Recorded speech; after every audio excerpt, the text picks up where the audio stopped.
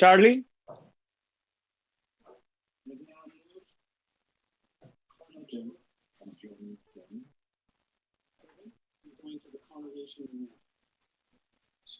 Asking si we in live. And we're live now. We're starting the event. Hi. Good morning. Hi, my name is Jim McGravy, and thank you for joining with us at our annual Reentry Conference. This year's conference is entitled Radical Healing from Trauma to Triumph. And the goal on this Holy Thursday, as we do every year, is to give pause to look at what we've done right and how we can improve, but most importantly, to commit ourselves to action. to continue to be in the business of serving those coming home from state prisons, from county jails, and addiction treatment centers. So the first thing I'd like to do is to say thank you to each and every one of you for joining with us. This is a great tradition. I'd much rather be at St. Peter's enjoying some peeps and early morning coffee, but such as things are, and God willing, next year. The first thing I'd like to do is to thank all of our sponsors. If you could look at them, it's incredible the breadth and scope of people who are supporting us.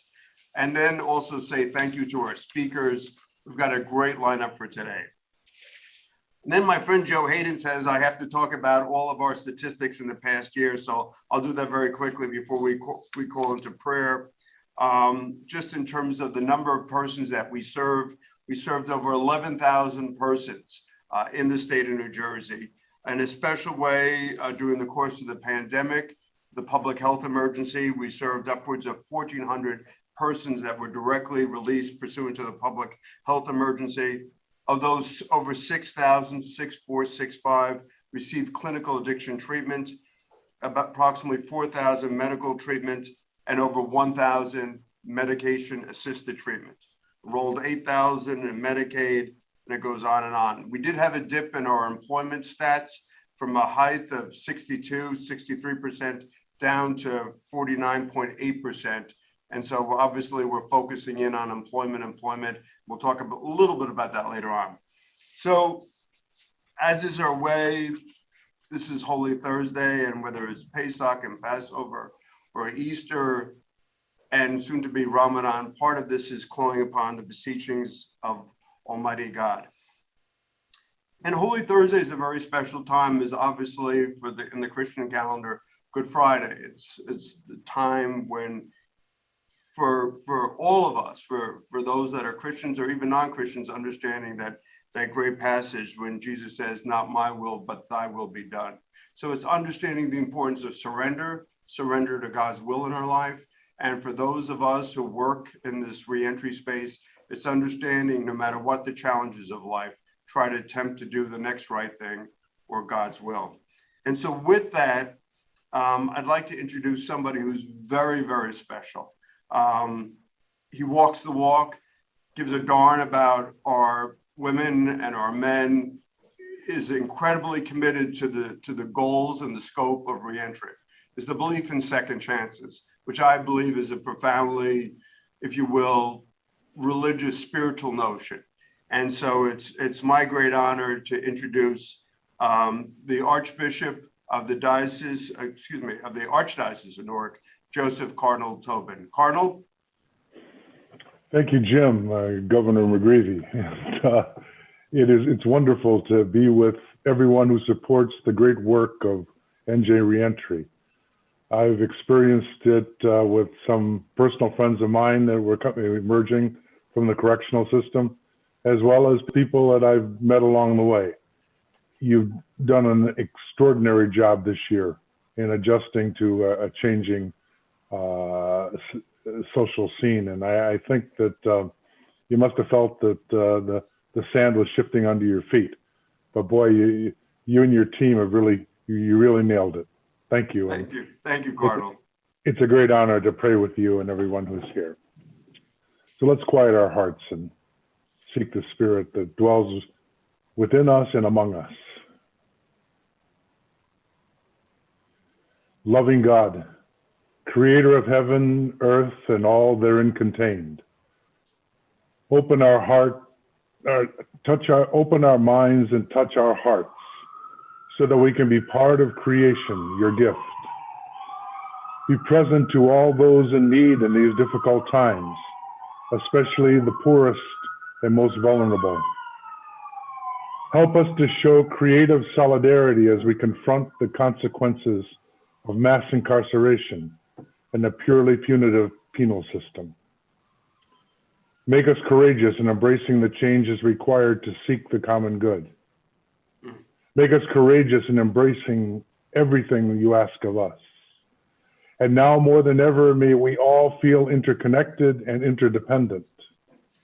Enable us to succeed in listening and responding to the cry of the earth and the cry of the poor.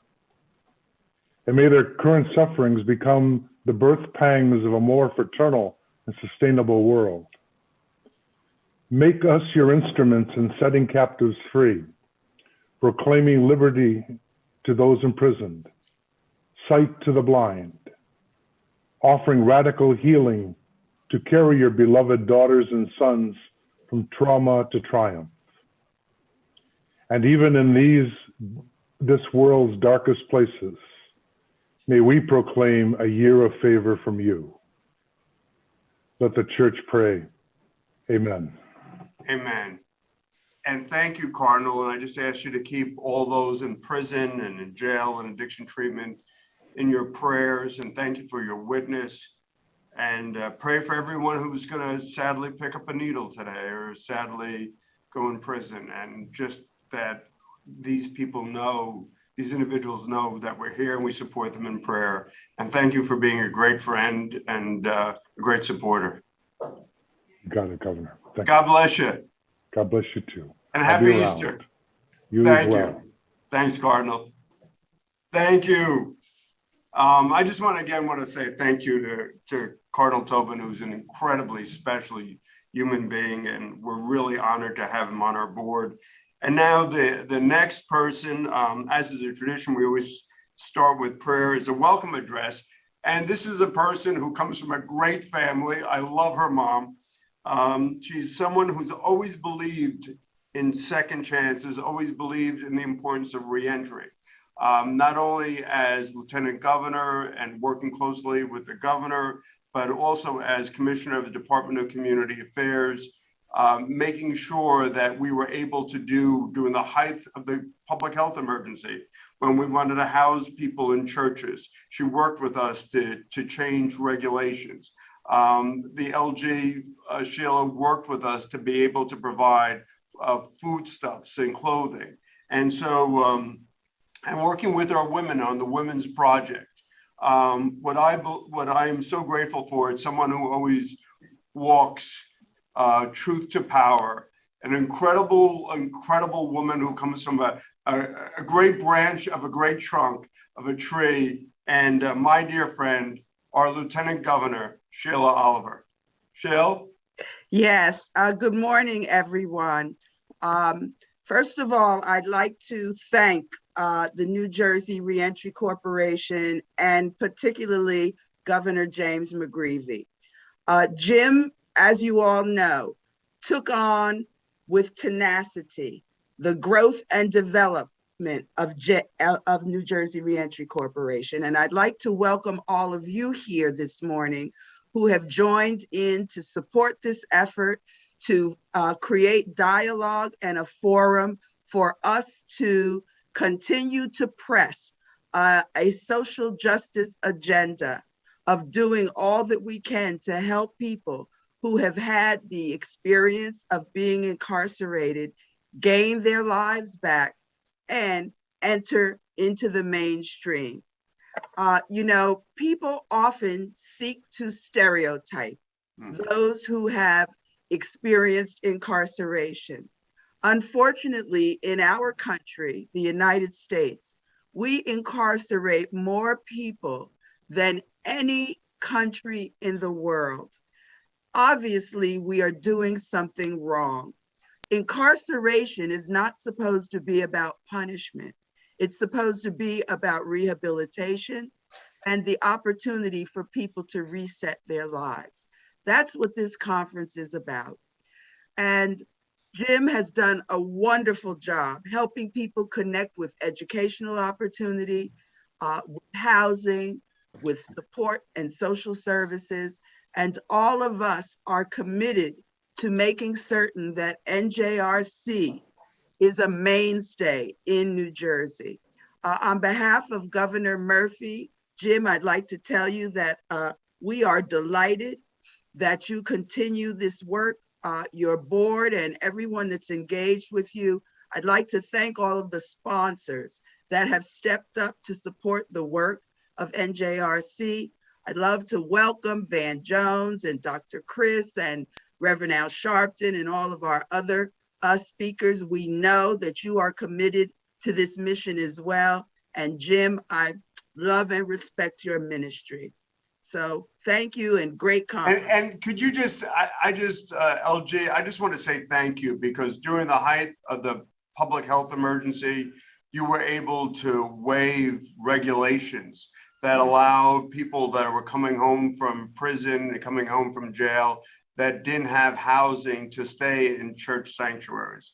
You were able to work with us, with the National Action Network, to feed persons coming out of prison that might not have had the benefits of SNAP or food stamps.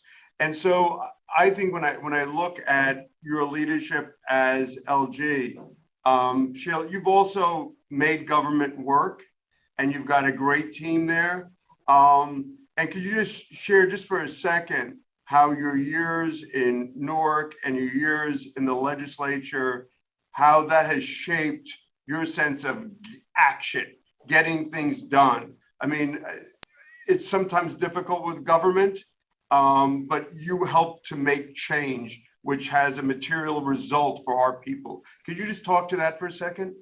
I can. And for those that don't know me, you know, I grew up in Newark, New Jersey. I tell young people that Newark was a very different place when I was growing up. But after I got my formal education, I returned to the city and I became a community activist. Whatever the public policy issues that were going along, creation of affordable housing, access to publicly funded and subsidized housing.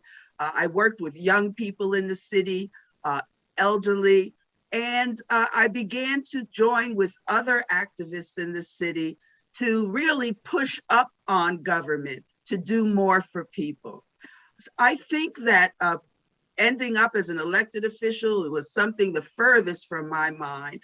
But I know that the experiences that I had working at a grassroots level helped me as a government official know how to push the buttons to make government work for people, to make it less bureaucratic, to make it compassionate, to make it accessible, and to have an open door to everyone. And those are the experiences, Jim, I think, that helped me as the commissioner of the Department of Community Affairs. I continue to believe in a power base from the ground up, not the top down. And Sheila, LG, could you just share with your vision for, I mean, we moved 3,000 persons through the public health emergency out of prison, so we brought the population down. And the Department of Community Affairs has been tremendous in supporting reentry programs, housing opportunities. Can you just talk about, as God willing, New Jersey shifts from an incarceration model to a reentry model, how DCA and government can support that change?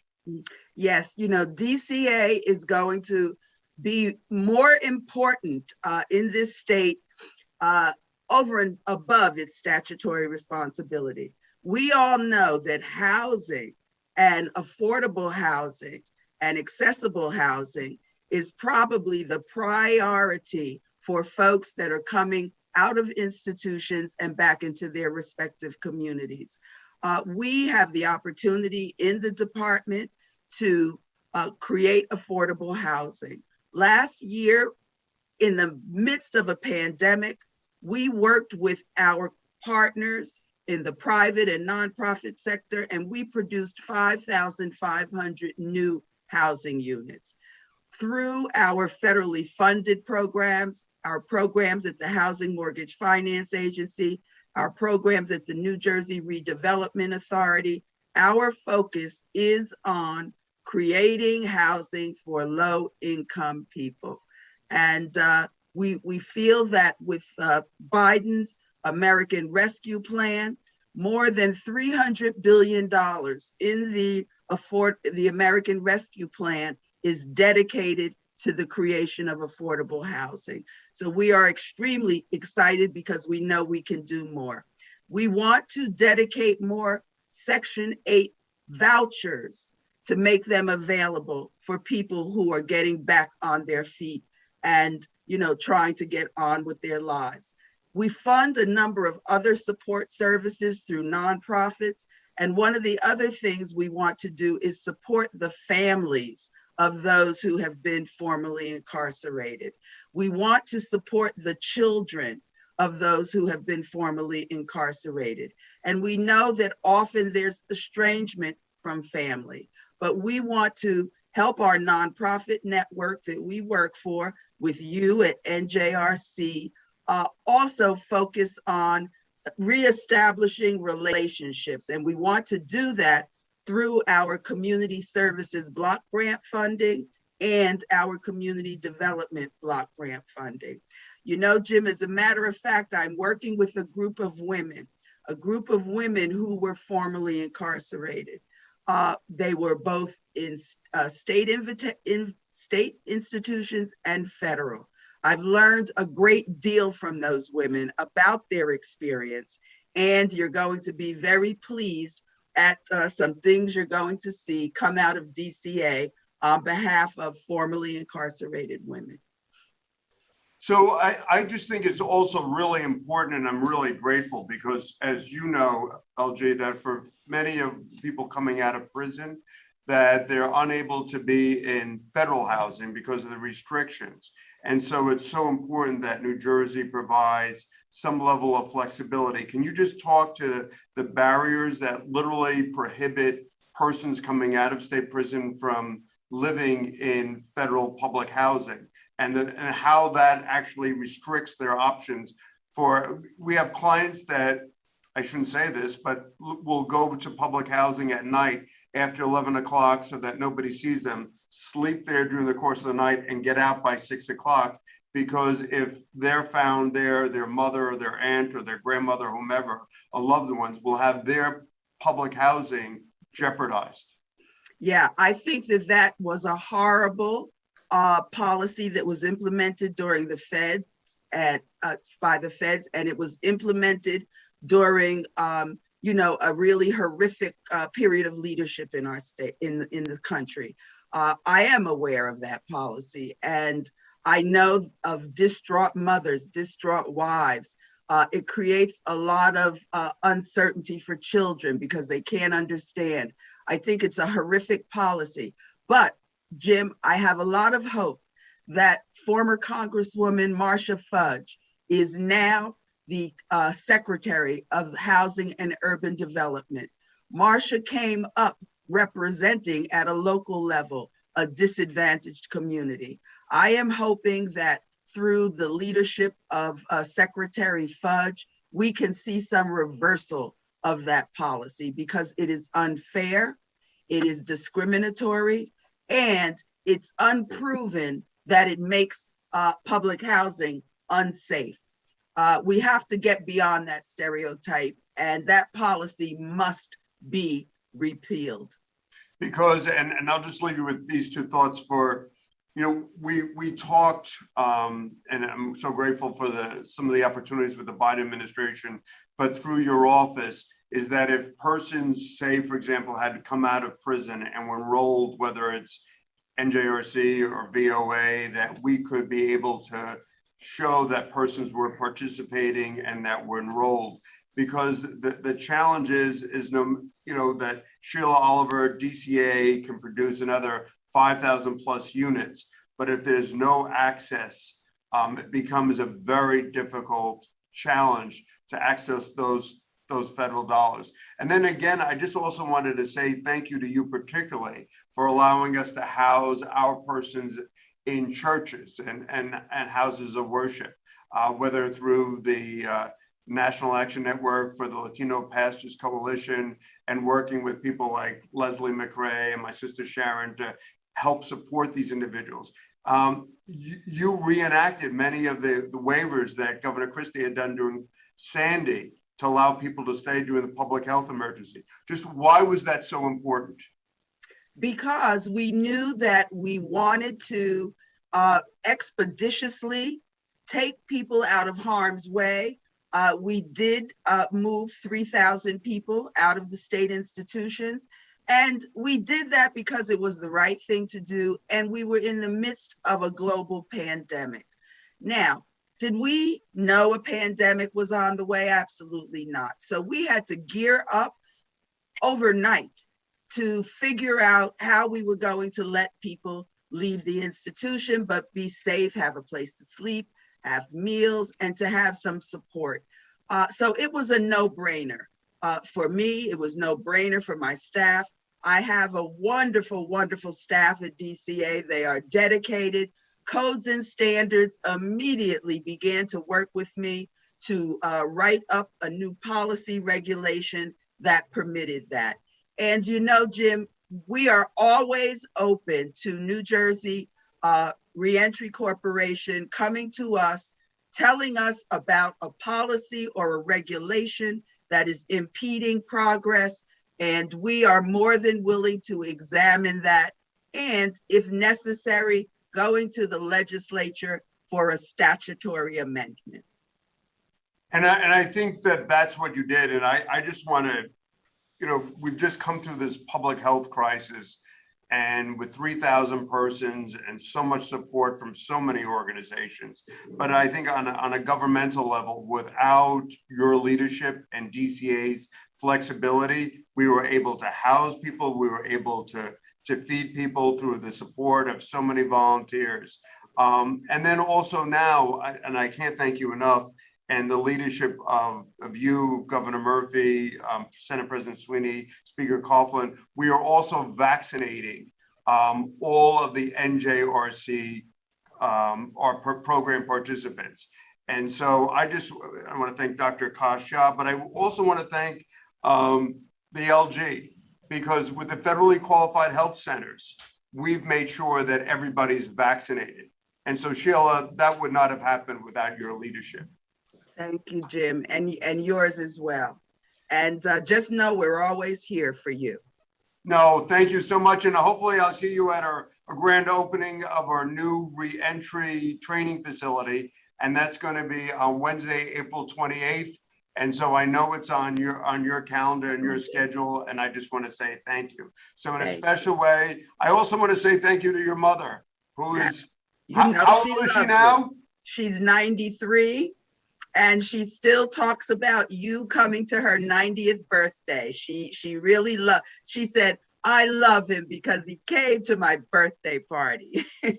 So thank you very much. And again, I just want to thank the LG, because in a serious way, we came through this public health emergency. I think people were concerned with what was going to happen for the 3,000 persons that were released.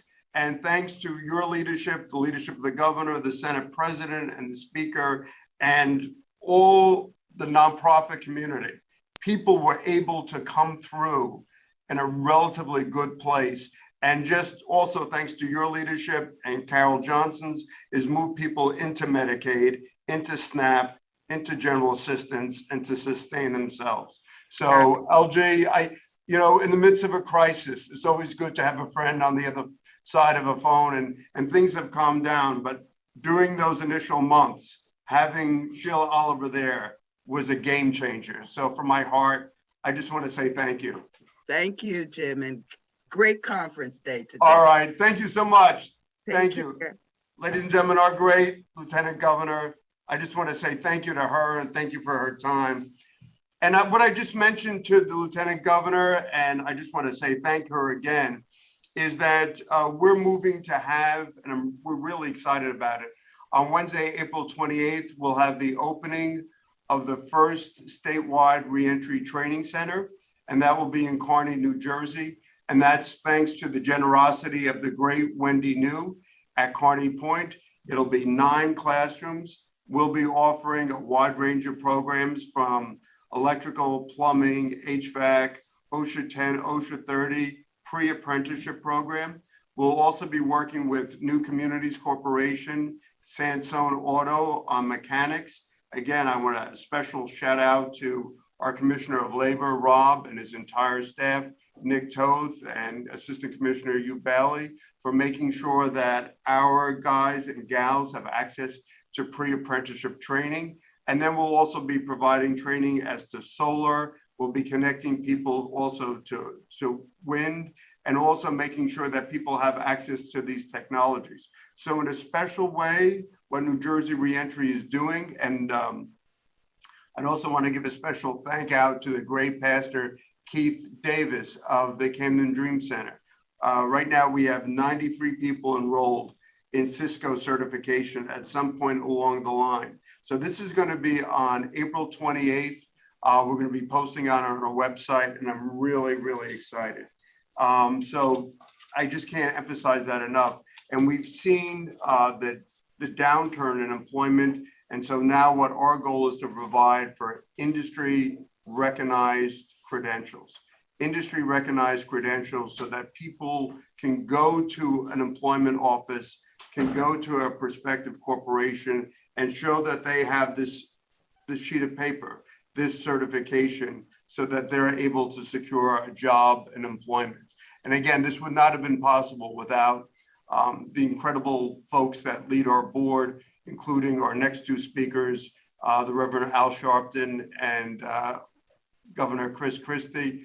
But again, I just want to say thank you to all the employers, and particularly shout out to Michelle Sakurka, NJBIA, and all those employers who are willing to take a second chance. That's going to be the focus of next year's conference. But with that, God willing, I'd like to call upon Christie and Governor Christie and Al Sharpton. Let me just say these are two of my favorite human beings. When Jim McGreevy was a little toxic, a little radioactive, there was a governor who happened to be on the other side of the aisle, but a really good guy who believed in the importance of second chances, grappling with addiction, and understanding through his vast experience as a U.S. attorney, the importance of giving people a second chance. So on a human level, for giving me a second chance, and allowing me to sort of deliver within this ministry. And I also want to say he was always great with our budget. I'm also glad Steve Sweeney was always there too. It was a 1-2 punch. I think Steve had a much bigger punch, but somebody who's been tremendous in my life as a friend, as an advocate, the great Governor, Christie. Governor, thanks for being with us. Good morning, Gov. How are you? Good to be with you. And also is Al Sharpton's running a little late, but he's going to be on. So could you just, before Al comes on, Chris, could you give us a little bit about you've spoken about the shame and the stigma of addiction. You were really in the reentry space, I would argue, long before most people. There certainly wasn't a lot of political upside. Could you share with us a little bit about your thinking about that space and how you got into it and why you got into it? And I know you and Mary Pat and Daytop, but it would be interesting to see your experience with the nonprofit at Daytop and your experience as a U.S. attorney, and how that came together in terms of your leadership and vision for reentry. Sure. Thanks, Gov. Listen, it's rooted even before that. It's rooted in my pro-life position. My view is that every life is an individual gift from God, and that those lives are no less precious when they're sitting on the floor of a county lockup because of a drug addiction problem than they are when they're sitting in the womb of a mother. And so my approach on this is rooted in that sense that every life is a gift from God, every life is precious, every life has value. Well, if you believe that, it's easy to be pro-life when the child's in the womb. They've done nothing to disappoint you yet. When they come out and life's challenges face them, and some of those challenges overwhelm some of us from time to time, you need to be just as much pro-life then. And so that's what drove me as a 31-year-old county freeholder to Daytop Village, which was a adolescent inpatient drug treatment facility in Morris County, and helped to teach me so much. I learned so much from Father Joe Hennon, who ran that organization, about the process that government could play in trying to bring less stigma to this problem. And so I helped when I was a freeholder. When I left the freeholder board, I served on the board of Daytop. Mary Pat and I were both big contributors to them as well, with our private giving. And we cared deeply about the lives that they saved. And we watched them save lives that otherwise would have wound up either being completely ruined by addiction or would have wound up dying from the addiction. And so then when I was U.S. Attorney, I got to see up close the people that I was duty bound by the law to put in jail. But my next question to my folks were, well, once they're in jail, are we just going to forget about them? Yep. Is it just a check mark on a ledger, and you move on from? And I felt there wasn't. And so we started to work on some of those issues when I was U.S. Attorney.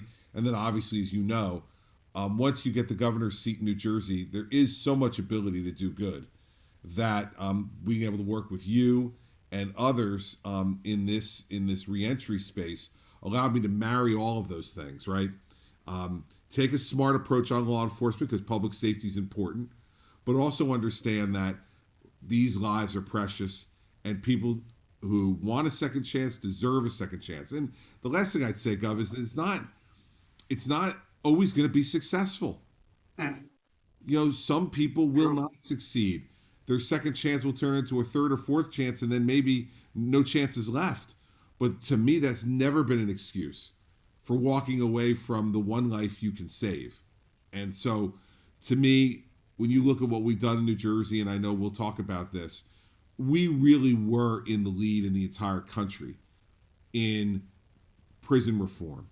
And you also, I'd also argue, Governor, that Chris, that you also understood the intersection between addiction and imprisonment. When and it was pretty controversial at the time, when you actually mandated that people were moving them into drug court. I mean, there were people that, and some of them are people that we know and respect, that were like, this is a little edgy, but you were almost sort of driving them into treatment.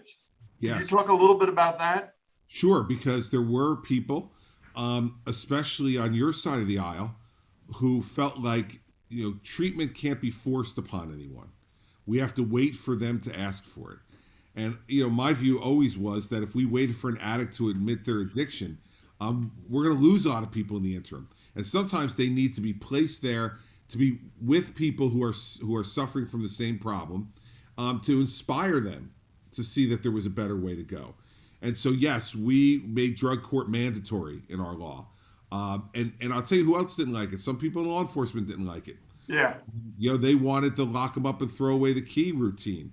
And, I just didn't believe that was the way to go. Again, all of this is rooted in believing in my heart that everyone deserves a second chance, that every life is really precious. And there was real resistance to it, as you know, and resistance from places that I didn't necessarily expect at first. But that's where you just remain persistent politically, as you understand, and just say, tell me why this won't work. And the last part on the prison reform stuff, too, was establishing what I think was a first of its kind drug addiction prison where folks can go there and get treatment. Yep. Part of their sentence, so that you're preparing them for success with their second chance, giving them medically assisted treatment before they leave prison, giving them the type of counseling they need in prison to get ready. Because you and I know that the most vulnerable moment for those folks is when they first get out of prison, when people are not giving them a second chance necessarily. And then they can fall back to old relationships, old habits that got them where they were in the first place. So you need to incorporate all these things for successful reentry. And just one of them by itself may work, but all of them together gives you such a geometrically improved chance of working. And by the way, for those like me who are fiscal conservatives, it saves money. Because what you pay to incarcerate someone is double what it costs per year for us to treat them. And then if these people, then become really functional, happy, productive human beings, then they become taxpayers. And it's hard for us to even calculate what that means. And they become responsible husbands or wives, responsible fathers and mothers, responsible sons and daughters. And what that adds to our social fabric is incalculable. So two questions, and Reverend Al's coming out in 2 minutes, but MAT was a hard thing, I know, for a lot of us. The idea, and you can look at New England Journal of Medicine and the British Journal of Nature, and you see how Vivitrol and Suboxone were so successful, but it was hard to move into that space. I would argue nationally, you were one of the first governors, be it Democratic or Republican, and to move into MAT. Can you just talk about that decision? And I will tell you that, as you said, diversion, treatment, but MAT has been so important. We now have, Governor Chris, over 1,000 of our program participants on MAT every single day. That's keeping largely these young guys and gals alive. How did you get to that place, relatively quickly? Well, Gov, we had a lot of these folks who are right now in today's atmosphere, which is why we're virtual and not in person because of COVID-19. You hear now all the time the mantra, follow the science, right? And it's become almost a political mantra, right? Follow the science. Well, hell, that's what I did regarding MAT. Because the science is very clear on this, that those people who are given the chance at medically assisted treatment are significantly more successful in remaining on the right path towards recovery and reentry. Now, that doesn't demean the normal counseling that we give as part of and the other things we do, but listen, these opiates, whether it's heroin or fentanyl, or any of the prescription opiates, Percocet, Oxycontin, these are extraordinarily powerful drugs, mind-altering drugs. And I think that there's been too much of a sense in our society that, well, they should just be able to go cold turkey and, if they had some discipline, they would be able to handle it. That's not the case for many people, if not most. And so, to me, the way I moved towards it was I followed the science. And the science tells us that this may not be perfect for everyone, but giving people the opportunity at this, where appropriate, prescribed by a physician, is the right way to go. And you're right. I had a number of fellow governors around the country who, thought that I was, a little bit nuts for moving this way. But in the end, you see more and more of them now moving in that direction because the statistics are undeniable. And MAT, Vivitrol, Suboxone, whichever you use, whichever one is appropriate. And that's the last thing I'd say to you is we need to make it easier for doctors to be involved in this. Because, this is, we allow them to prescribe the Oxycontin. Exactly. That's the great irony. You can prescribe Oxycontin, Percocet, but Suboxone or Vivitrol requires special training.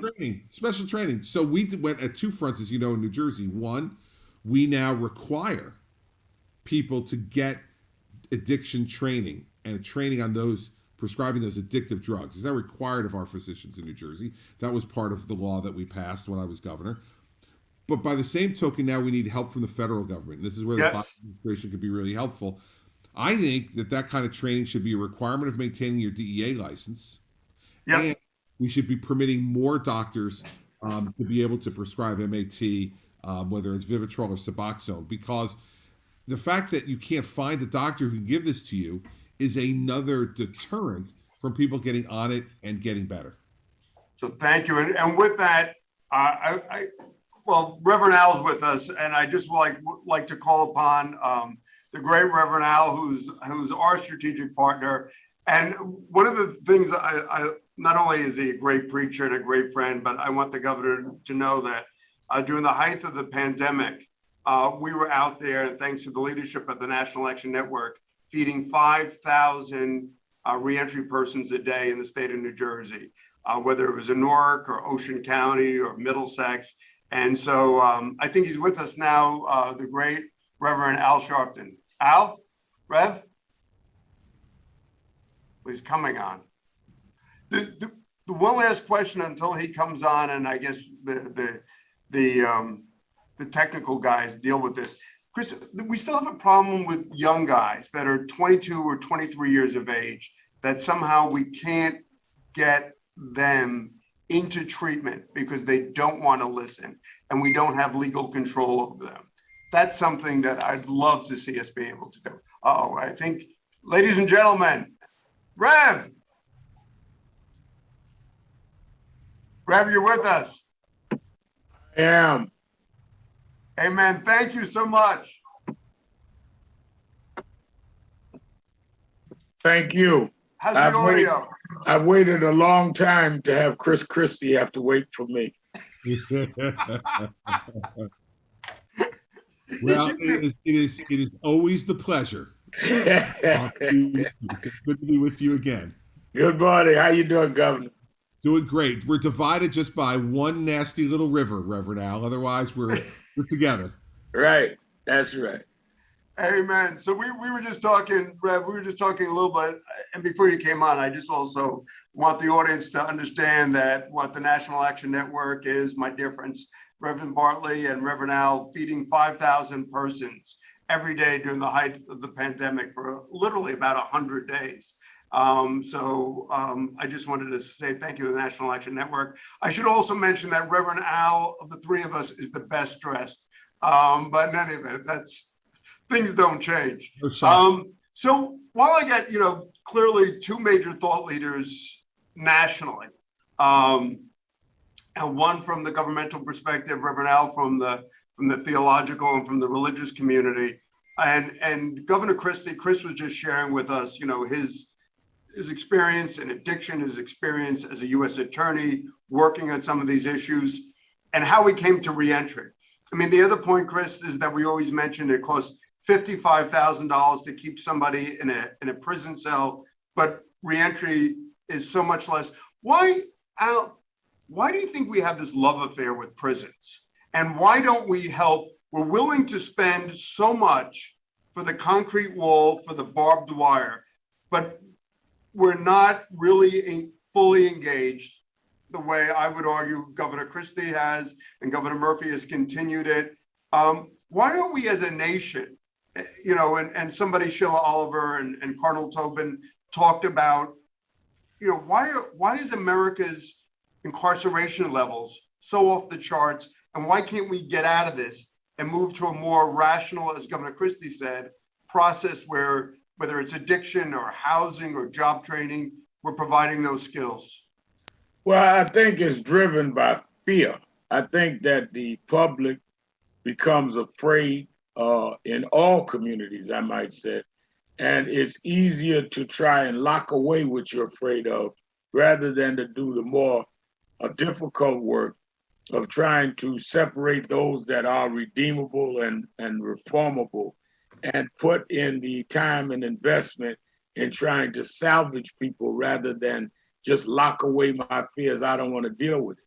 And I'll give an example. In the 90s, we had a very well-known basketball star, Lynn Byers, died of crack cocaine. The reaction across the board was, we've got to come down on crack. That's where the 94 crime bill came from. And it was supported by most of the Congressional Black Caucus, most of the Black leadership. I was one of them that said, wait a minute, I think this is going too far. I was totally attacked by people in leadership in the Black community.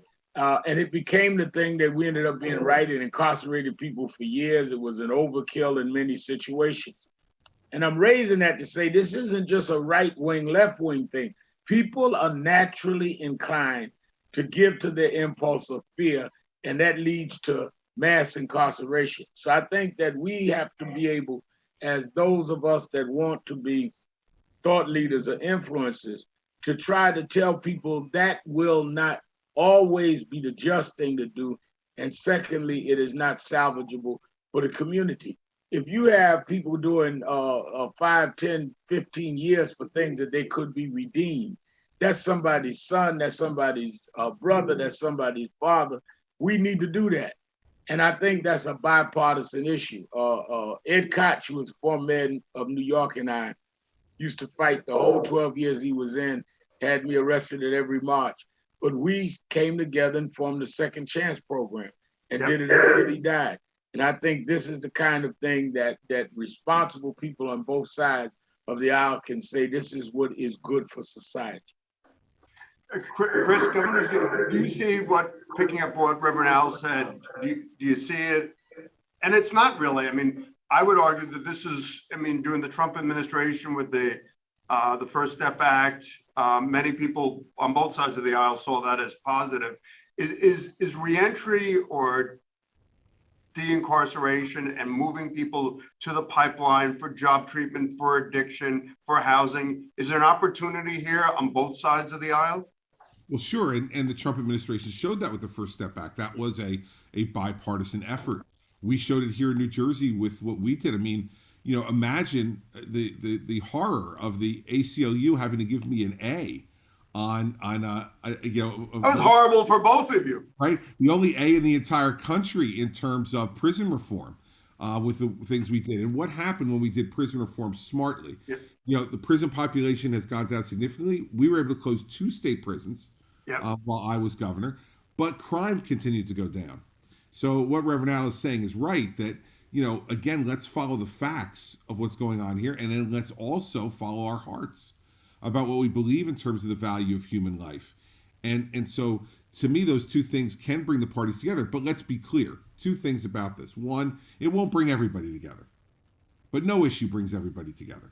We Yep. can't worry about having everyone on board. We need representatives of both sides, and we've shown both nationally and on the state basis here in New Jersey that you can bring significant numbers of those people together. Secondly, we can't overdo. Okay, we've got to be smart about how we do this. And so the truly violent criminals who are not showing, based upon their conduct, a willingness to reform when they're given that chance, well, we still have to make sure that we protect our society. But it should be, in my view, the presumption should be that everybody gets a second chance until they prove that they're not worthy of it. And there are going to be some people who are proven that way. So we need to continue to have prisons. We need to continue to have that ability to keep our society safe. But the presumption, in my view, should be in favor of giving people a second chance and giving them the tools they need to succeed that second chance. If their issue is addiction, we should be helping them with counseling and with MAT. If their issue is they need job training, and sometimes a combination of all these things, we need to be there for that, because second chances don't have value if you don't give people the tools they need to succeed. Then it's just a. So, Chris, I mean, to go back to what Reverend Al said, I mean, when you look at nationally and New Jersey and a lot of the changes, and we're blessed in the state legislature, and Governor Murphy has continued in New Jersey, there was always a bipartisan consensus on addiction treatment. But when you look at the percentages of people in prison across this nation, they're overwhelmingly in state prisons. And whether it's the National Governors Association or the DGA or RGA, how do we move the country to adopt a more progressive stance? And I'm going to ask the same question of Reverend Al. How do we move the nation to replicate what New Jersey has done? Because, 2 million of our fellow citizens are in prison today. Well, first of all, we need to show the success of what's happened here, because the boogeyman that will be used, of course, is that crime will go up. And in New Jersey, we've seen that's not been the case. That, in fact, crime has gone down during this time. So one you have to do is statistically, but that's not enough. You have to speak to people's hearts, Gov. You have to speak to their hearts. There is no one that I know who has not had someone that they care for or love affected by addiction. And you have to say to those folks, what do you want for them? And if what you want for them is recovery and a new chance at a productive, happy life, then why shouldn't that apply to everyone? Yeah. Why shouldn't everyone have that opportunity? And so to me, that's why I continue to say that this is rooted in my belief. Not everyone has to believe this, and not everyone does. But it's rooted in my Catholic faith and in my belief in that pro-life, that every life is a precious individual gift from God, and that every one of those lives needs to be treated with respect. And like I said before, and Reverend Al wasn't here at the time, but it's easy enough. I say this to my Republican friends all the time who oppose this. I go, sure, it's easy to be pro-life when the baby is in the womb, because when that life is in the womb, it's done nothing yet to disappoint you. But when that life comes into the world and faces the challenges that the world throws at us every day, and some of those challenges are much greater for some than others, depending upon where you were born and the opportunities you've been given by the destiny of zip code, that when that life is there, it's just as precious. It's just as precious when it's sitting on the floor of the county lockup, drug addicted at 16 years old and in jail for the third or fourth time. It's just as precious then. And so, to me, part of the way we need to discuss this, and I'm sure that Reverend Al discusses it this way, not only in the great philanthropic and political work that he does, but from the pulpit as well. Yep. That every one of God's creatures is precious. And we need to think about it that way. And I think that part of the way to appeal to conservatives on this is to appeal through that type of conversation. Because you're going to be a hypocrite, Gov. If you say you're pro-life, but not for the lives that are existing on Earth right now, well then heck, what is the basis of your pro-life? But what you did is, and what's continued, is putting money into addiction treatment, putting money into job training, putting money into whether it's motor vehicle identification. I mean, Rev, could you pick up on what the governor, and I think it's what you said, it's fear. But how do we, we're the highest incarceration rate in the country. And to go to Governor Christie's point, the conflation I know in New Jersey between addiction and incarceration is very high. It's about, I'd say 76 to 78% of our clients have, whether it's addiction, drugs, and or alcohol. About 44% have opioid. How do we move the national conversation, even on the First Step Act? I mean, the challenges in the negotiations in the Senate were difficult. How do we move this, as to do Governor Christie's point, as a moral cause, but also make sure that the resources follow? Because I don't think the criminal rate stays low by accident. It happens because people have access to housing, access to employment. How do we move this nationally? Right. I think that you start with, I agree with Governor Christie, by showing the victories. That's a dangerous clip for both of you. So. Yeah, well. We've lived that life before, both. Right. That's true. We've been through that. But, and I say this in the sense that people need to know that people can be redeemed and that these things do work, the kind of work that you're doing, Governor McGreevy. They need to know it can work. I think that the idea of appealing to the value, the human value of life is true. You cannot, I think he said it right. You can't love the child before he's born and then lock him up when he's born and throw the key away. I mean, that is an inconsistency and a contradiction that won't work. This is Good Friday that we're talking. And in the Christian faith, Easter Sunday morning, Jesus said to Peter upon his resurrection, "Go and feed my sheep."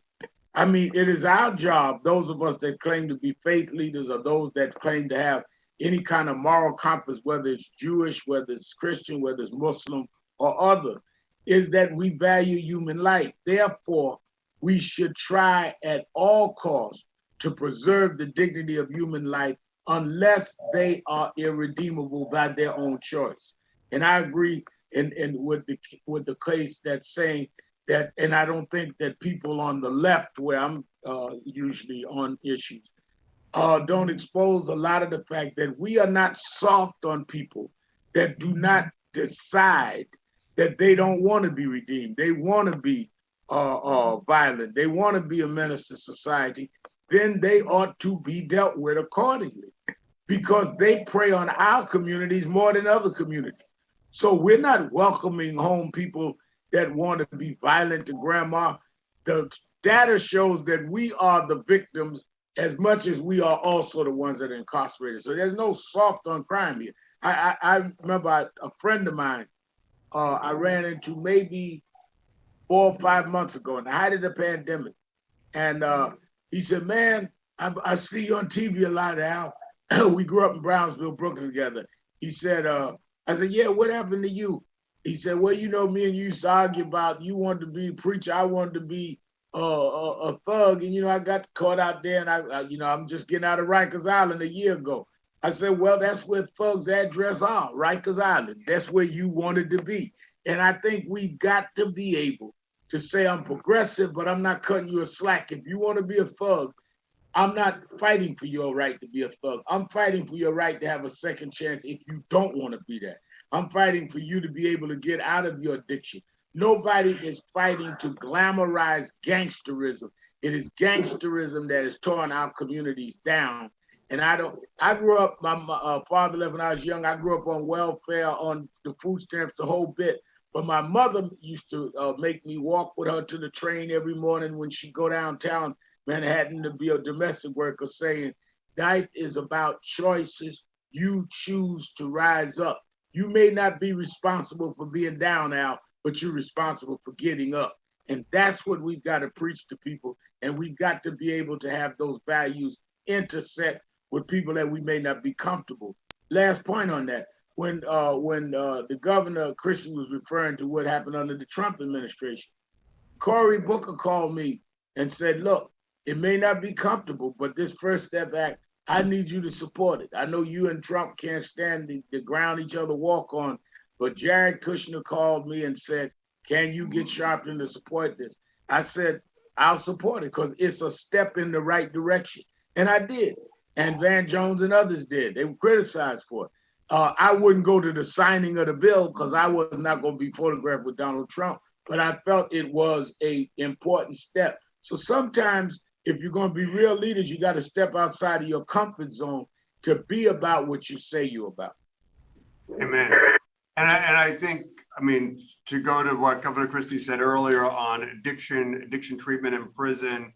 So is there a possibility, to go to Reverend Al's point, Chris, that, you know, giving people an opportunity for a second chance, if we were to look at prisons now, and when I'm in prison, it's a lot of the time, Rev, that's spent idle, that's spent doing nothing. And thanks to the leadership of Governor Christie and the Senate President Steve Sweeney, you know, we're helping people get Medicaid cards, helping people get SNAP and GA behind the wall. But I almost think we need a revolution, Chris, to start job training, to make sure that when people are in behind the wall, they start that process. For so many of our guys and gals that are coming out, if they don't have an industry recognized credential, whether it's HVAC or CDL, they can't get that job. The only thing they can get is a warehouse job opportunity for 6 months, and then they'll be dropped off before the health insurance kicks off. If you were thinking about sort of second chances and employment opportunities, what would that look like behind the wall? Well, let's start off with the premise that incarceration was also supposed to be about rehabilitation, right? That's part of the underlying premise, at least, of where we started with our system in this country. And so if we're going to live up to the words we use, then we have to have more extensive training for people while they're in prison. And let me say this, the federal system does this much better than the state systems. You know, my experience when I was U.S. attorney was there was significantly more opportunities in the federal prison system for people to get educational training, to be able to get job training, to be able to be prepared for when we went out. And so the model is there. It's not that the federal system is perfect, it's not, but it's significantly better in my experience than most of the state systems. And so, you know, people ask, why did I focus on this coming in as a Republican? It was because of the experience as the U.S. attorney in the federal system. That's why we also did things like getting rid of what essentially in New Jersey was debtor's prison. Yep. You know, when people on small crimes could not get out of jail, wound up serving more time pre-trial than they would have served if they just pled guilty on the first day because they didn't have $500 to post a 10% bail alternative. So one of the things we did, as you know, was put in a system that was essentially cashless bail for those type of offenses. Did I invent this? No, it's what the federal system does. And they have a bracelet to be followed in some instances. In some instances, for real low-level crimes, they just have to call into their pretrial officer to make sure they're going to show up for their trial stuff. So I think that the states need to look at the federal system, both in terms of the way we incarcerate people pretrial, which I believe should be restricted to only those people who have a record. But Gov, remember, you know this from being governor, in New Jersey, we had a constitutional amendment, a constitutional provision rather, that said that bail was presumed. Yeah. And that the only way a judge couldn't give bail is if the person was at risk of flight. Well, with most of these folks, they're not at risk of flight anyway. They go right back to the same neighborhood they were, and they continue to commit crimes. So that's part of the way we reach bipartisanship on this is, yes, I made all of those changes. But what I said in return to my Democratic friends was, can we eliminate that provision and give judges the discretion to consider people's violent history in terms of deciding whether they should be released pre-trial or not? And we were able to find compromise on that. And so pre-trial prison, for instance, now is just for those people that Reverend Al was just talking about. The irredeemable ones at the moment who feel like they want to continue to commit mayhem or want to go out and intimidate the witnesses against them to be able to make sure that we can't have that occur. And Reverend Al is right about this. That happens much more frequently in neighborhoods of color. Yep. It happens in white neighborhoods. Just a fact. So the way to get to these places is to do exactly what Reverend Al was just talking about, which is to say, we stand up for a number of values. One, that every life is precious. Two, that every life is redeemable and deserves a second chance. But three, we also stand up for the fact that the lives on the outside are valuable as well. And for those who decide to use Reverend Al's word, they want to be a thug or they want to continue to be violent, well, then we have a place for them. And in New York City, it's called Rikers Island. And here it's our county prison system who can keep them detained pre-trial. But there is no question, Jim, that we have to invest the way the federal government has, and in some senses even greater, because our numbers are greater in each individual state, in making sure that we make their time in prison valuable, productive, so that when they get out, they don't feel like a loser. They don't feel like somebody who can't succeed. They have an ability to be able to go out and get a job and to be able to work and to support themselves by doing good, honest work and not going back to a life of crime to support an addiction or to support themselves, to feed themselves because they can't otherwise do it. Rev, do you want to just talk about the job training portion that the governor just referred to? I think that when I was growing up, they used to call it the Department of Correction.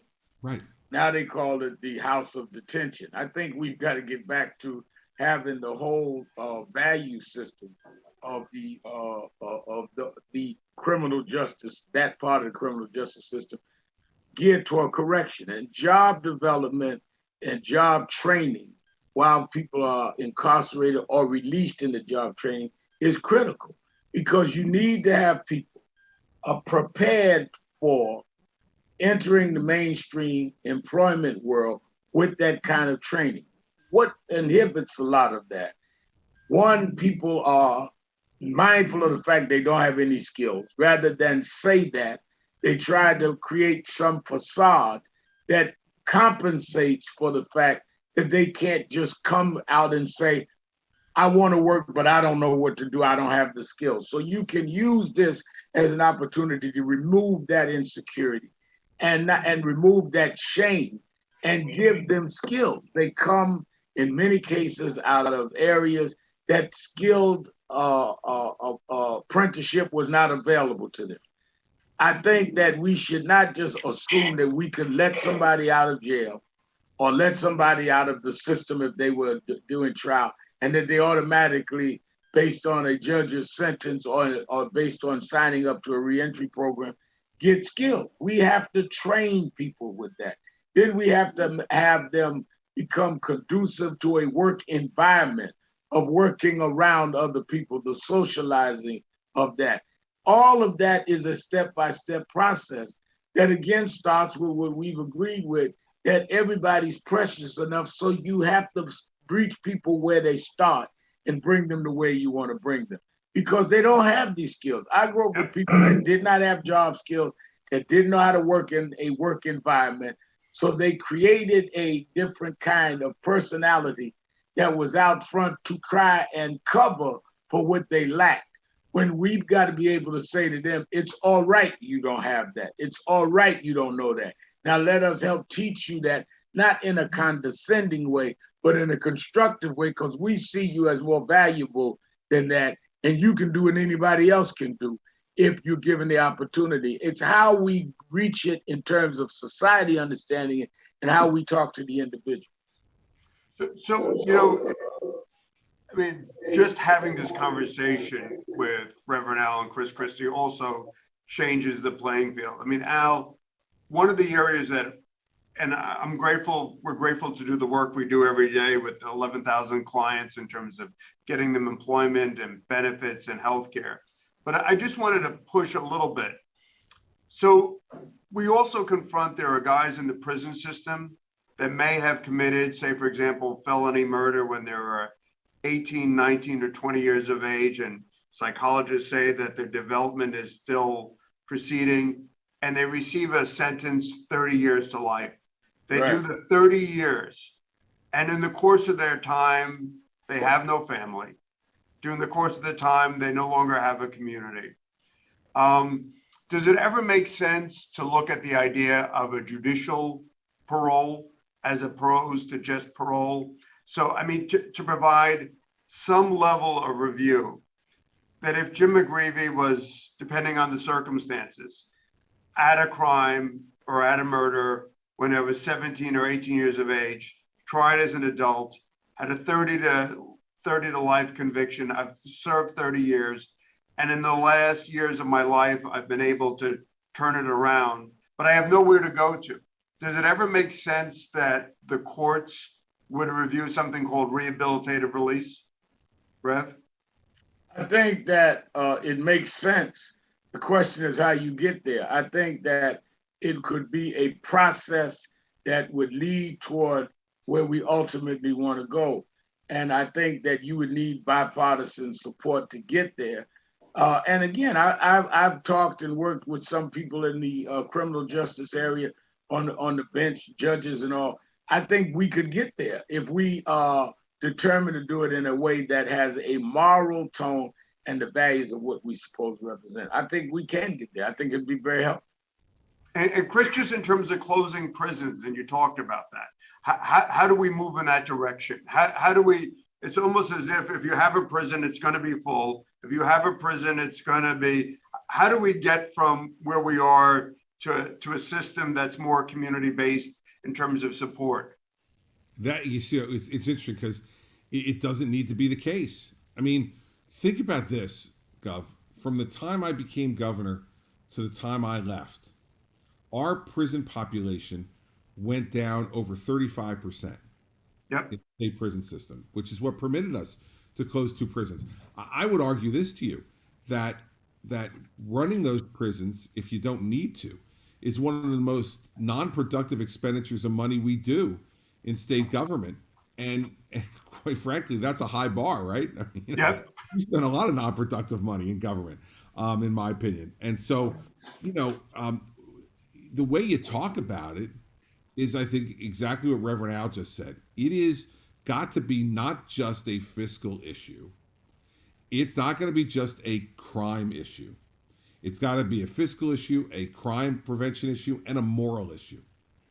I really believe that we don't speak enough about morality in this context. And to me, that's what brings people together. I can't tell you how many times I will sit in church, and in the next pew over, for instance, I went to church. Mary Pat and I went to church last Sunday at the St. John's Cathedral in Patterson, and we sat in that church, and there are people in there who probably never voted for me, and are certainly well to the progressive side of where I would be philosophically.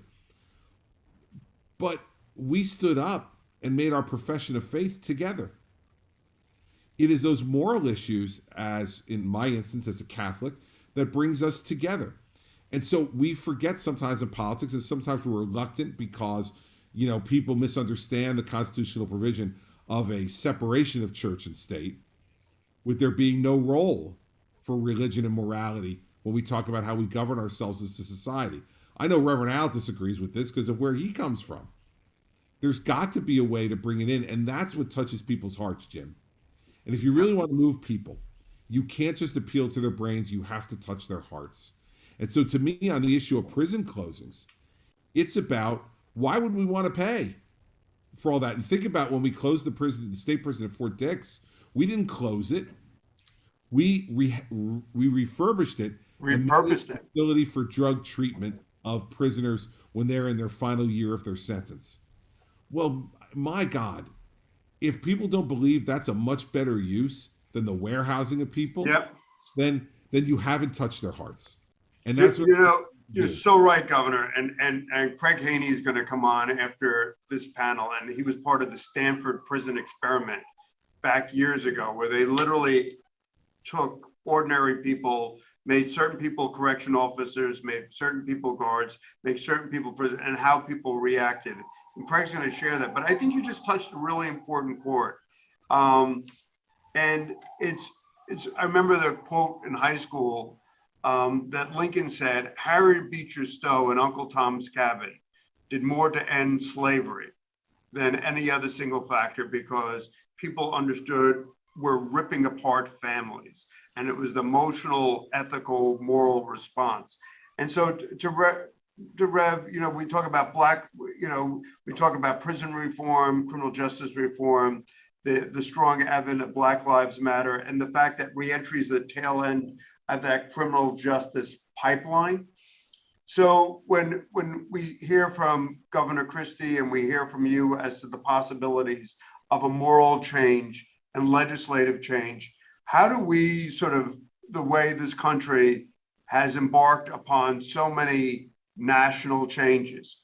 I mean, what I guess, and thanks to the governor's leadership and so many others, we've made some real significant substantive changes in New Jersey. But how do we make this as American as apple pie? The notion of second chances, the notion of providing people with work opportunities. What you said is calling for accountability, not only in terms of training, but in job prospect, like in the infrastructure bill that the president is talking about.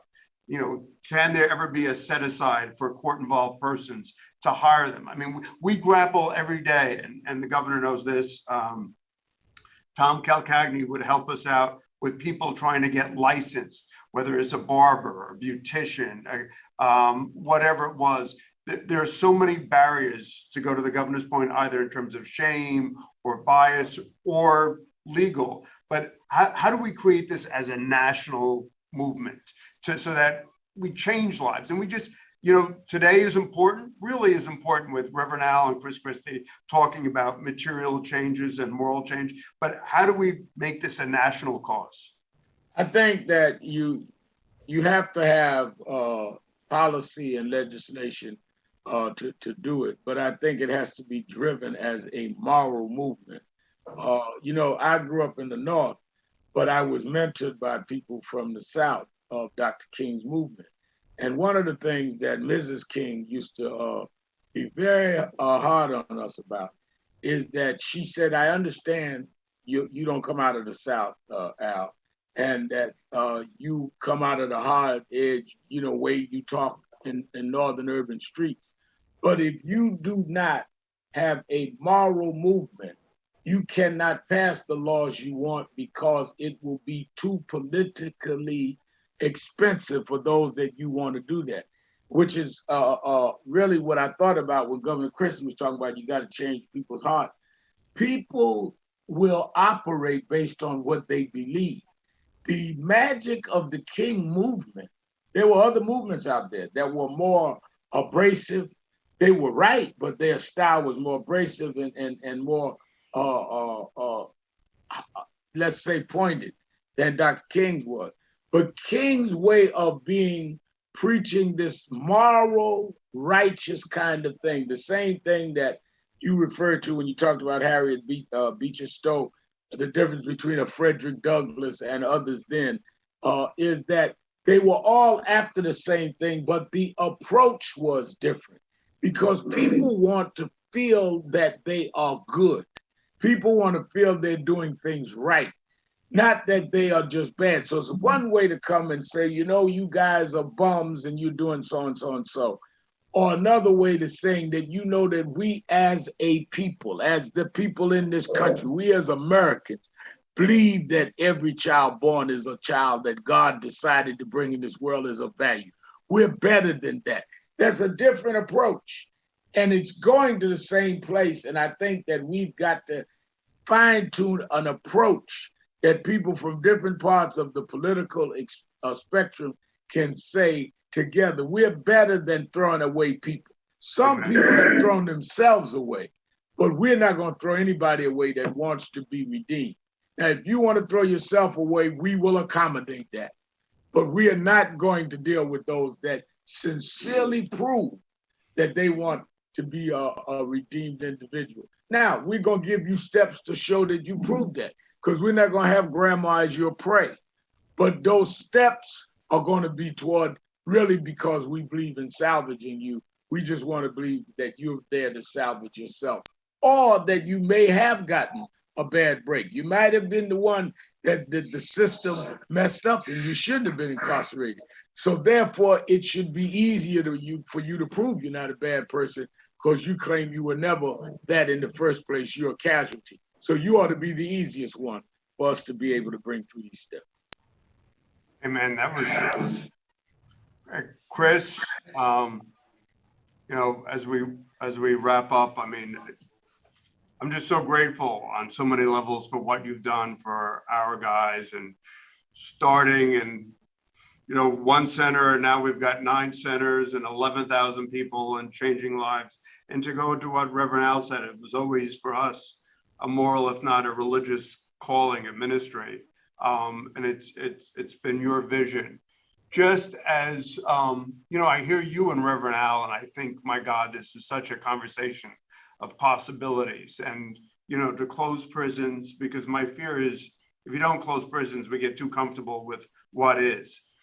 And to move and to change those resources and to reclaim lives. Just as Reverend Al said on this time of Good Friday and Easter, reentry, and what are your hopes, both in New Jersey but also nationally, for this movement that we're trying to create? Well, first of all, Gov, I think because of the work that you helped to inspire in the state, because of your work, we're on a very good path in New Jersey, and I hope and pray that the Governor Murphy continues to build on that work, and to make it something that can be a national model, because it is one already. My hope for what we do nationally is, we are a very divided country right now in so many ways, and our leaders' obligation today, I think, is because of the things that have happened over the last decade or two. The leadership for the next number of years has to look for ways to bring our country together on common ground. It's not going to be forcing people to places. When we try to do that, it doesn't work. When government grabs people and drags them to a spot, they're not going to stay in that spot. They're going to move back to their spot that's comfortable. What we need to do, and what I think this issue provides us an incredible opportunity to do, is for government to go to where people's hearts are already. And so I don't care what neighborhood you're talking about in this country. There are people who, in every one of those neighborhoods, who understand the ravages of addiction and that it is a disease. The people are much further ahead of government on this, that this is a disease that needs to be treated. They understand that those people who suffer from that disease need help and need support. And they understand that just putting them away in a warehouse is not going to change the underlying problem that they're living with and confronting every day. And so those are areas of common ground for our country. Let's be talking that way. And I think for people in my party, sometimes they're afraid to speak that way because they think, as Reverend Al talked about before in a different context, it makes them sound soft. Well, hell, man, I'm from New Jersey. No one's ever going to accuse me of being soft. But we've got to allow ourselves to speak in a way that will appeal to everyone beyond politics. And the way you do that is every person we're trying to talk to out there, at least almost every person, is a mother or a father, is a sister or a brother, and every person out there has been a son or a daughter. And we need to appeal to them on that basis, Gov. And we need to look at them and say, what would you want if this was your son? What would you want if this was your daughter? What would you want if this was your brother or sister? You wouldn't want to give up on them, and you wouldn't want anybody else to give up on them. Well, what our faith teaches us is that every person I sat in that cathedral with last Sunday in Paterson, New Jersey, is my brother and sister. And that's the way we've got to start thinking in this country. And we can make it a national movement if national leaders are willing to stop worrying about what the first focus group they do will think of this, but what that family, will think about it. I'll give you one final example. I was just thinking about this the other day. When I was governor, Whitney Houston passed away from her drug addiction. And now this was an extraordinarily accomplished, talented, proud woman who brought great pride to our state. She was a Jersey girl in every way. You ordered the flags. Yes, and I ordered the flags at half staff. And I cannot tell you the ugly, hateful emails and letters I got thereafter because people were judging her addiction, her disease. And I stood up and said, I'm not going to stand for this. And she is a daughter of New Jersey. She's an incredibly accomplished person who brought great pride to our state. And we need to stand up and say that she is a victim of the disease that she could not conquer. Well, when you start talking about it that way, it's a different thing. And we need to be thinking about not just the Whitney Houstons, but all the other people who don't have some of the God-given abilities that she had and don't achieve the fame that she achieved, but we have to treat them in the very same way. And who in America wants to disagree with that? Amen. Amen. That's powerful. And I just want you to know part of your legacy is in New Jersey Reentry. Within 24 hours, and we have a number, within 24 hours, we'll get somebody in detox, residential treatment, IOP, or MAT. Within 24 hours, that's the commitment we've made to our board of directors, to both of you, and to our state. So thank you for sharing that. And the story about Whitney Houston was particularly poignant. Thank you. And to Reverend Al, your thoughts about how we move this forward on a national. I think that we begin by conversations like this and by commitments to go out and change the conversation and raise it to a moral level. Governor Christie and I have not agreed on everything, and we won't in the future, but we agree on this. And I think that we all have to have the courage to do that. And I might say, in the height of us attacking Governor Christie on other issues, he did stand up with Whitney Houston. He not only had the flags at half staff, he came to her funeral. I remember, I sat right behind him in the choir stand. And I think that we must learn we can disagree without being disagreeable. And where we can find common ground, we need to do that. I remember, and I'll end with this, I remember Governor McGreevey, I was leading a march in Bensonhurst against the racial killing of a young man named Yusuf Hawkins in 1989. And a guy, white fella, jumped out the crowd and stabbed him. And I went to court about 6 months later. He was on trial. And I asked the judge to give him leniency. The judge said, that's a noble thing to do, Reverend, but it's felony assault. He gave him 9 years in jail. I visited him in jail. And the guy said to me, I don't know why you're doing this. I tried to kill you, take your father away from your daughters. He says, I grew up an alcoholic. I would have been a big guy if I killed Al Sharpton. And you have given me more forgiveness and understanding than anybody I know. I said, you got to understand something. His name was Michael Riccardi. I said, I didn't do this for you. I did this for me. Because if I'm going to be about what I said I'm about in the tradition of King, I had to do this. I did not want to do this.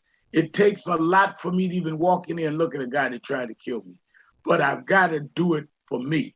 And what I'm saying to people as we have this conversation with Governor Christie, it's not about deferring to a Christie or him deferring to an Al Sharpton. It's who are you? Stand up and do it to stand up and be the good person, moral person you claim to be. And it doesn't matter who's with you. It matters if you are interpreting who you are for you. This is great.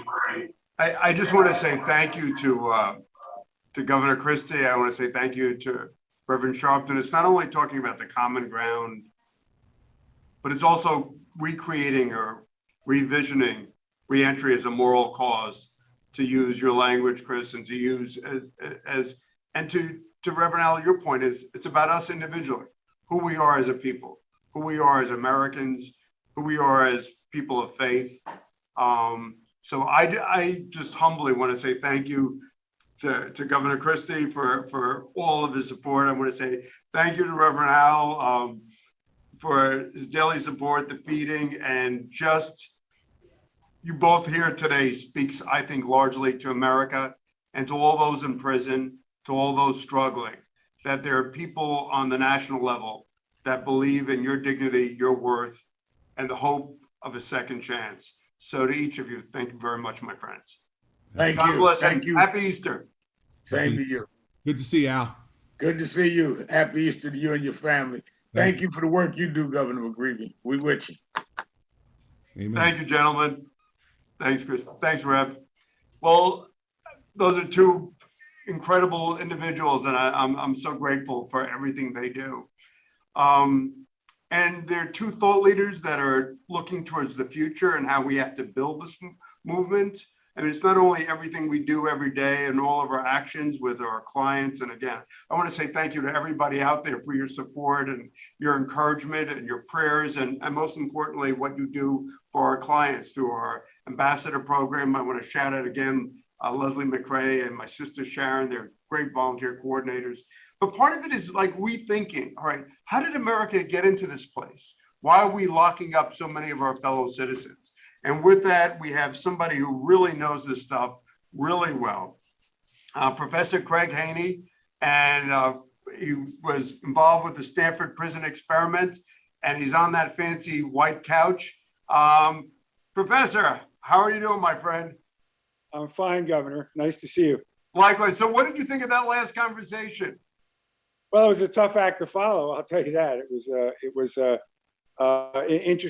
fascinating to watch two icons from different ends of the political spectrum come to common ground on something that's become your life's work and mine as well. So Professor, if I can, Craig, can you tell us what the Stanford Prison Experiment was?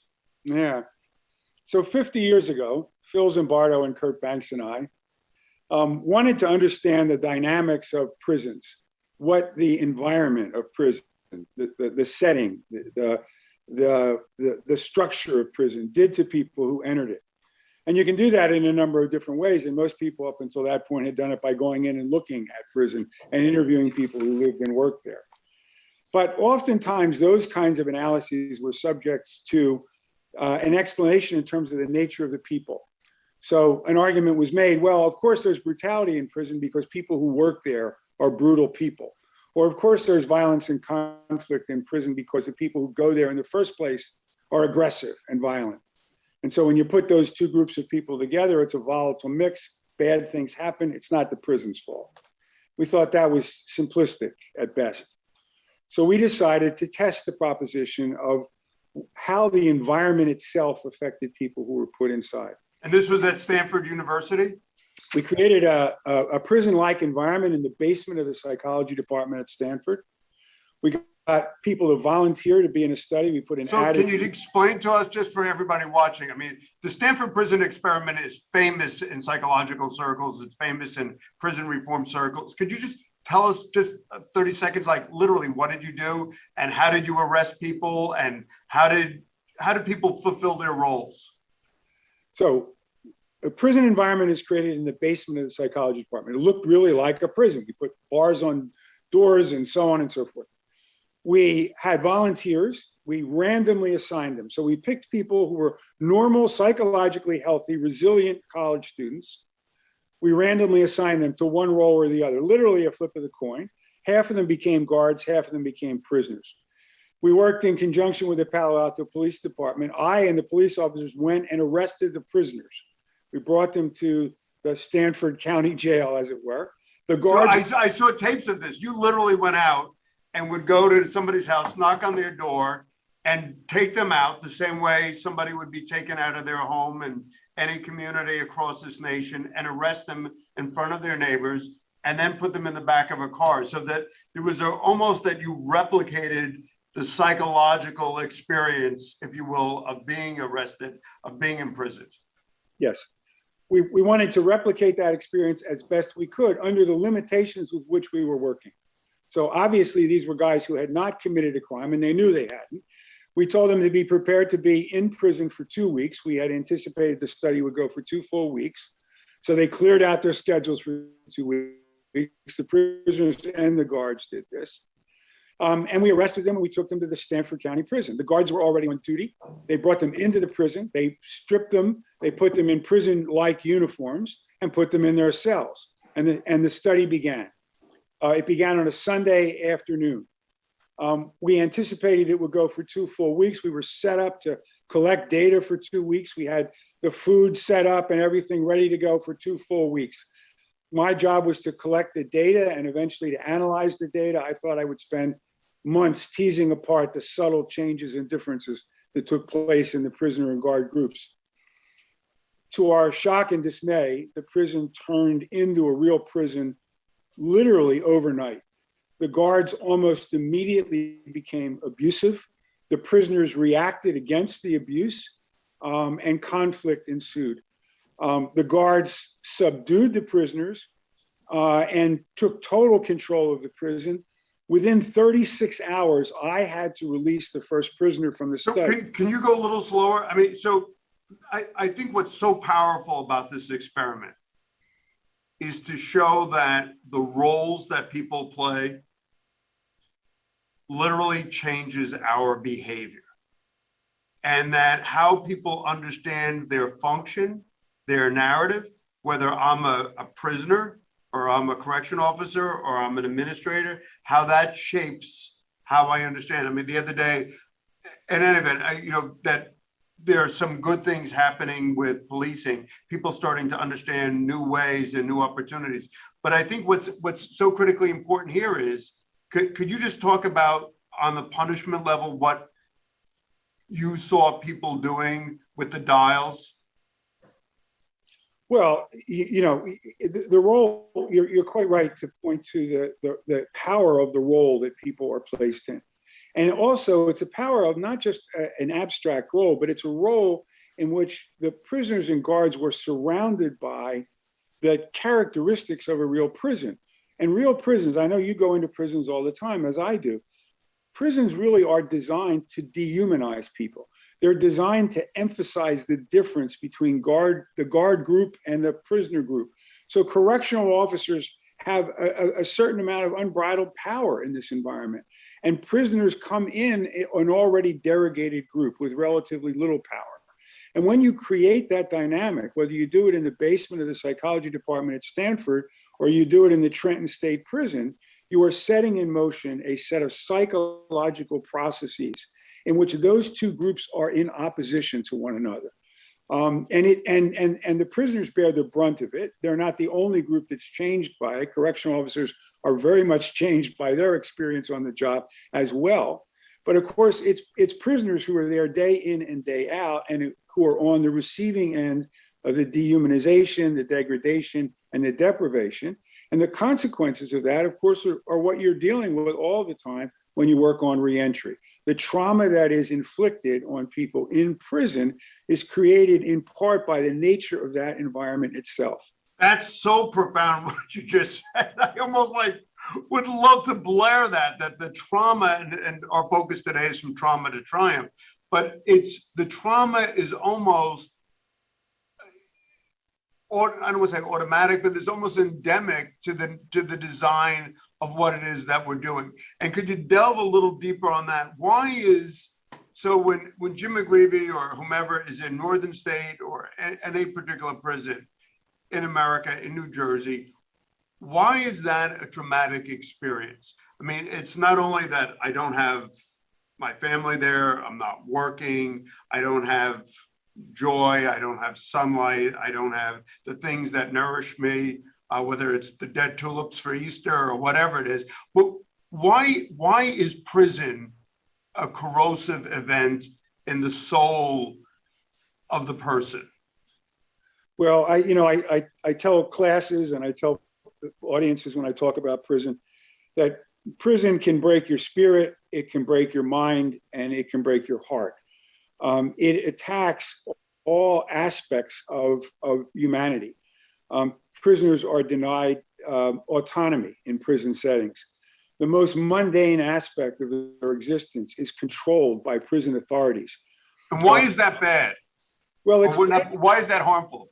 It's harmful because prisoners are forced to give up their decision-making autonomy in prison. And when they get out of prison, they have to suddenly and magically resume the ability to control their own lives.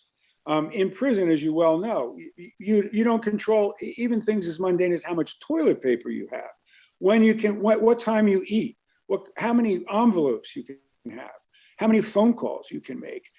You have no privacy. And many prisoners will tell you that almost immediately they feel as though they're robbed of their dignity, their personhood. They no longer recognize who they are or who they once were. And it's incredibly difficult to recapture that when you get out of prison, because typically, absent, enriched reentry programs, nobody helps you with that process. And yes, there are practical aspects of reentry that are critically important. You need a place to live, you need a job. If you have drug addiction issues, you need treatment. But you also need to be reconnected with yourself, and you need treatment for the trauma. If prison is a trauma factory, essentially, and I would argue that it is, tragically, then work needs to be done on healing people from the trauma that they've experienced inside. So I want to take you back because I pushed it too quickly on the conclusions. I would love for you to, because they resonate so powerfully, but I'd like you to go a little slower if you can about the experiment. So people are arrested, people are put into the Stanford County Jail, and what happens? Well, the guards immediately begin to assume the kind of control over these college student prisoners that real guards in real prisons assume. They tell them what to do, they take things away from them, they punish them when they misbehave, and they degrade them and they dehumanize them. And in the initial stages of the study, some of the prisoners pushed back, essentially tested the authority of the guards. Because of course, both groups knew that they had been randomly assigned. These were not guys. I know, you could have easily been a guard as a prisoner. And they knew that, and they all knew that. And the prisoners, of course, knew they hadn't committed a crime, and they knew that they were only going, at the maximum, they were going to stay there for 2 weeks. Some of the prisoners began to push back, and the guards pushed back even harder. They assumed control over that environment, and they were not going to allow the prisoners to challenge their authority. So they began to increase or escalate the punishment. 36 hours into the study, I was confronted with something that we had not planned for or anticipated. I was on duty that night at the prison. I came back from just leaving for a short minute to go get something to eat. I came back. The guards told me someone's broken down. They're emotionally distraught. They're demanding to be released. They had taken him into another room, and he was sitting there, and I was in disbelief. Again, Governor, this was a 2-week study. We thought maybe by the end of 2 weeks, there would be some changes, differences, some subtle problems people might be having. But 36 hours into the study, it was inconceivable that somebody would break down. I talked to him. It was a legitimate emotional breakdown. He was uncontrollable, crying, screaming. I told him, all right, calm down. I'm going to release you from the study. We had made no plans for how to do this, never anticipating we were going to have to do this. I called his parents. They came to pick him up. We put him back in his civilian clothes, took him home. Zimbardo and Banks, the other 2 experimenters, came in the next morning, and we tried to figure out what had happened. What we thought was, the conclusion we came up with was we must have made a mistake in our selection process. There must have been something wrong with this guy that led him to overreact to this place. Well, when the next person broke down, and the person after that broke down, we realized it wasn't the people, It was the place. It was the environment that we had created. Even this simulated prison was so powerful in its effect that these otherwise strong, psychologically healthy college students couldn't manage in it for even days, let alone months or years. So a 2-week experiment was ended after 6 days. And we've been criticized for not ending it earlier. And I think, frankly, in retrospect, perhaps we should have. The only thing I can say in explanation, it's not an excuse. We were caught up in it. We were caught up in these events. They swept us up along the way as well. And by the time we caught up with what was happening, it was 6 days into the study, and we ended it and of course, released everyone. But nobody had really done anything similar to the scope of the Stanford prison experiment prior to this. No, and that's that's really what led us to underestimate the power of this environment. And since then I've gone on to study real prisons and real prison environments, which are infinitely more powerful than the Stanford prison experiment.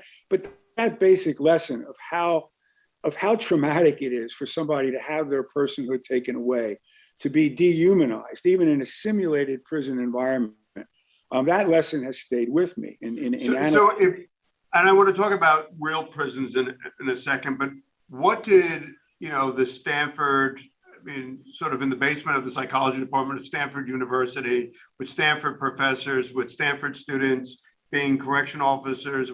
So you look at the report and the conclusions. If you had to walk away understanding that real prisons are profoundly different, what would be the 3 conclusions that you would have had to draw from the Stanford prison experiment? What it taught you, not in the sense of the methodology that you employed, but what did it teach you about that experience and how it impacted the actors? Okay. So 3 things. One, the most obvious thing is the sheer power of an environment like prison to change and transform the behavior of the people who enter it. The student guards were changed and transformed every bit as much as the student prisoners were. So these were normal, healthy kids who came in, who'd never had any background in law enforcement, et cetera. And overnight, they became authoritarian, abusive figures in an environment where they were not especially rewarded for doing that. It was something that inheres in the role and inheres in the circumstance of that environment. You give a group of people essentially uncontrolled power over another group of derogated others, and bad things happen. And prisons do this over and over and over again. The other thing I took away from it, a second lesson, was the sheer depth of the pains of imprisonment. Because I spent a lot of time with the prisoners before they went into the study, and I watched them deteriorate in a 6-day period of time. And these were, the way in which the college students, I think, were different from real prisoners is they gave voice to their pain. Yep. Oftentimes what happens in real prisons is real prisoners learn there's no percentage in talking about how much this hurts. There's Amen. No percentage in complaining about it. Exactly. In fact, there's a negative outcome. There's a disincentive for doing it, right? So they internalize the pain. The trauma stays inside. There's not an ethos of talking about or seeking help for the trauma that you're experiencing inside real prisons. And these college students hadn't been socialized into that ethos. So they talked about how they were hurting. They talked about what was happening to them. They voiced their pain. And it's a lesson that I've taken with me when I go into real prison. It's a powerful statement. Because a lot of our guys and gals, they learn, like, you've got to shut down. You've got to shut down to your fellow prisoner. You've got to shut down to the correction officer. You've got to shut down to yourself. And so so it's trauma reinforced because you don't have healthy opportunities to heal. Yes. And exactly. And the third lesson is the dangerous dynamic of prison abuse and prison dehumanization inheres in that environment, and it needs to be checked. So if you think that again, can you say this slower? The prison dynamic of abuse and dehumanization inheres in the very environment of prison. And that means that prison needs to be checked, it needs to be monitored. You need to be careful about what happens inside these places, because left to themselves, prisons devolve into what we saw in the basement of the psychology department at Stanford. That's why there needs to be oversight. That's why there need to be people coming in from the outside looking at what happens. That's why, lawsuits and lawyers play a critical role, basically being safeguards against things turning into what the Stanford prison experiment turned into. That's the momentum. The momentum that gets created in these environments is a momentum of abuse and dehumanization, not a momentum of help.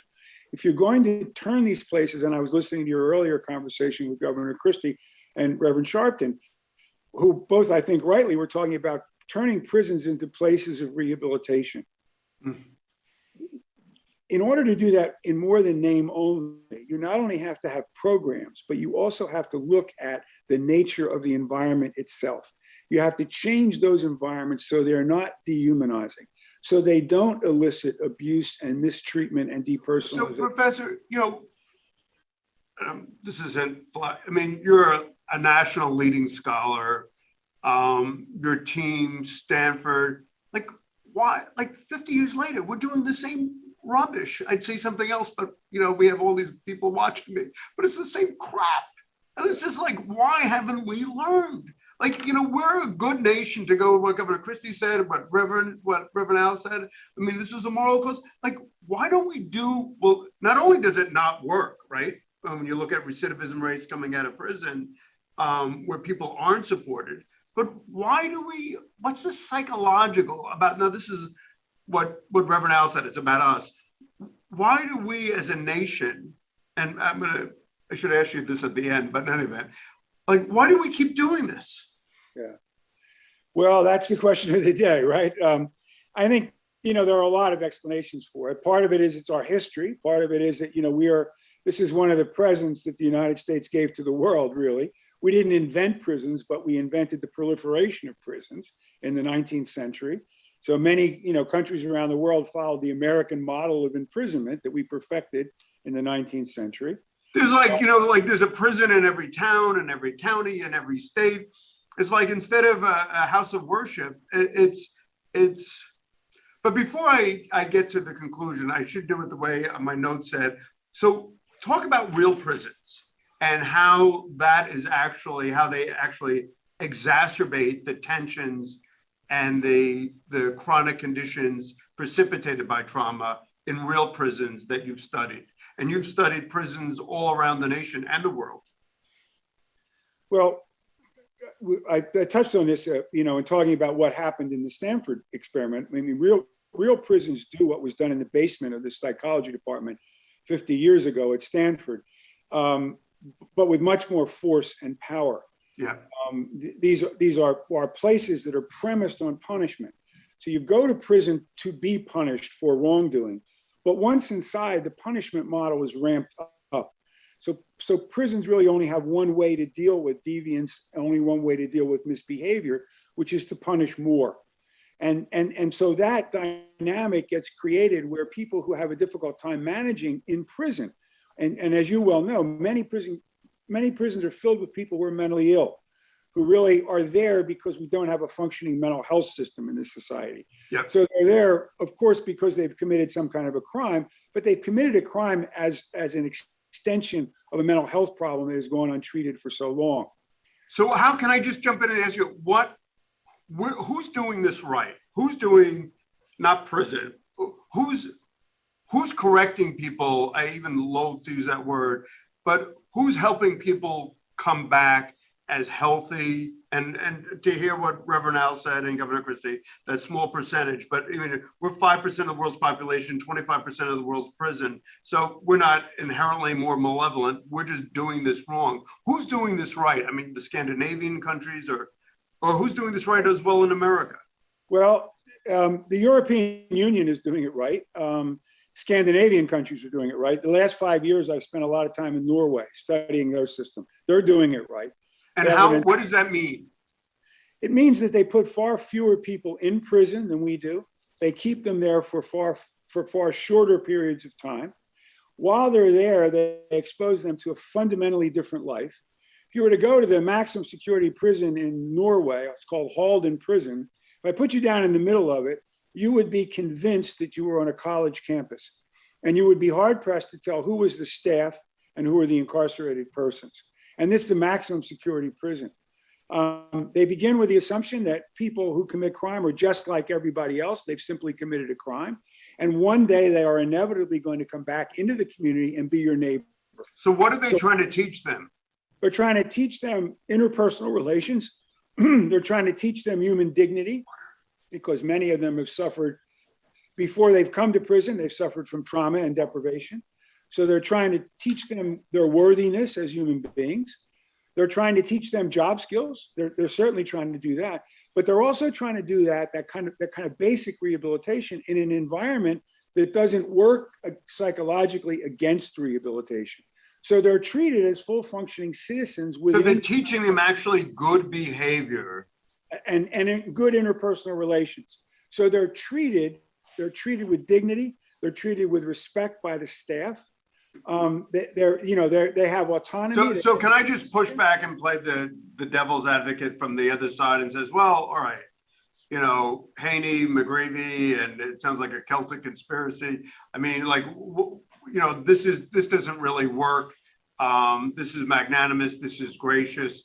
But what's the longitudinal indicators that this works? How do you demonstrate? I mean, Governor Christie said something very powerful. We did engage in releases, but crime has gone down. That's a statistical reality in New Jersey. How do we demonstrate the statistical bona fides, the wisdom of what Norway or the EU is doing? Right. Well, far lower crime rates than we have, far lower rates of violence, much better, extraordinarily better recidivism rates.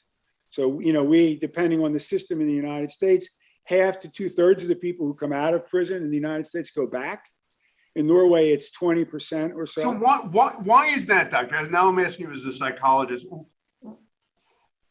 You talked about punishment, more and more and more punishment, because there isn't a good, there's just a stick. But why is what Norway is doing from a psychological perspective, why does that, if you will, work? It works because they largely, by policy, as a society, by norms, don't demonize people who engage in crime the way we do.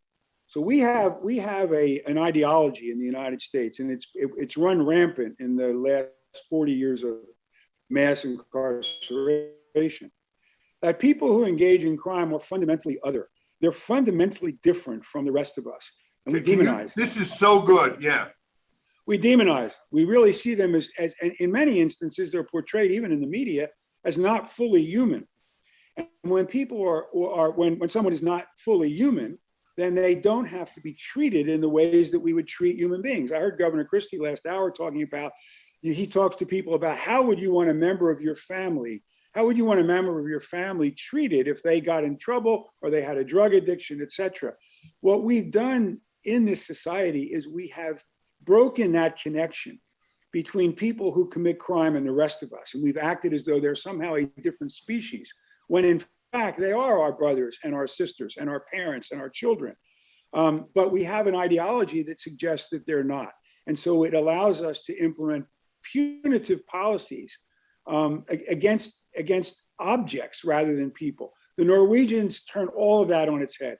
And they basically operate with the assumption that if somebody who's committed a crime, yes, has done a bad thing, but we now have to decide what we want to do for them, not to them, for them, to make sure that when they come out of prison, they become good neighbors, they become good workers, they become friends, because they came from our community, and to the community they will return.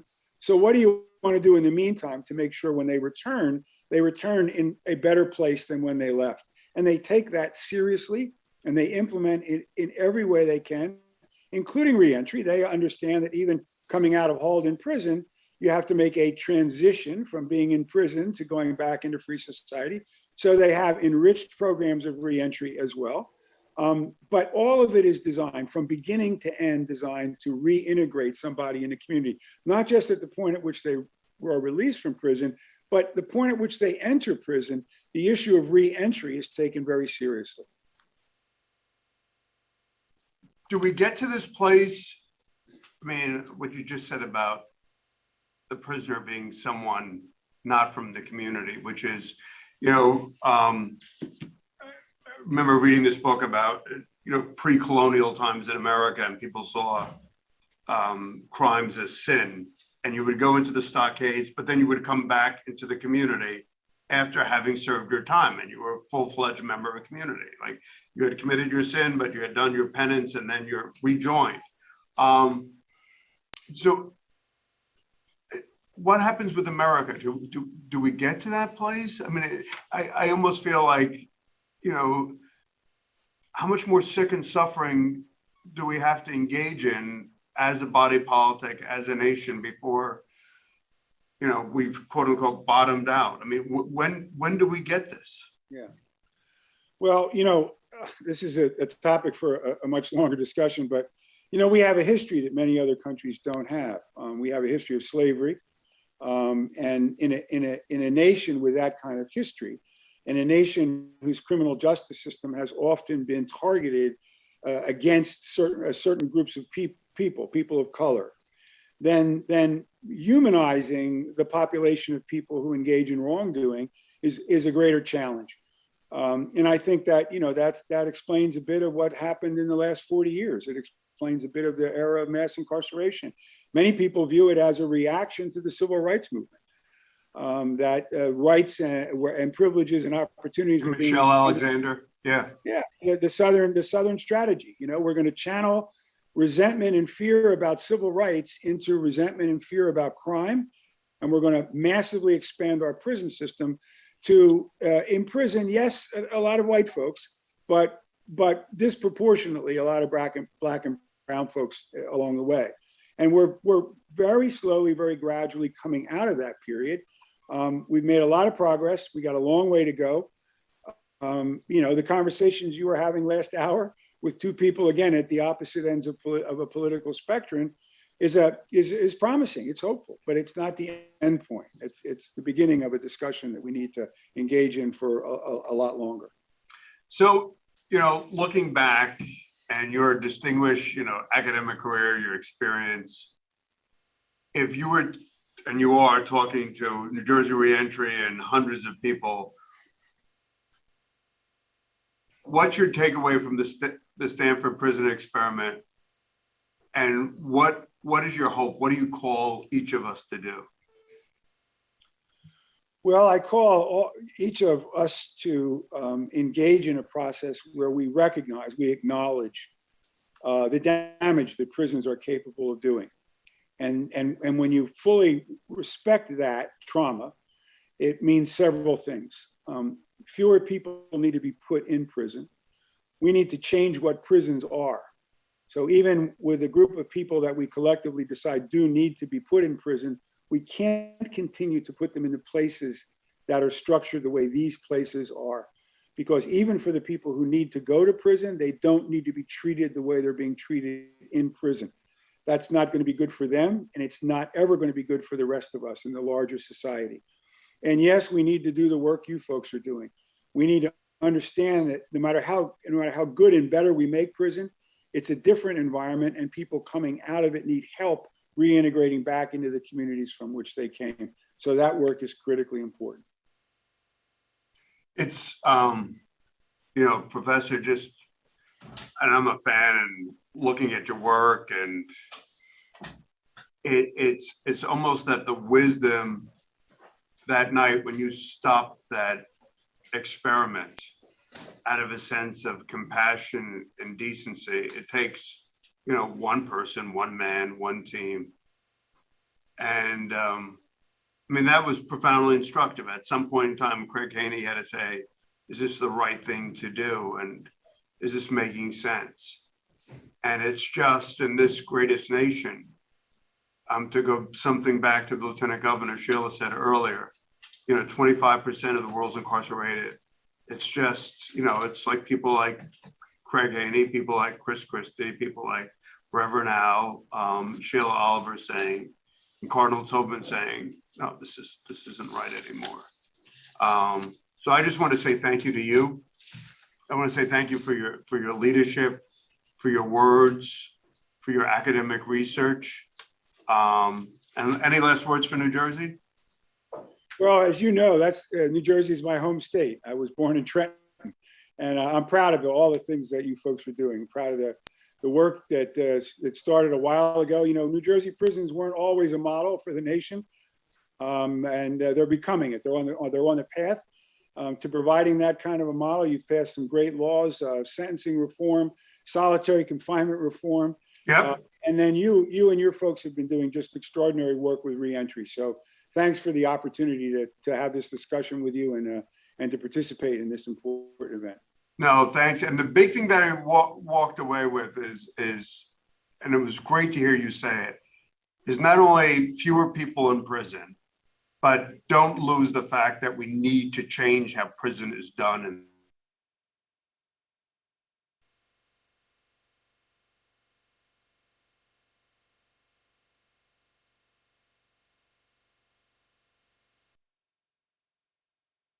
I know you have all these great slides, and we have a lot of viewers that are asking for your background, for your information. By the way, you can buy Professor Haney's books on Amazon now.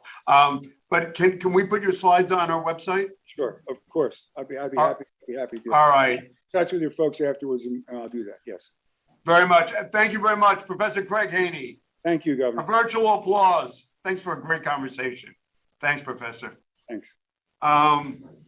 That was one of the great conversations for me. Is the Stanford Prison Experiment is famous. And I'm so grateful for our ability to secure Professor Haney here. And so with us now, we have a number of friends, and hopefully Judge Cox Arleo is also with us. I just also want to introduce someone who co-chairs our Women's Project. Nobody fights more for employment than this person, the great Linda Baraka. Linda, thank you so much for joining with us. Leja, I'm really proud to introduce Leja is our nurse navigator who does so many good things, and we're talking about healthcare. Tony Bolton. Tony, hey, my friend. Shanice, thank you. Carmini, thank you very much. And I'm gonna sort of try to keep quiet and turn it over to and Judge Arleo. Madeline, Federal District Court Judge. Hey, Judge. So this is the dynamic. This is as Jacqueline, my daughter, youngest, tells me, this is about woman power. So we have Carmini, Shanice, and Tony, who are incredibly strong, powerful women. And then we have Alasia, who does our nurse navigator, Linda, who pounds us on women, employment, and Judge Arleo. So I'm going to sort of back off, and Lakeisha's joining us. This is my friend. God bless you, my daughter. And now I'm going to turn it over to Judge Arleo and to Linda and to Alasia, and I'm going to be quiet. Ladies and gentlemen, Federal District Court Judge, yada, yada, yada. I think the last Obama appointment, and Alasia and Linda, three friends, and the four women that are on this stage give me such courage and strength because of their story. Although Lakeisha is it's like having another daughter. All right, I'm going to keep quiet. Madeline, you're on. Thank you. All right, thank you, everyone. And I can't imagine a more fitting segue to this section on women in prison, a legacy of pain, than the lecture of Professor Haney.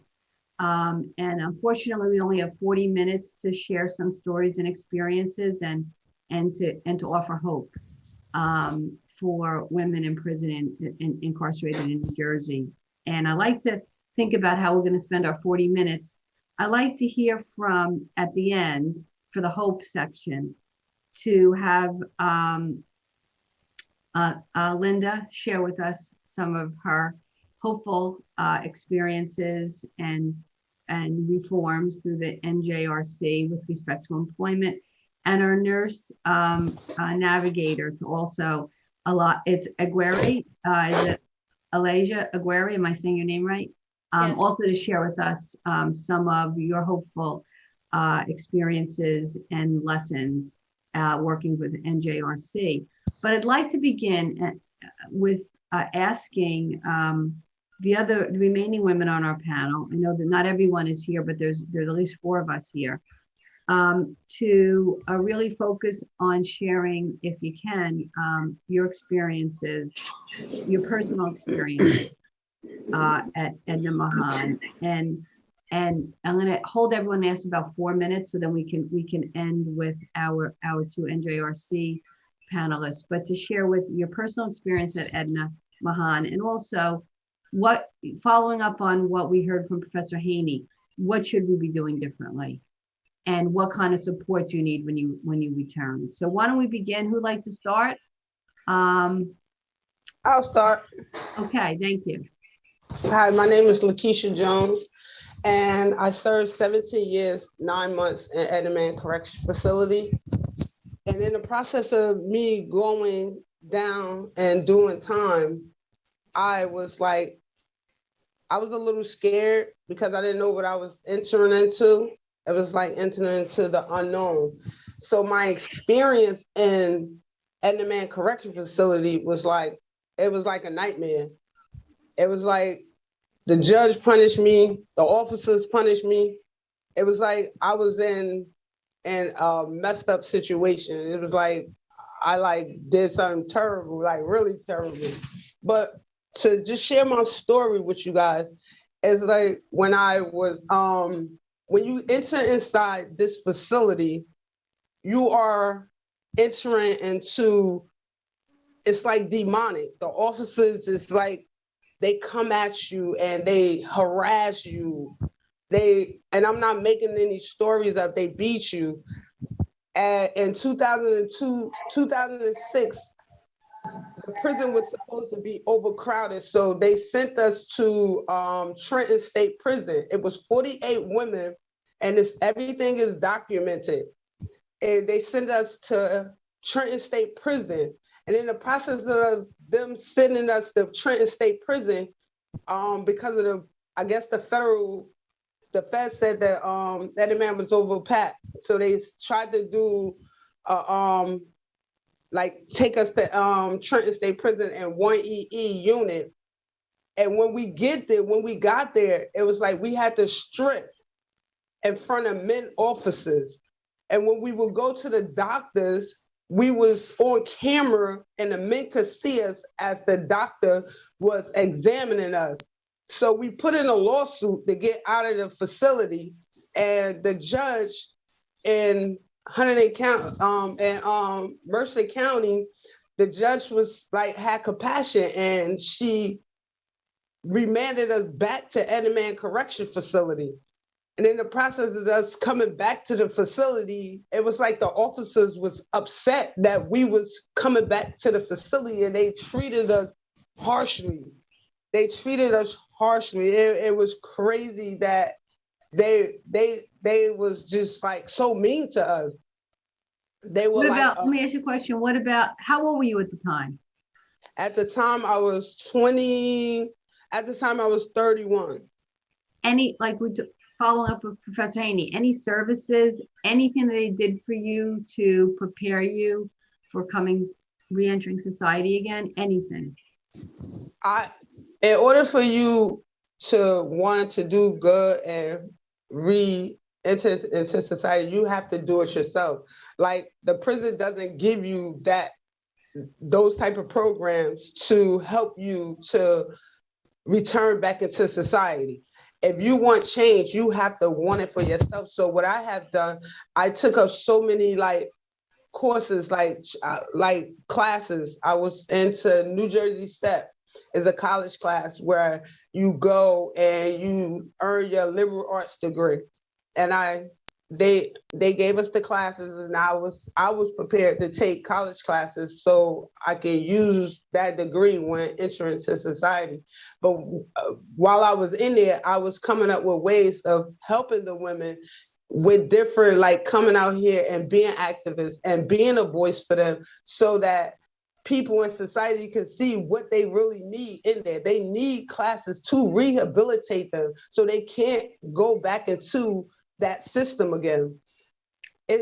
When they leave, they come back and they use it as a revolving door, because I heard so many women saying that it's no help out there in the streets for housing, for jobs, for just to take care of their necessities. They had no help at all. And what if you could give advice to someone who was going to reform Edna Mahan? Give me the top, I want you all to think the top 3 things you would do to change it. Because I have thoughts too, but I want to hear what you think. Wait, can you could I have my piece out my ear? What would you do if you could give advice to someone in charge of fixing or changing for the better Edna Mahan, to make it a place that was more restorative than punitive, more life affirming than dehumanizing? What would you do to make it better for the next generation of women? What would I do to make it better? What would you recommend be done? I would recommend for them to try to, when you do come out of that facility, I would recommend for them to try to get, hey Lalo, how you doing, Lalo? Hey, how are you? Fine. I would recommend for them to, when they come out, to get with good reentry programs that's going to lead them in the right direction. Because I was in this McGreevy program, and now I work for City Hall in Newark for the Mayor Ras Baraka. So he have an excellent program. And a lot of these reentry programs, everybody's saying that they don't work, but they do. They just have to try to gravitate to the ones that do work, the ones that's out there ready to help them, and not just give up.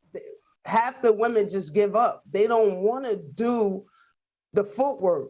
They feel like it's too hard, and it's just like Stockholm. Right, because they've been traumatized and they've been broken, and they traumatized. They've been pulled down, and it's hard to stand up again.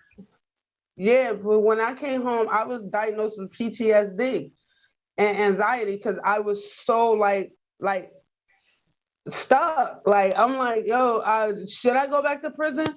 But when I got with McGreevy and his reentry program, I see it was better opportunities out there for us.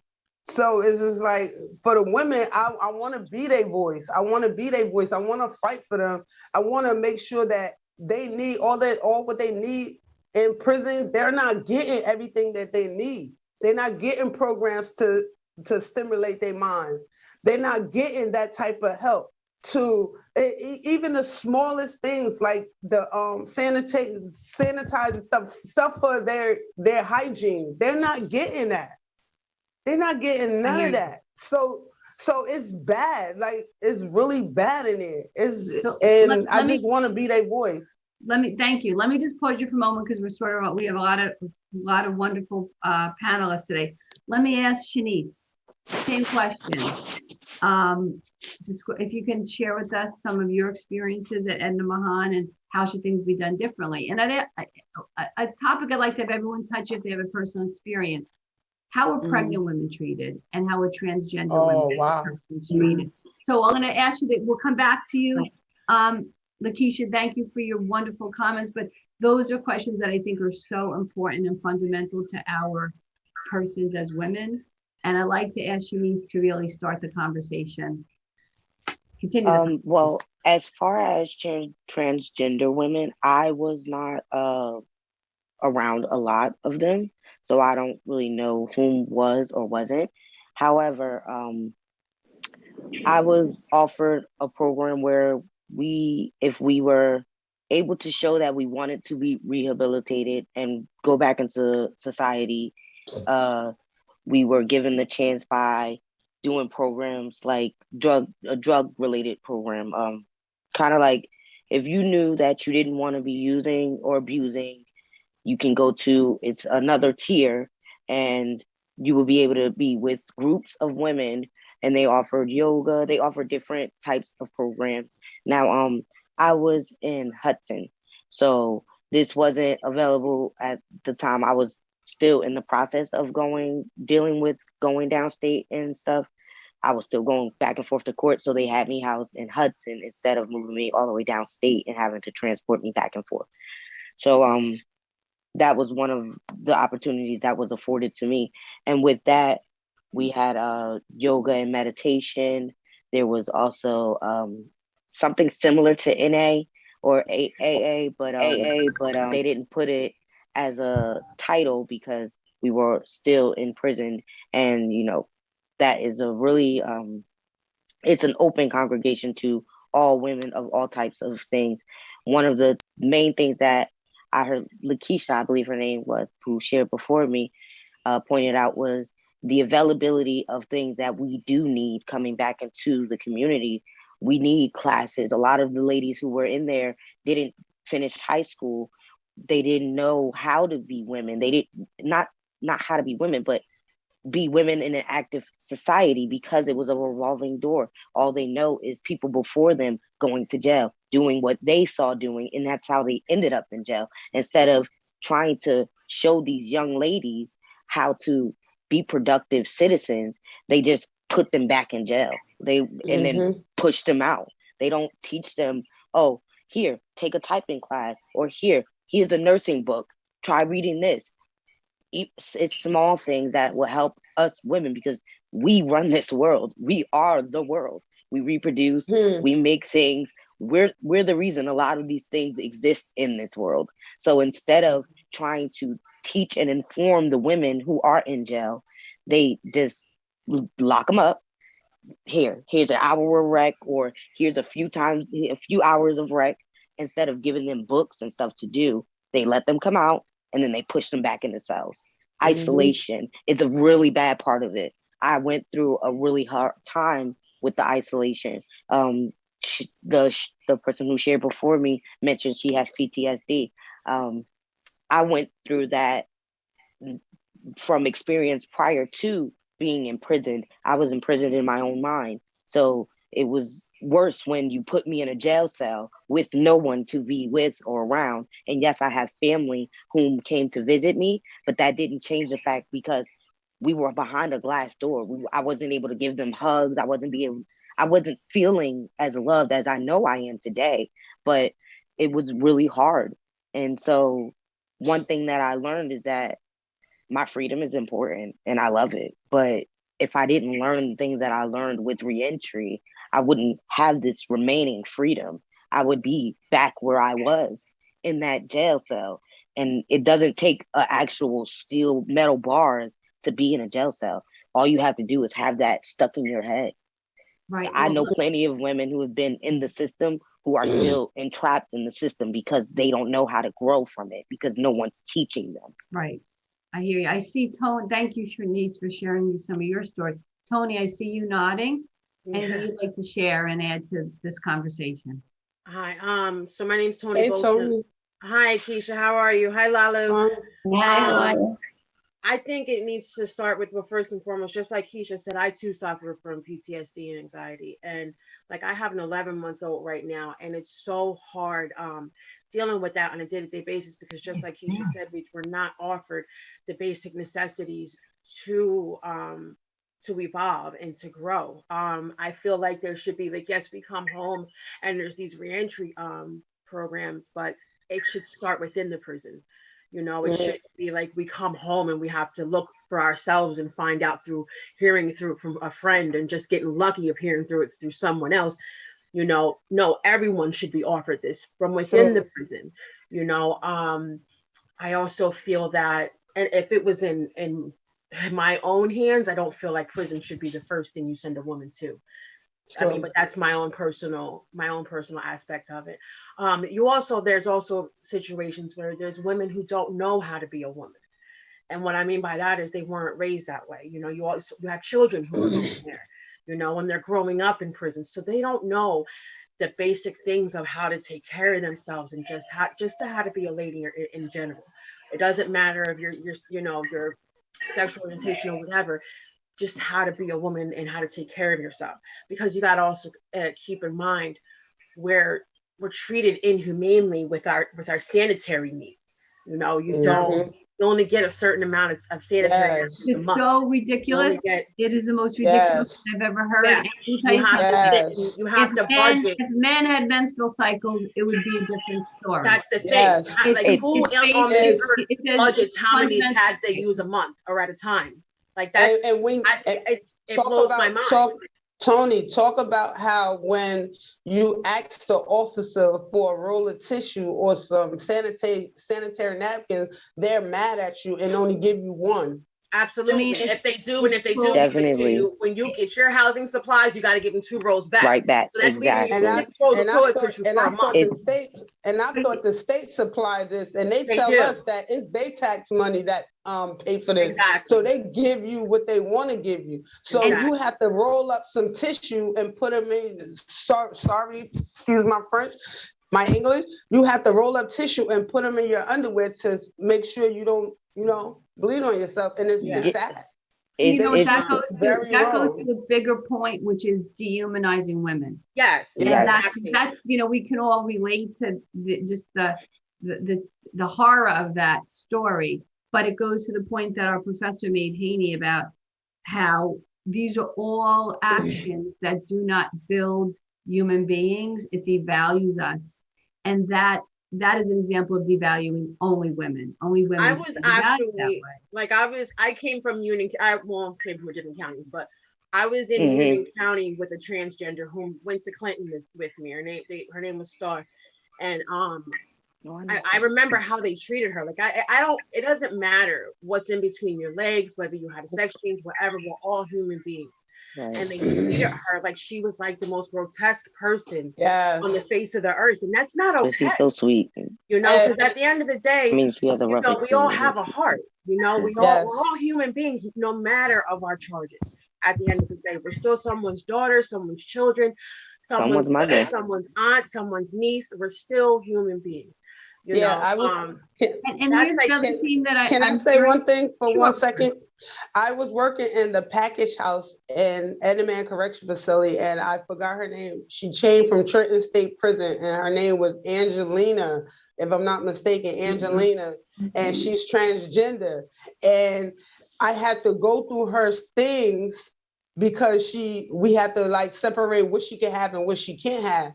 They punished her because they saw women panties in there. She's transgender. She's supposed to wear women's panties. She don't supposed to wear boxers. Well, that's the one that was just abused. Yes. They treated her harshly. They treated her bad. They took all her things, all her books, all her personal items, and they just threw them in the garbage. Yeah. Again, it goes back to devaluing women. Yeah. I feel one more thing, and we'll move on to you can move on to other people. I also, because I've been helping a lot, just like Keisha. This is what I want to do. I want to help the women who can't definitely, because we're their voices at the end of the day. We made it home, and I second right along with Keisha. This is just what I want to do as well. But I think that something on the outside of the skirts needs to be passed. They made a way for us to get jobs, but they didn't make a way for us to get housing. And a lot of us have issues with finding apartments because of our back. So let me ask, is it I'm looking at Lalu Lalu. What would you like to share some of your experiences and some of your suggestions for reform? Sure. I was there for 10 years. I remember when I first got there, traumatized, you're terrified to death. And I asked the social worker, I was begging her for counseling, one-on-one counseling, because I couldn't understand what it is I was going through. And she lied to me and said that I have to be on psych meds just so I can get one-on-one counseling. Yep. And I believed her. her. So I suffered in silence for about 8 years before I finally got help. To battle that in that type of environment, it's very hard. See, I'm tearing up about it, just thinking about it. So it was, just a horrible, horrible time because you're reaching out for help and the help is not there. You should not have to be, medicated to get counseling. Exactly. I'm not on substance abuse. So they're telling you, okay, you should have said you was an alcoholic, you'll get more help. What about for us who's not on substance abuse, who needs the help? So we need more of that in there. I'm thankful that I was offered a job in what we call C Cottage, the mentally ill unit. And when I got there was when I opened up to the therapist and the head of the mental health department. And she was the one who pushed for me to get some counseling. So I finally got some deep counseling in 2018 after being there for so long, 8 years. And by then my mental state was really, really, not on par. I even got attacked by a schizophrenia girl carrying this scarf, for the rest of my life, where she grabbed me from the back and, hit me on the side of a windowsill that split my forehead. They had to glue it back together. Not only am I going through physical scar, but emotional scar, just every scar you could think about. And I was helping with the girls, bringing it to their attention, the concern of her not acting right, but nobody listens to you. They treat mentally ill people like they're crazy, and that's not right. So make a long story short, that I finally started to get the help, but then the help that I got was only an 8-week session. That was not enough. And then it was gone. It was taken away. It was just 8 weeks. That was it. You open Pandora's box for going through trauma upon trauma. For myself, it's my whole childhood into my adulthood, into prison. So you just touch the surface. You don't get the deep help that you should get. And I wish that could be changed, that they should have more of that. And for us to be listened to. We're not making it up. And we're not making it up. It is real. Thank you for your very brave words. And to anyone who's out there that has any say or any ideas about reforming criminal justice, it has to start with mental health counseling at all levels of society. For sure. We do not treat people who are suffering from mental health issues with any kind of dignity in this country, and not just the more extreme mental health issues, but the everyday depression and trauma and anxiety that people, and especially women, feel through all stages of life. And I run a reentry court in the federal court. And what I've learned is the one thing we've tried to really, you live and learn what you need is more social workers, more counselors. Everyone who comes out of prison, 90% of men and women have trauma that was exacerbated from what they came to prison with and from the experience of prison. And if we're going to reenter, the good news is if you get access to those services when you come out, you can begin the healing process. And we talk about pain, and the answer to pain is healing. And we need to have a society that values healing. And we have I can't change what happens in Edna Maham, but I can tell you that people like Governor McGreevey are committed, and the wonderful people that he has around him, committed to healing, which is the real road to recovery. And that's, I know we still have another Ms. Dixon to go to, but I'd really like to turn over to Linda Baraka, because I think we're at a point where let's talk a little bit about healing, what you do with employment. And I know you've been such a resource to Governor McGreevey, speaks about you so fondly, and he's so grateful for all your help. So why don't you share with our audience what you're doing to help on the other side, on the healing side? Thank you, Judge. Thank you to the panelists for sharing their stories, right? Not a problem. It's always important to hear directly from people who have gone through these experiences, right? And it also humbles all of us, right? To hear from you directly. One of the things how I got started is that I did some surveys with some women that are involved with NJRC, and 3 things constantly kept coming up: healthcare, housing, and employment. Every single person that I spoke to, they brought up these 3 topics: healthcare, housing, and employment. And for me, I felt like if you had better employment, right? Like if you had a job where you were able to take care of yourself, those other two things could fall into place. Fall in place. Yeah. Be able to get an apartment that you can afford. You would be able to have healthcare because your job would offer you healthcare. And so employment became a big factor for me. We can't send these women to prison and then when they come out say, okay, we won't hire you. And so for us as advocates through NJRC with Governor McGreevey, Cindy that works with him and all of the women that are doing like employment at NJRC and across the state, what I think is important is for us to identify employers who are friendly to this population, right? So even if you don't have a criminal history, looking for a job is tough.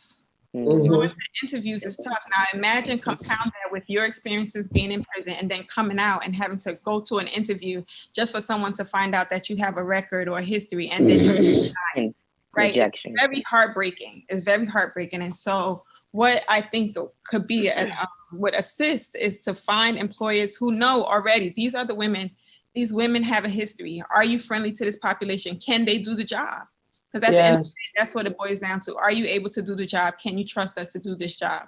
You know, we served our time. We don't deserve to be penalized twice. And so for me, this employment aspect is really important. And so we've been working really hard with the Women's Commission, the Women's Project, NJRC, to try to identify employers who are friendly to this population so that once people return back into society here in New Jersey, they don't have to be compounded with that because rejection affects your pride.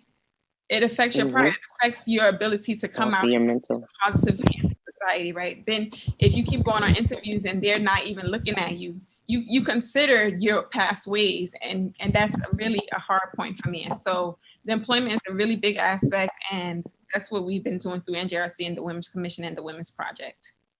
Thank you. Cool. And let me just ask I know Elijah has done so much coordinating healthcare, which Linda is one of the top 3 things that you talked about. Maybe Elijah could talk a little bit about what is going on in healthcare and what you're doing to support women in that field. Sure, no problem. Hi, everyone. I want to start. How you doing? How are you? I want to start with thanking all of you for sharing your stories and experiences. I know that can be very difficult to relive and talk about. I'm here with NJRC. I'm the nurse navigator, so I'm really in charge of navigating any healthcare. As you all mentioned, the healthcare that you receive is little to none. You don't even receive products that you need on an everyday basis, which is very unfortunate. We are making it one of our goals to reach out and, give this information about healthcare to the Edna Mahan facility. We want to reach out and, leave them with brochures, leave them with information so that they do know and they're well aware that they have at least us to re-enter and help them with healthcare. With the NJRC, we actually have a women's project that we have going on, and it's a women's supports group where we provide education, information. We have different providers come and speak to our women. Carmen, who's in this group, actually is in one of our groups, and she can attest to it too. She's been able to receive a lot of care, a lot of help, providers who are on top of her health care. We were able to get her appointments fairly quickly. So we're focused on that, focusing on annual examinations, whether it be your pap smears, your breast examinations, just all the healthcare that you don't receive in prison, which you, as you all mentioned, you very much should. Thank you. Thank you. Let me just turn over. So I know one panelist we haven't spoken from yet is heard from yet is Myra. Yes. Myra, we didn't forget you. I gotta worry. I gotta worry that Governor McGreevey is gonna cut us off soon. I'm not gonna let him. So I'm gonna let us go. Everyone has to speak and share with us their story. So if you could tell us a little about your personal experience and what should we be doing differently? How can we support you when women come out of incarceration?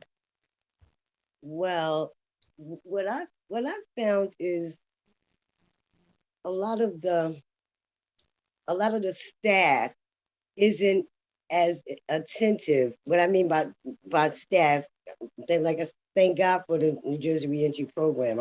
I'm very, very grateful for this program, and I'm very grateful to a lot of workers, be it healthcare workers, be it social workers that can empathize. I found that there are a lot of people that are in this, I don't want to say industry, for lack of a better word, that are in this for the dollar. Not a lot of people are unable or just won't empathize.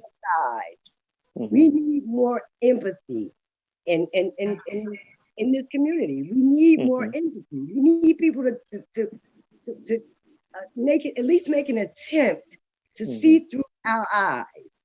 You understand? At least make an attempt. And I think that's the sensitivity level with a lot of case management and social workers in that arena, even in correctional facilities, don't empathize. They don't have the compassion, you know, and I think that's a one thing that needs to be addressed. My story is the story of, well, deep scars, you know, but what brought me to prison was abuse, you know, and me having to defend myself. When I was arrested, I was 3 months pregnant. I had multiple contusions to my face and head, a broken rib. All right. When I made it to the hospital, the doctor asked me, he said, "Do you want us to have him arrested?" Why didn't I say yes?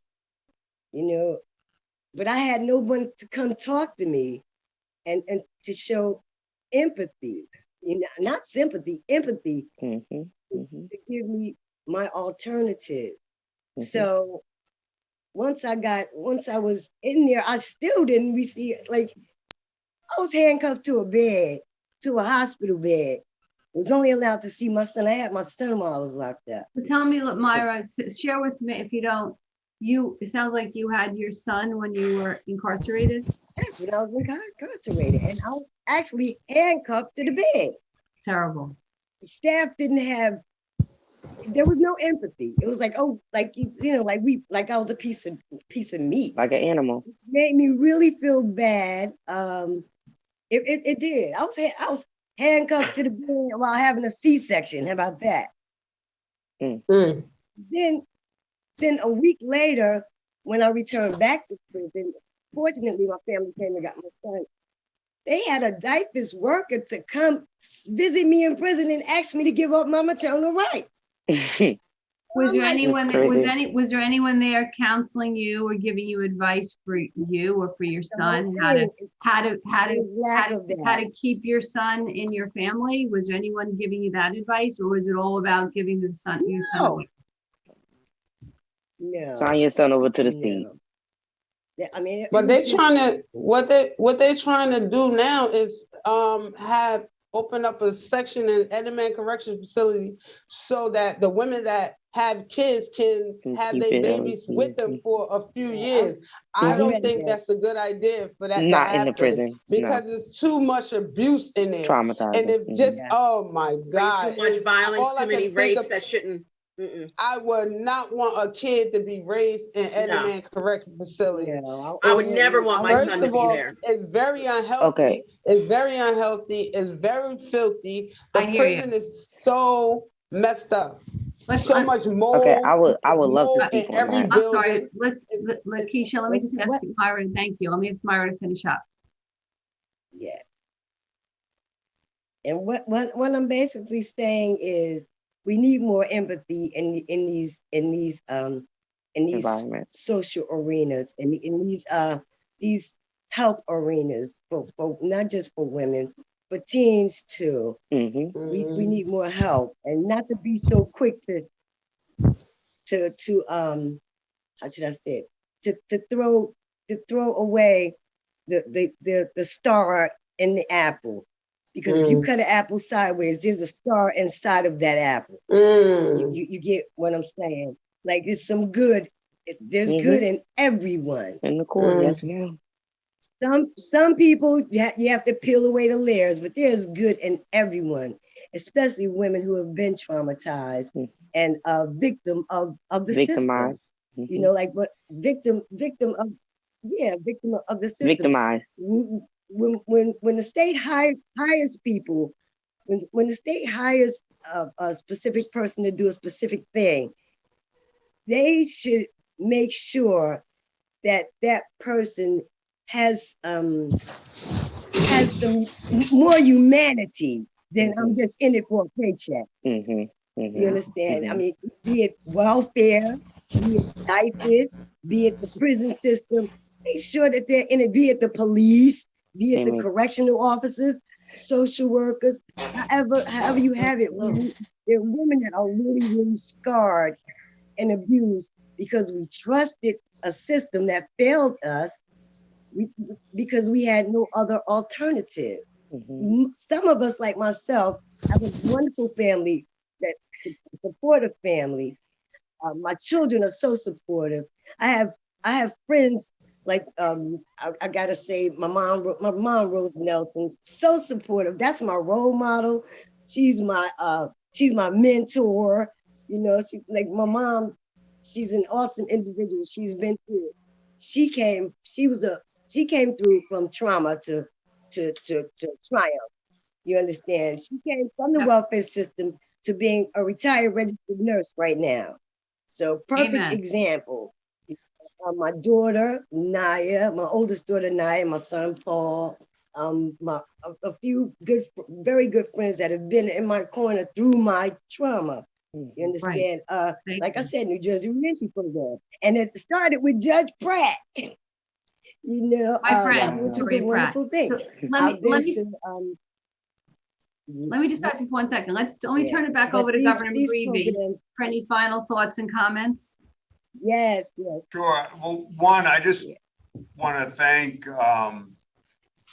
Linda. I want to thank Alasia. I want to thank Judge Arleo, Carmini. I want to thank Shanice. I want to thank Myra. I want to thank Tony. I even want to thank Lakeisha. Lakeisha will tell you who calls up Lakeisha to make sure. I want the First Lady of Newark to know that Lakeisha's on time for her job every day in the city of Newark. Yes. Linda Baraka, I work for your husband. I work for your husband and I'm at work every day. I'm coming to see you, Lakeisha. And so, I grew up with them. I'm at work every day, all day. Oh, Lakeisha, like, see, Judge, you get Lakeisha We the need more microphone programs and like that. We'll be here to Easter and to Ramadan. But I just wanted to just say that 3 things that I just took away is that one is what Judge Arleo talked about, the trauma and the need for the respect of women. The second thing that what I heard Linda say is that it's obviously employment, it's housing, and it's healthcare, and creating that network so that women and Alasia, could you just share with what we're trying to do now with Edna Mahan? Of course. So we're actually trying to get into the prison ourselves to give the information that we have about the services we provide for healthcare, employment, everything that we provide here at NJRC. If they're not able to let us in due to the pandemic, we have prepared brochures so that they can be given to the woman while they're at the facility and released from the facility, so that they at least have that information so that they can reconnect and it can be more helpful with them getting back into society. Thank you. And I just want to thank, can we have a round of applause for Judge Arleo? Hey. Thank you so much for this panel. This was amazing. And I appreciate being a part of it. Wasn't this a great panel? Yes, definitely. It's one of the best I've been on. It's nice to be heard. It's nice to be heard. That's one of the biggest things is being heard. And next year, ladies, we're going to be in person, and we're going to be the same panel. Governor, we're going to be in person. We're going to be at St. Peter's College. It's going to be good. And in the meantime, I just asked you, and Sophia's here, and Linda's here, that we'll continue to invite you all to the Women's Project, where we provide for integrated healthcare.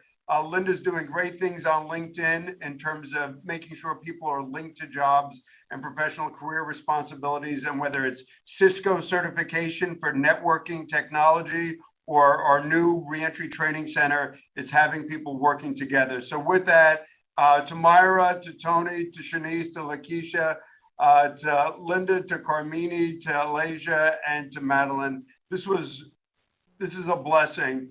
You know, it's an old friend of mine, Pastor Hildebrand, used to tell me the story of on Good Friday. It was only strong women that were at the cross because the men were hiding. But I just want to lift up the strong women That on part. this panel. Amen.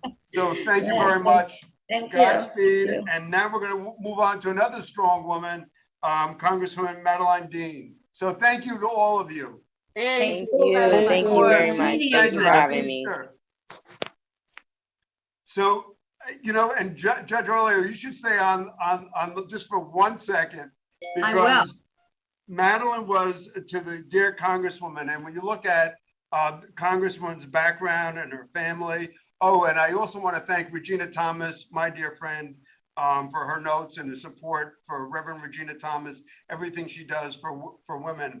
But you know, one of the great things, my dear friend Judge Orleo said, you know, Congresswoman Dean has done so much on the political stage, but I guess Madeline had seen you, Congresswoman, speak about the book Under a Roof, A Son's Battle for Recovery, A Mother's Battle for Her Son, and then the children's book is so incredibly powerful. You were always loved, A Story of Hope.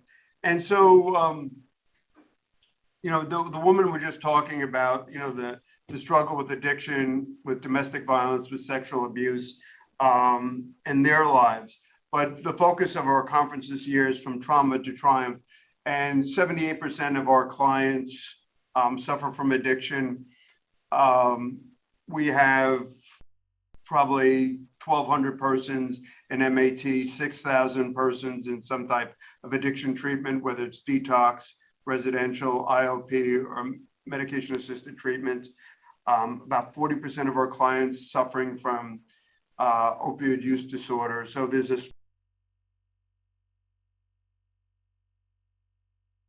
addiction, incarceration, and the importance. So it's just a really great honor. And I'm always touched.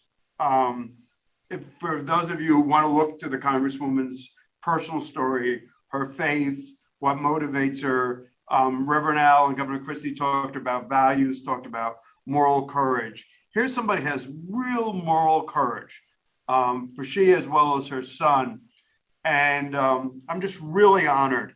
You know, she's vaulted in so many circles, but the thing that has touched us so deeply, all of us in terms of New Jersey reentry, is her remarks on addiction and the possibility of second chances and triumph. And with that, it's a great honor to call upon Congresswoman. She happens to be from the wrong side of the river or the right side of the river, Congresswoman Dean. Thank you for joining us. Oh my goodness, it is my extraordinary honor, Governor McCreevy. I have to note the photograph behind you, my hero, Bobby Kennedy, who focused on the poor and the vulnerable and the marginalized. So I'm not surprised that he dons your office. Governor McCreevy and New Jersey Reentry Corporation, thank you for including me today. I've been looking over your program and I just had the chance to listen into the last group of panelists. I don't know how I made it to this program, to be really honest, but I'm excited to be here. And I do bring my personal self to this and our personal story. So thank you for lifting up the story of my son. I'll talk a little bit about what we've learned along the way. Yeah, thank you. And how it intersects, frankly, with the very things you're talking about. But thank you to NJRC for your help with formerly incarcerated people and getting them to successfully return to society. It's admirable and it inspires me. I do want you to know that. By way of introduction, yes, I'm a second-term Congresswoman from the other side of the river. I serve Montgomery and Berks County, suburban Philadelphia, and I'm the mother of 3 sons, one of whom you're going to hear about. But I was also a state representative prior to that. I was a professor at LaSalle University in Philadelphia prior to that, and I was also a practicing attorney. And the intersection of all 3 of those career paths is about advocating for those who cannot sometimes advocate for themselves. And so know that that's the spirit with which I take my service in Congress. I bring to it a personal case because my son Harry is right now 8 years and 5 months in long-term recovery from opioid addiction. And as the governor pointed out, we recently released a book. It's a dueling story of our struggles, me trying to figure out what was wrong with him, drug testing him, him lying, manipulating, deceiving as he slipped farther and farther and farther into the disease of addiction until we figured it out and confronted him and blessedly said yes to help. My son is white. My son has no record, no criminal record. We are not in the dark about that. While the disease of addiction didn't know any color or race or socioeconomic barrier, certainly we know that society sees those who suffer from the disease of addiction differently, and our criminal justice system differently and wrongly, just flat out wrongly. So that's the premise from which I begin my talk. And I will say the theme of my talk is there is wisdom won through pain. That's a famous Aeschylus line. We had so much. Yes, you know, that was Robert Kennedy's line on the back of a truck the night Dr. King was assassinated. Yes, he quoted his favorite poet, Aeschylus, exactly. Here's Madeline. So this was, so just so you know, Judge Arla is a federal district court judge. Madeline, Judge Arla called me and she said, you have to get this Congresswoman, she's tremendous. So you have fans in New Jersey. That's pretty wild. That's really nice. Thank you, Judge. Thank you for being here. I'm surprised. Should I continue? Is that I'm sorry. Go ahead. I apologize. No, I want to make sure because I don't want to interrupt the flow here. My son wound up volunteering. As I said, he had no record, but he volunteered at a prison in Philadelphia when he was about 2 years into recovery, 3 years into recovery. He worked with prisoners and talked with them through NA meetings. This little white kid, frankly, with no record. And as he walked through those clanking gates, both he and I knew it was a prison that could have been his own. And for other reasons, it wasn't. So just 3 portions of my talk that I thought I would weave in here today are what we know, some of the things we know, and I know you have already discussed many of these crazy, sad statistics on the mental health crisis in prisons. Number 2, legislation that I'm a part of, the Crisis Stabilization and Community Reentry Act of 2020. And number 3, something I've had the honor to introduce with the late Elijah Cummings, the PrEP Act. So mental health crisis in our prisons and where I meet some of it. I had the chance as a state representative to visit Muncie Prison for Women in Pennsylvania. It is a very sad place with many women lifers who spent decades in that prison, who want nothing more than to not die in that prison. We've got to do better. But we also noted and were able to ask questions about mental health and the intersection of mental health and incarceration. I walked down hallways, cells of women, individuals in cells screaming out in mental anguish. Something's wrong when that is the state of our carceral system. The mental health crisis in our prisons we know is worse than ever. A recent survey by the Pennsylvania Prison Society reports that nearly 2/3 of persons serving time currently are getting less than an hour a day out of the prisons, out of their cell. Making matters worse, of course, the pandemic, outdoor time, counseling services, visitation, activities that can all stem in some ways the psychological trauma of lockdown have been all but non-existent in most facilities. Women incarcerated in Philadelphia prisons report that programming of all kinds has been halted for the last year.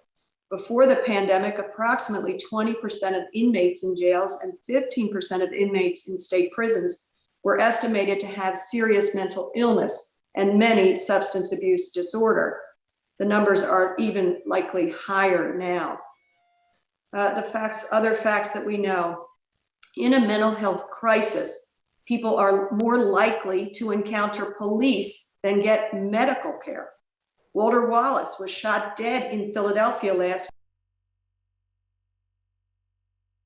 Police responded to the scene.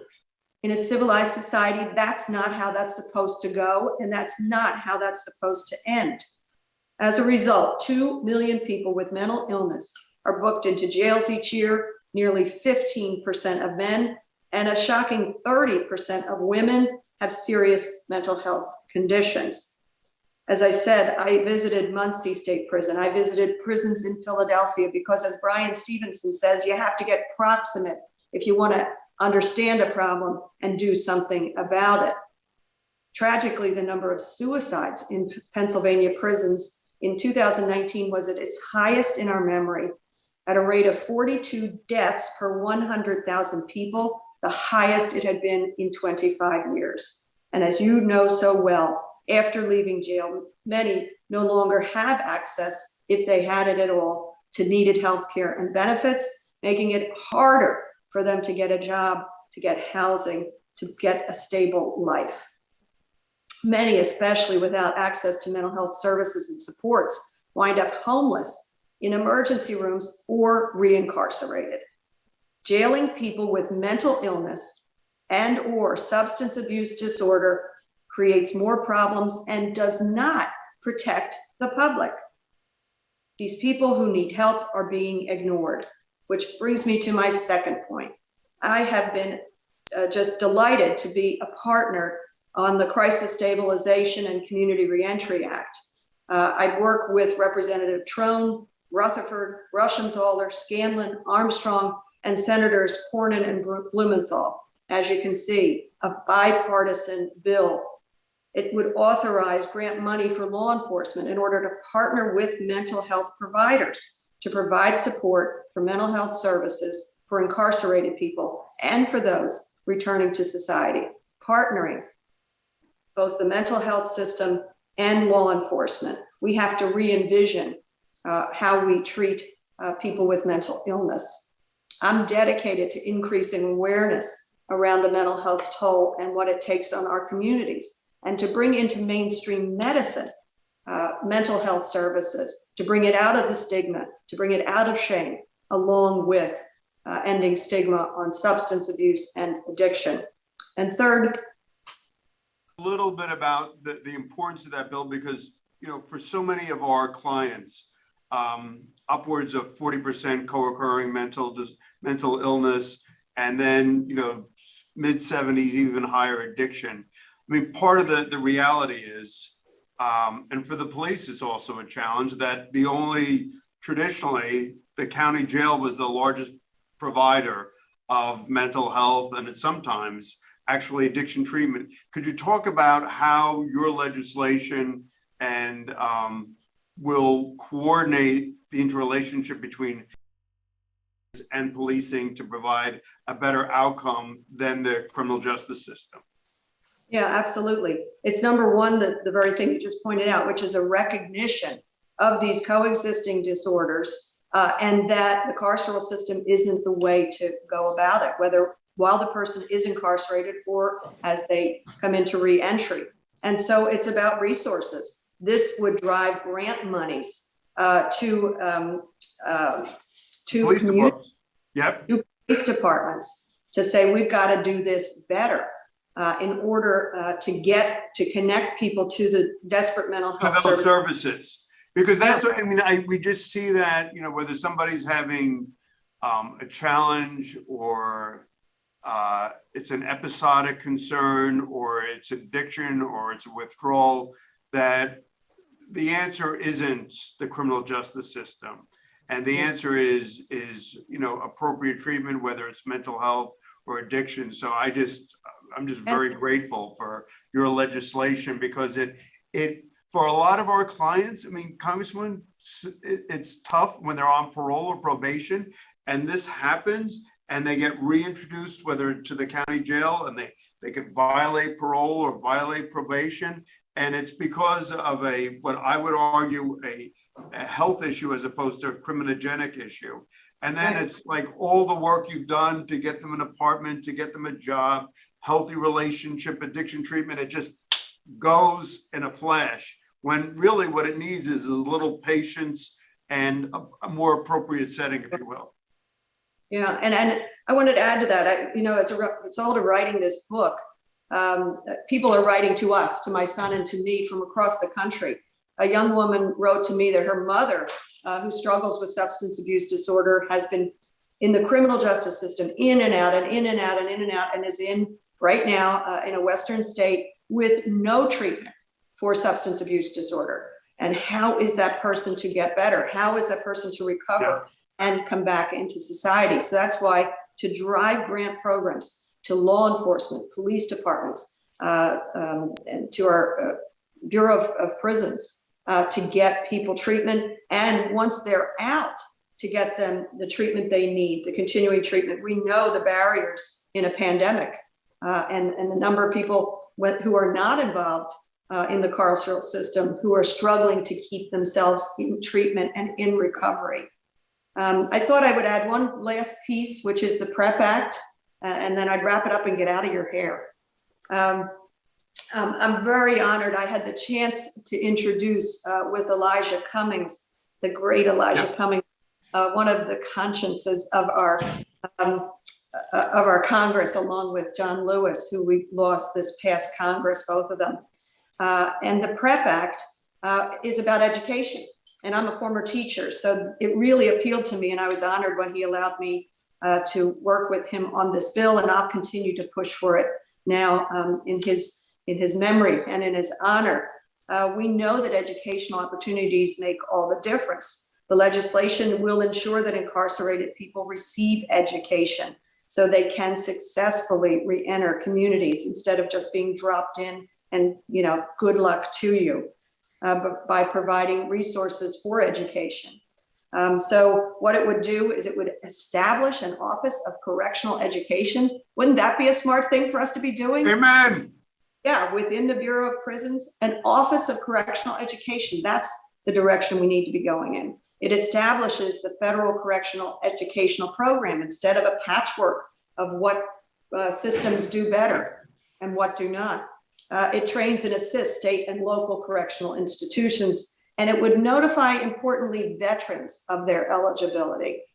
So it's, I think, a hopeful, positive direction to go. I hope we can move in those directions, and I'd love to partner with you on all of that to break the cycle of failure of treatment, punishment without hope, frankly, and the cycle of recidivism.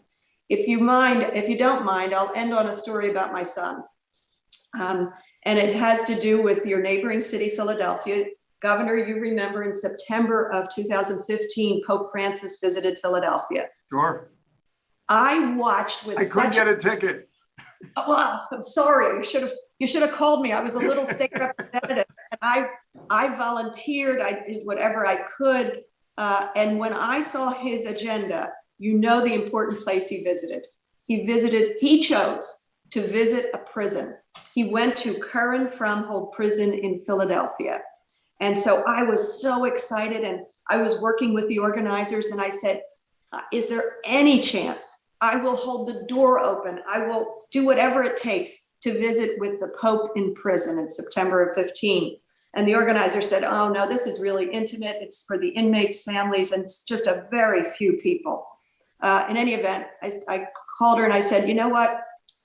I'm connected to this because my son volunteers at a prison for inmates suffering from addiction. Unbeknownst to me, that's the prison he was volunteering at. And so the organizer said, wow, that's amazing. Sure, you can go. That's a really amazing story. I called my son. I said, you're not gonna believe it. I get to go to this prison. And I said, where do you volunteer, by the way? He goes, Curran Fromhold. I said, that's it. Long story short, he got to go with me. And we had the chance to listen to the Pope's words to those inmates. And I thought I would end on those words, if you don't mind. He began his homily by thanking the inmates for receiving him and speaking about why he had come. And he said, and I quote, any society Any family which cannot share or take seriously the pain of its children and views that pain as something normal or to be expected is a society condemned to remain a hostage to itself, prey to the very things which cause that pain. The Pope preached to us that life means getting our feet dirty. Sometimes we take the wrong path, like the inmates gathered in that room. But he taught that Jesus wants to wash us clean, to heal us of our wounds, no matter where life has taken us. He said, and I quote, "Jesus comes to save us from the lie that says no one can change, the lie of thinking that no one can change." Of course, he offered those words for the inmate, but I know they were meant for all of us. So I thank you for the work that you do to say that you are going to get rid of the lie that no one can change, or that the pain of our children incarcerated or struggling with mental illness or struggling with substance abuse disorder cannot be changed. We can't ignore that pain. We have to do better. So I thank you, Governor McCreevy, for having me today. You blow me away. I just want to thank the Congresswoman. I want to thank her for her testimony. I want to thank her what she's doing on mental health and policing, what she's doing on employment and veterans. My dear friend, Senator Sandra Cunningham, her late husband was in the Marine Corps. And obviously we're grappling with a lot of issues of veteran suicide, and my friend Bob Luby and Rich Labler. So I just want to say thank you. But on mental health, on employment and corrections, go figure. A correctional department that's going to focus on getting people training and work skills. We have to fight every day to bring about these changes so that we can see this manifested in our lives. So to Congresswoman, thank you from the bottom of my heart. Have a blessed Easter. I mean, you can't top for me, you can't top Pope Francis. And to Madeline, boy, I got the morning phone call. You've got to listen to this Congresswoman. She's great. Thank you both. Godspeed. Thank you, Governor. It's been an honor to be with you. And the best to the rest of your panel. You have just a star-studded panel. Say hello to we have Van Jones and my dear brother-in-arms, Reverend Steffi Bartley of the National Action Network. So thank you so much, and thank you for your courage. And I'll partner with you any day of the week. Thank you. Okay. God bless. Happy Easter. Happy Easter. Same to you. God bless you. Thank you. Thanks, Matt. Thanks, Congresswoman. Whew. That was powerful. So, you know, when you think of individuals that are changing lives nationally on the question of reentry and criminal justice, we've got the man, we've got the guy, and I'm just going to call upon him. But and part and parcel every day of my life, my partner, my brother, Steffi Bartley. Steph, I just asked you to give us 30 seconds of prayer. Father, we thank you for another year. Thank you for what we have heard, what we're going to hear, and the lives that we're going to change. And I always thank you. In Jesus' name, amen. Amen. Thanks, Steph. And you're going to stick around, right? Yes, I'm en route. I'm en route. And I just, please forgive me. I was en route trying to get back to the office. But traffic kind of. Van's got this fancy library, and I get you in a car. I heard. So Steph is we had Reverend Al earlier with Governor Christie Van, and Steph is our regional. He's not only my dear friend and a pastor, but he's our regional East Coast National Action Network.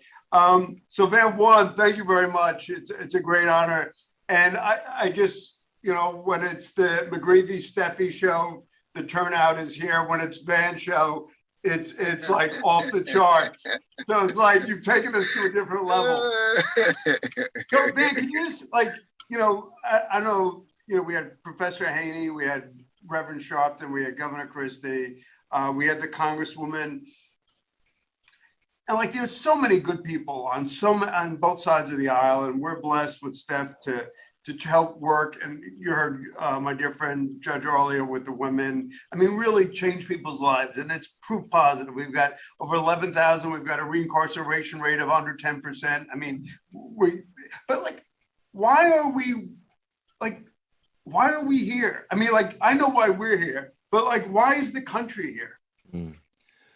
Well, I think that it's And by the way, I still can't get over the fact that I'm talking a bad joke, but that's another story. I'm going to Stephanie Bartley any day. It's very, very kind, and I just greatly admire you, both of you, but the commitment to deal with the people that Jesus called the least of these. Amen. I believe we're going to be judged not just by our Creator, but by our children and grandchildren, by how we dealt with the addicted, the afflicted, and the convicted. The people who, from Appalachia to the hood, are thrown away, really abandoned by both political parties. We talk about folks in that situation more than we talk to folks in that situation, often those of us who are in the media and the political elite. And I have just personally been transformed by starting when I was a law student in the 90s, going into prisons and seeing people and meeting people.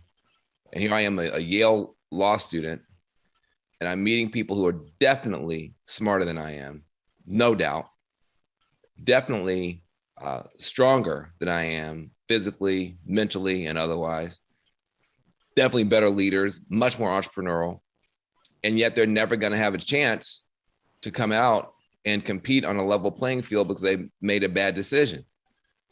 But what I noticed was on the campus I was going to, there were also young people making bad decisions. I taught at Princeton. There were young people on Princeton's campus making bad decisions. I was a fellow at MIT. There were young people at MIT making bad decisions. But none of the people at Yale, Princeton, or MIT who made bad decisions went to prison. Amen. Nobody even thought to call the police. You had people using drugs. You had people engaging in what you call frat boy behavior. Even where there weren't fraternities, it's frat boy behavior. The same behavior 4 blocks away would be called gang activity. Yep. The kids on the campus, they were getting in trouble because they were experimenting with drugs. A few blocks away, they'd have been called drug pushers and drug dealers. And so you have literally the same activity from the same within eyesight of each other. At Yale, you remember, Yale back in the 90s, the hood was about 4 blocks away. And yet completely different responses from the system. One response, compassionate, empathetic, second chance, third chance, 15th chance. You can withdraw from school with no penalty. You can go to rehab. You go to Europe for a year. You come back. Nobody mentions anything about it. You just graduate a year later than your classmates, and you go on and have a great life. And literally 3-4 blocks away, same age group, same behavior, prison. And so the thing that's terrible about it is that everyone knows what I just said is true. True. There's not a single American, Republican, Democrat, Independent, Libertarian, Green Party, white, black, brown, red, yellow, or otherwise, Muppet, Fraggle, or Smurf that would dare break breath to say what I just said is a lie.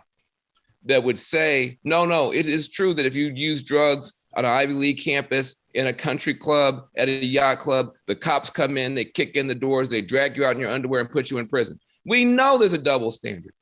We know there's 2 justice systems. And yet then we go through all this nonsense to pretend that it's different. And so for me, as a 9th generation American, and yet the first person in my family that was born with all my rights recognized by this government, I was born in 68. They passed the big bills in 64, 65. So I'm the first person in my family in 9 generations to have my rights recognized by this government.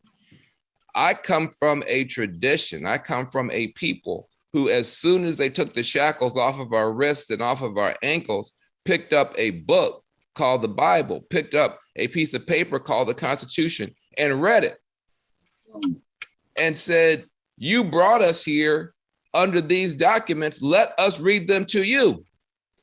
All are created equal souls before God, all of us children of God. We didn't write these things. We had our own wisdom traditions. We had our own traditions of government, imperfect. But since you brought us here and you're declaring that these are the documents and the scriptures and the language that are going to govern this land, let us help civilize you. Let us help civilize you by bringing you up to the standard of your own highest ideals. And that has been the Black freedom struggle. And the Black freedom struggle now finds its expression most powerfully in league and alliance with so many others, facing down this mass incarceration industry, this punishment industry, people making money off of locking up human beings, for-profit private prison companies trading on the stock exchange, turning Dow Jones into a high-tech slave auction every single day in America. It is a stench in the nostrils of God. And as we go into Easter weekend, we have to deal with it as it is. When you are putting children in prison for being on quote unquote drugs, you give them 10 years, 15 years, 17 years. No one would ever say, give my child that sentence. When it's your child that has an addiction issue, suddenly there's compassion and there's empathy and there's understanding. There's a desire for all kinds of help and addiction treatment programs and treatment programs. And you want help and a healing. And you say, you have to understand, he needs her. She went through something and we're doing our best. But when you sit in a jury, you say, we got to hold them accountable. When you're voting for politicians, we got to hold them accountable. Well, you're not holding a child accountable if you're not holding that child. We're not holding people. We're punishing them accountable. We're kicking them accountable. We're throwing them away accountable. But where's the holding? I don't see much holding. And so this is my life commitment. Not because I ever went to prison or jail. I'm from a law enforcement family. My dad was a cop in the military. My favorite uncle was a police officer. I'm from a law enforcement family. I'm a nerd. I've never had a beer. This is strictly based on a belief that everybody is a child of God, equal souls, equal votes. And if you believe those two things, you have to commit your life to removing this stain from our country and freeing human beings to be the imperfect children of God that we all are, with the second, third, and 50th chances that our Lord and Savior gives to each of us, we should give to each other. Talk, Pastor. Talk, Pastor. Talk, Pastor Van. Talk, Pastor Van. So I think, so where are we at with as a country? And Steffi has his own journey if he wants to share that. But can you just talk to us a little bit about what you see happening in Congress in terms of legislative leadership?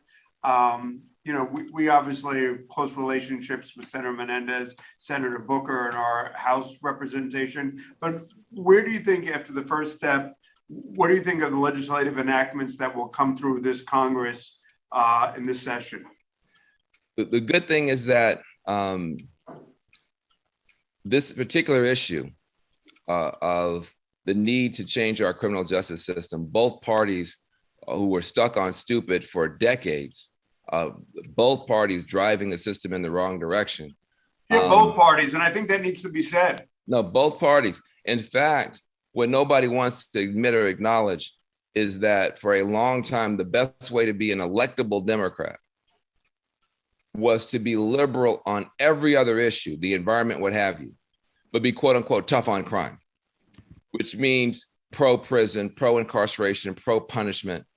And then you could be electable because you always listen, the person's not too crazy. They want to lock up all these quote unquote drug dealers. But of course, everybody knew that you were talking about one group of people. You weren't talking about the people doing drugs at the country club. You're talking about people who were doing drugs in the inner city. So we had both parties were mass incarceration parties. And it wasn't until 2016 that the Democratic Party finally adopted a serious platform for criminal justice reform. Even in 2008 and 2012, the Democratic Party and the country were not ready even for Democrats to come out aggressively as it was a national program. I mean, we still suffer the legacy until recently. I mean, like banning for those convicted of CDS distribution from accessing general assistance, which is crazy. Yeah, I mean, I could thank Senator Cunningham and Senate President Sweeney, but I'm sorry. But so you have this turning point within the Democratic Party, and you also have elements within the Republican Party. Yes.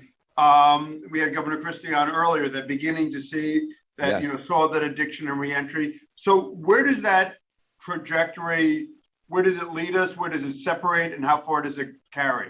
Well, the good thing is that we do now have a zone of common ground. Our friends on the right, the Republican Party, have come to see, I worked with Newt Gingrich during the Obama years and worked directly with the Trump administration during the Trump years to pass bills and to get stuff done, because you had Republicans who were saying, we have a big, failed, unaccountable government bureaucracy called the prison system. It's gobbling up money, it's gobbling up liberties, it's gobbling up rights, and it's producing horrible outcomes. As conservatives, we don't support big failed government programs that don't work and gobble up a bunch of money. So, and then in addition to that, you had religious conservatives who said, where's the redemption? Where's the second chances? You had libertarians saying, hey, why is the government even in the business of policing people's personal conduct when there's these so-called victimless crime? So we identified among our conservative sisters and brothers some principled constituencies on their own. We didn't have to make them into liberals.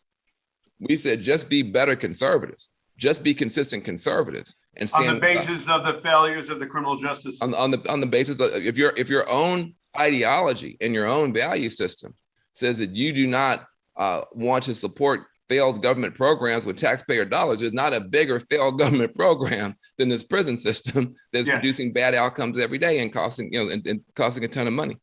So we were able to find. And so to your point, looking forward, I do believe that there are areas of common ground for both police reform and criminal justice reform. I do believe that there are people who understand, especially the question of addiction, should be treated as a health issue. I think the liberals got there late and the conservatives got there later, but I think the opioid crisis has opened the eyes of a lot of people in the Republican Party to the need for a better approach and a more sympathetic approach. And so this is common ground. And common ground should produce common programs and common approaches and return to some common sense. And we'll see. But my fundamental stand here is that addiction hits everybody's community and most people's families. Mental health hits everyone's communities and most people's families. So do you think prisons change? I mean, what we heard from Congresswoman Dean, we heard from Tom and Craig Haney, and they advocated, Van, that obviously we have to reduce the number of folks in prison. We have to reduce the length of sentences. But Craig Haney said something very basic and I think profound. We also need to change prison. Yes. Does that happen in America? Look, I think we have to fight for it. And the First Step Act was really, initially, it was a prison reform bill that became a criminal justice bill because, we were able to add some sentencing in on the Senate side. But it is now officially federal policy that the point of the prison system is rehabilitation and not punishment. That was a part of the First Step Act. Now, how you program against that and how you change all the personnel and that kind of stuff is a totally different thing. But I think it's significant. I took a lot of criticism for being willing to work with both parties, even during the Trump administration. But I think told me. What? John Kufos, John shared it with me too. Yeah. But I think it's significant that had some of us on the left not been willing to walk across those hot coals of criticism from our own side and get some things done, criminal justice reform could have gone back in the way that immigration has and climate has into the divisive politics of yesterday. Yeah. And then you would have had, in order to be a good Republican, you have to be on some old, lock them up nonsense. Now, there are still Republicans who are on that. But you've had Republican governors in states like Georgia, Louisiana, and Texas. You've had people as far right wing as Donald Trump who have said, we've gone too far. And we want to lock that in. We want to lock that in and make sure that since it took both political parties to get us out of this ditch, we knew it's going to take both political parties to get us, it took both political parties to get us in the ditch. It's going to take both political parties to get us out. So we were able to lock in, even in the Trump years, Republican support for some degree. If I could ask you, what would be the three principles that you think that there's commonality support on both sides of the aisle that go to the heart of when I say prison reform and support for reentry, what I call de-incarceration and moving resources to the community? Could you talk about where that balance is, where that waterline is? Well, look, I think that we need to be in the homecoming business. I mean, all of society needs to be in the homecoming business. Every labor union, every business, every house of worship, every educational institution needs to be in the homecoming business. When you have the biggest prison population in the peacetime, in the history of the world. Times two. When China, outside the Uyghurs, when China locks up about 1 million people and the US locks up 2.4 million, twice as many people locked up in the so-called land of the free as China does outside the Uyghurs. And then on top of that 2.4 million, you have an additional 4.2 on probation and parole, still trapped in the system. When you have that many people trapped in the system, many for doing things that really shouldn't be considered crimes, they should be considered acts of desperation and addiction and mental health. All of us have to be in the homecoming business.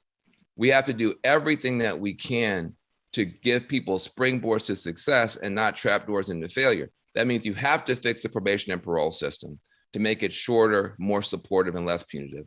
Because you once you come home on probation, do you think both parties are with that? I don't know that both parties are, but I think most parties don't even think. If you look at the news coverage, 2/3 of people in the system are on probation and parole. Yep. But only 1% of the coverage of criminal justice is about probation and parole. Well, that's what reform does so well. Yeah, well, thank you. That's so I think that could be common ground to say, let's just take the stupid out of the system. We need an anti-stupid coalition. It's stupid to have somebody on probation A venial violation and it triggers and they're them trying to go go back. to work. They're trying to take care of their kid. They're trying to pay for their apartment. They're trying Or to the bus is late and they can't get, and then they're late to a and meeting. everything implodes. I mean, and they didn't commit one new crime. They didn't rob anybody. They didn't sell any drugs. They didn't jaywalk. They didn't turn in an overdue library book. Nothing. They didn't get a parking ticket. But now they're back in prison because of this catch-22 spider's web of completely impossible rules you have to follow that have nothing to do with crime. Yeah. And so I think taking the stupid out of the community supervision systems of probation and parole should be common ground. I think doing everything we can to take the marbles off the stairs and the banana peels off the sidewalk for people who want to rent an apartment, who want to vote, who want to get a student loan, all that stuff should just come out, and there should be a massive push on that. And then I really do believe so one is homecoming, two would be education and training. Well, listen, at least access. I mean, access. I'm not even asking for more money. I'm just saying quit telling people they can't be in the programs we already have. Like, you can't even be in the programs we already have if you have something on your record. You can't get a student loan. You can't. What the hell do you want people to do? So when they come home? I'd love to hear your argument. So the argument is from Joe X. Well, why are you giving money to those people when I pay my taxes, I do this, whatever? Yeah. What's your response? I'd rather give them $1 to help them get back in the workforce than to spend $10 locking them up. Amen. No, that's the pithiest, quickest retort. Yeah. Because you got So one is homecoming, two is education and training, and what would be your third sort of principle that you would want a bipartisan support that you think is possible? Look, I really can't get around, and this is beyond the bipartisan thing. Now I don't know how to do it. These sentences are too long. Yeah. Just too long. And there needs to be either governors need to pull together commissions and do some wholesale sentence reduction, some wholesale. And we're doing that in Jersey. Yeah, with massive, support and buy-in across media, across political parties. So governors have support to do it. But some of this stuff, we just have to go back and say, guys, you're putting people in jail for 30 years, 40 years, 50 years for marijuana, when now marijuana is legal in damn near half the states. What are you doing? So there needs to be some just wholesale justice. That may not be popular in red states, and may not be, viable in some blue states. But I can never get away from the fact that whatever we do on the back end, and I'm very big on the back end, I'm very big on making sure that prisons work better, but we also have to do something about these long sentences. Can I just say one more thing before you throw me out of here? Look, No, talk, man, talk. I think I want to put forward an idea that's so radical that it may cost me my friends on the right and the left. But I think that we need to take restorative justice to its full and logical conclusion. In other words, the retributive, punishment-based, how do you get to justice? Retribution, how do you get to justice? Revenge, how do you get to justice? Eye for an eye. That whole thing needs to be thrown out, because almost the entire problem that we have is philosophical. Philosophically, the idea that justice means healing, justice means reconciliation, justice means the person who got hurt is healed, the community that was hurt gets healed and some help, and the person who did the wrong eventually is healed and brought back in. These are two different conceptions of justice: retributive, revenge-based justice, eye for an eye justice. I reject. I'm not saying that you don't have to sometimes have consequences, but that to be the entire point, let's just add damage to damage and call that justice. We have to reject that. And we have to say we want a different philosophy of justice, a different vision of justice, which means the entire point of the system is that every time you finish with a cycle, the community is stronger. The community is more healthy. Right now, you finish a cycle, so-and-so hurt so-and-so, now so-and-so is hurt, and then the other person is in jail. Now everybody's hurt. And now the kids are running around with no parents, and now they're in trouble. Every time you run a cycle, the community is worse off. That we've done enough of that for 30, 40 years. I want to say, philosophically, we need to have a different standard. And we need to say, after every cycle, the community is stronger. The victim has been truly listened to, truly given her or his opportunity to say what would make their life better. Sometimes the victim of a crime doesn't want the person to go to prison for 30 years. Sometimes they want an apology. They want some compensation, and they want to know that person's going to do better. If that's what that person wants, don't tell me what the legislature passed 20 years ago. Give the victim what he or she wants. That may be the best possible outcome. How come we can't have that conversation? It's illegal to have that conversation in the courtroom.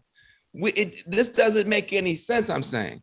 And so at some point, it has to be pulled out root and branch, even at the philosophical level. And then I'm going to go one step further. If you can make so much money punishing people, hurting people, locking people up, beating people down as private prisons and everybody else, and yet you can't make any money helping people, there's something wrong. Why is it that the people in there who are helping the folks behind bars are the volunteers? And the people who are doing some of the worst harm get the biggest salaries. And we pledge allegiance. What? And we pledge allegiance. It doesn't make sense. Why can't we have a de-incarceration industry? Why can't you tell a warden, here's the deal. You have 100 people in here. You have them in here for 5 years or 10 years. When they go home, we're going to judge you based on where they are in 3 years. Amen. So you look at longitudinal outcomes. And if in 3 years they're employed and they're doing great, then you get your salary. Right. But if they're not, you get nothing and you get fired. Now, the person who has the money, who has the badges, who has the authority, has an economic incentive.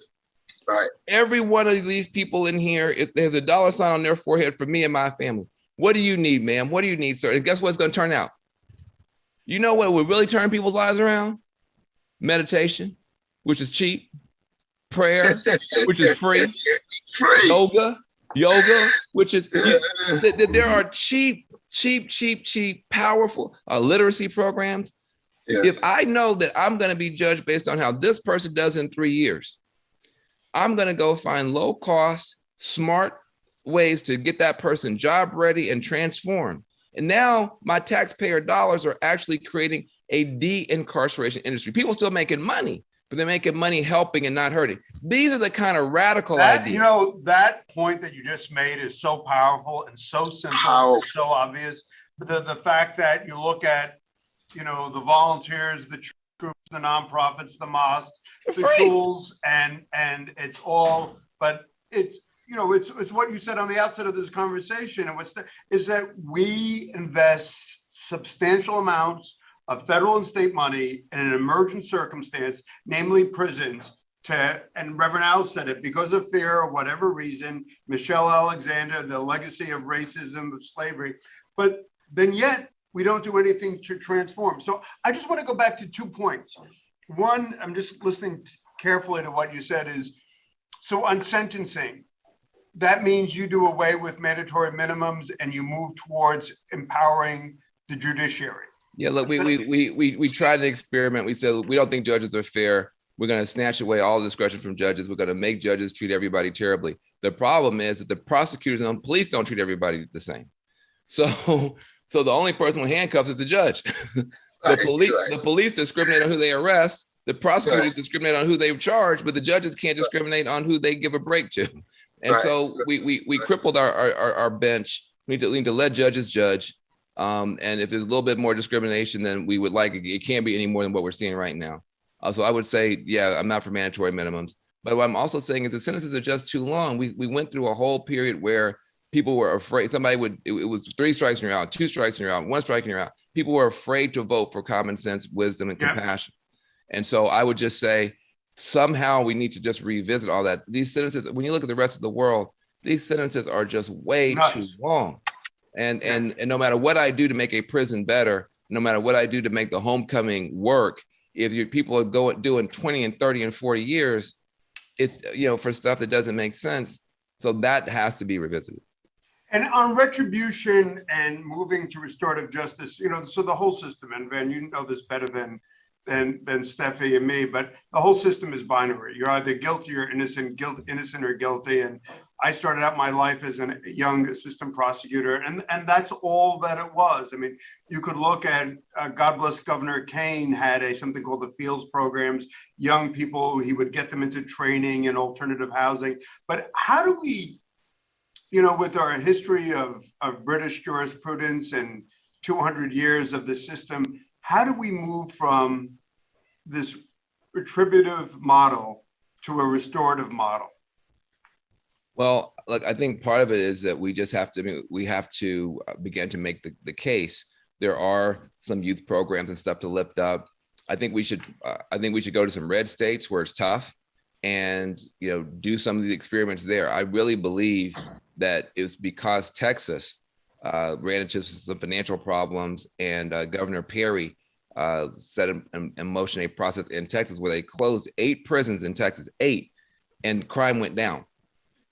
That set the table for a lot of Republicans, including Governor Deal in Georgia and Phil Bryant in Mississippi, to begin to move in a positive direction because you had some examples.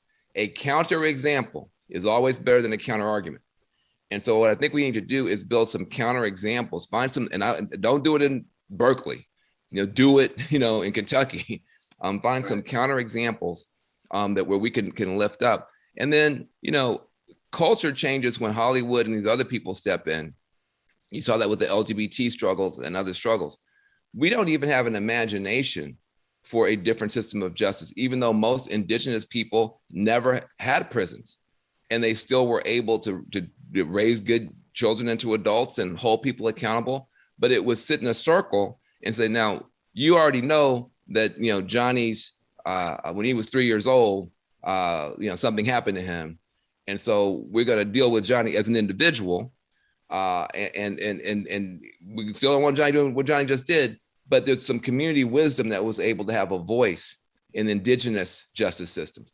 That's been deliberately scraped out in our Western view that justice has to be blind, So can we, at least with juveniles, begin to experiment with different things as has been happening and lift those up? There's a way to change the argument, to change the conversation. But all I'm saying is this: the young people who are out here marching in the streets who are frustrated with the system and the rate of change are not wrong.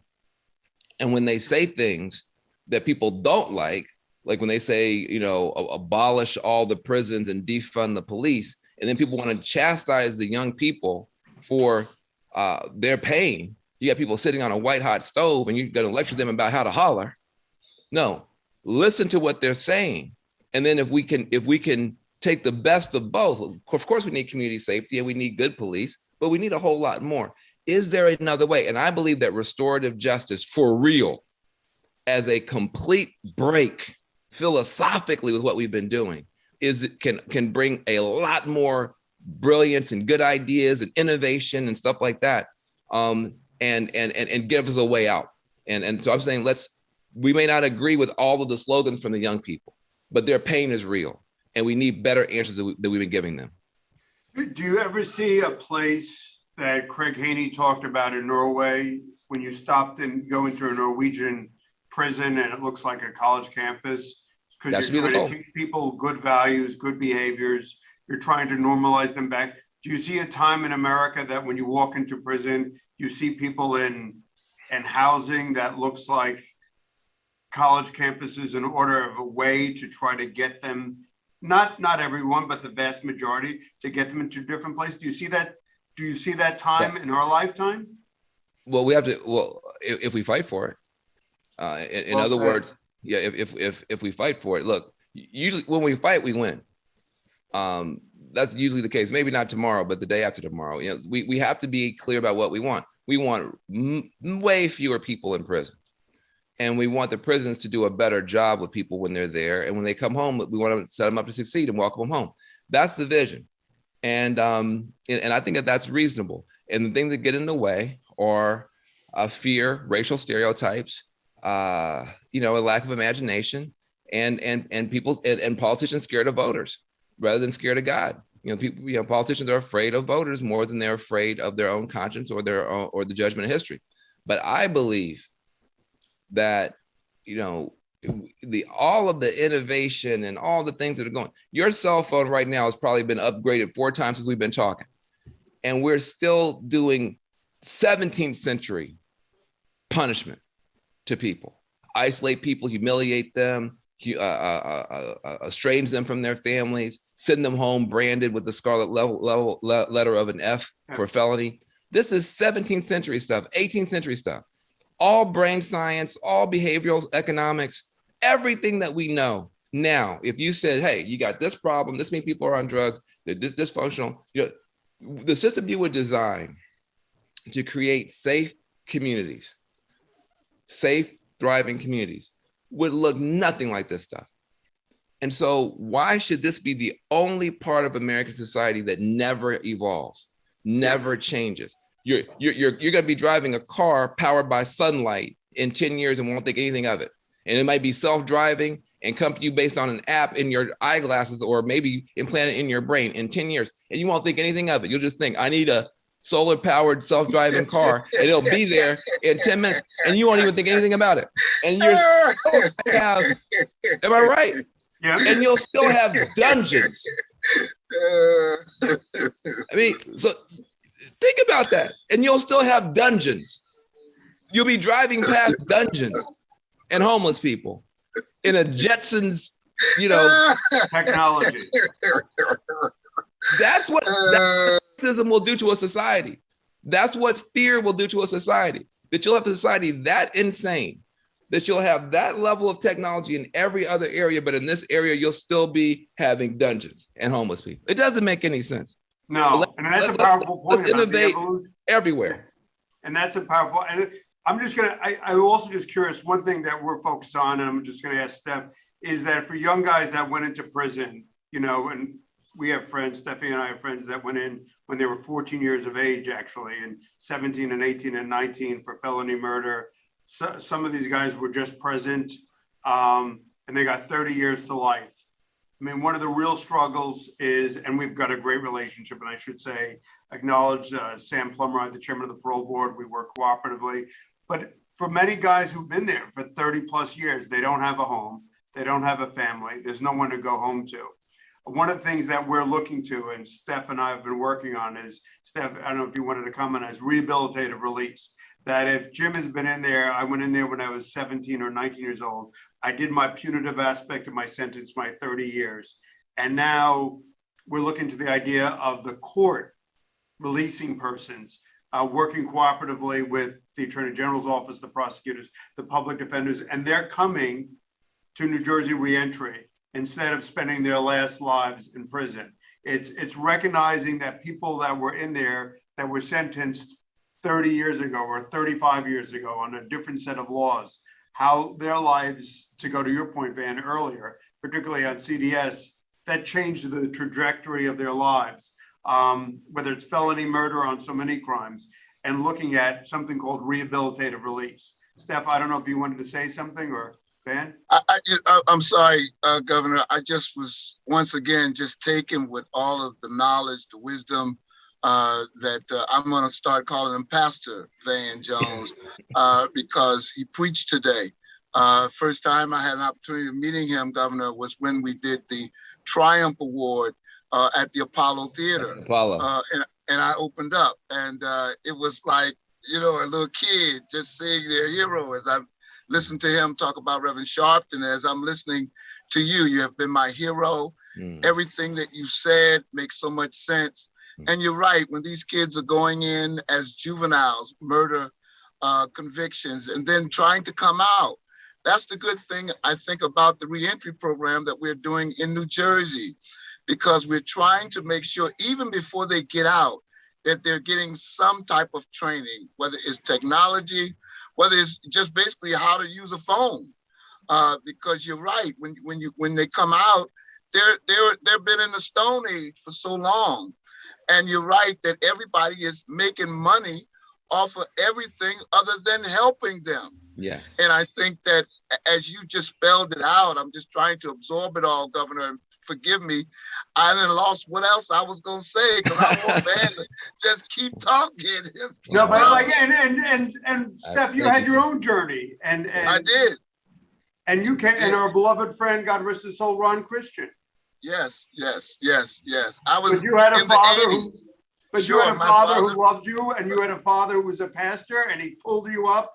And a lot of our guys, Van, don't have necessarily family in their lives. So one of the things that we really struggle with, and you know, we've got a great legislative leadership on in their next panel, our Senate President, dear friend Steve Sweeney, Craig Coughlin, whatever, and we work closely with the Murphy administration. But one of the areas that I think, just maybe, God willing, I'm not going off the rails, is for guys that were sentenced, you know, when they were 15, 19 years old, 30 plus, and now all of a sudden they're 55, 60, 65.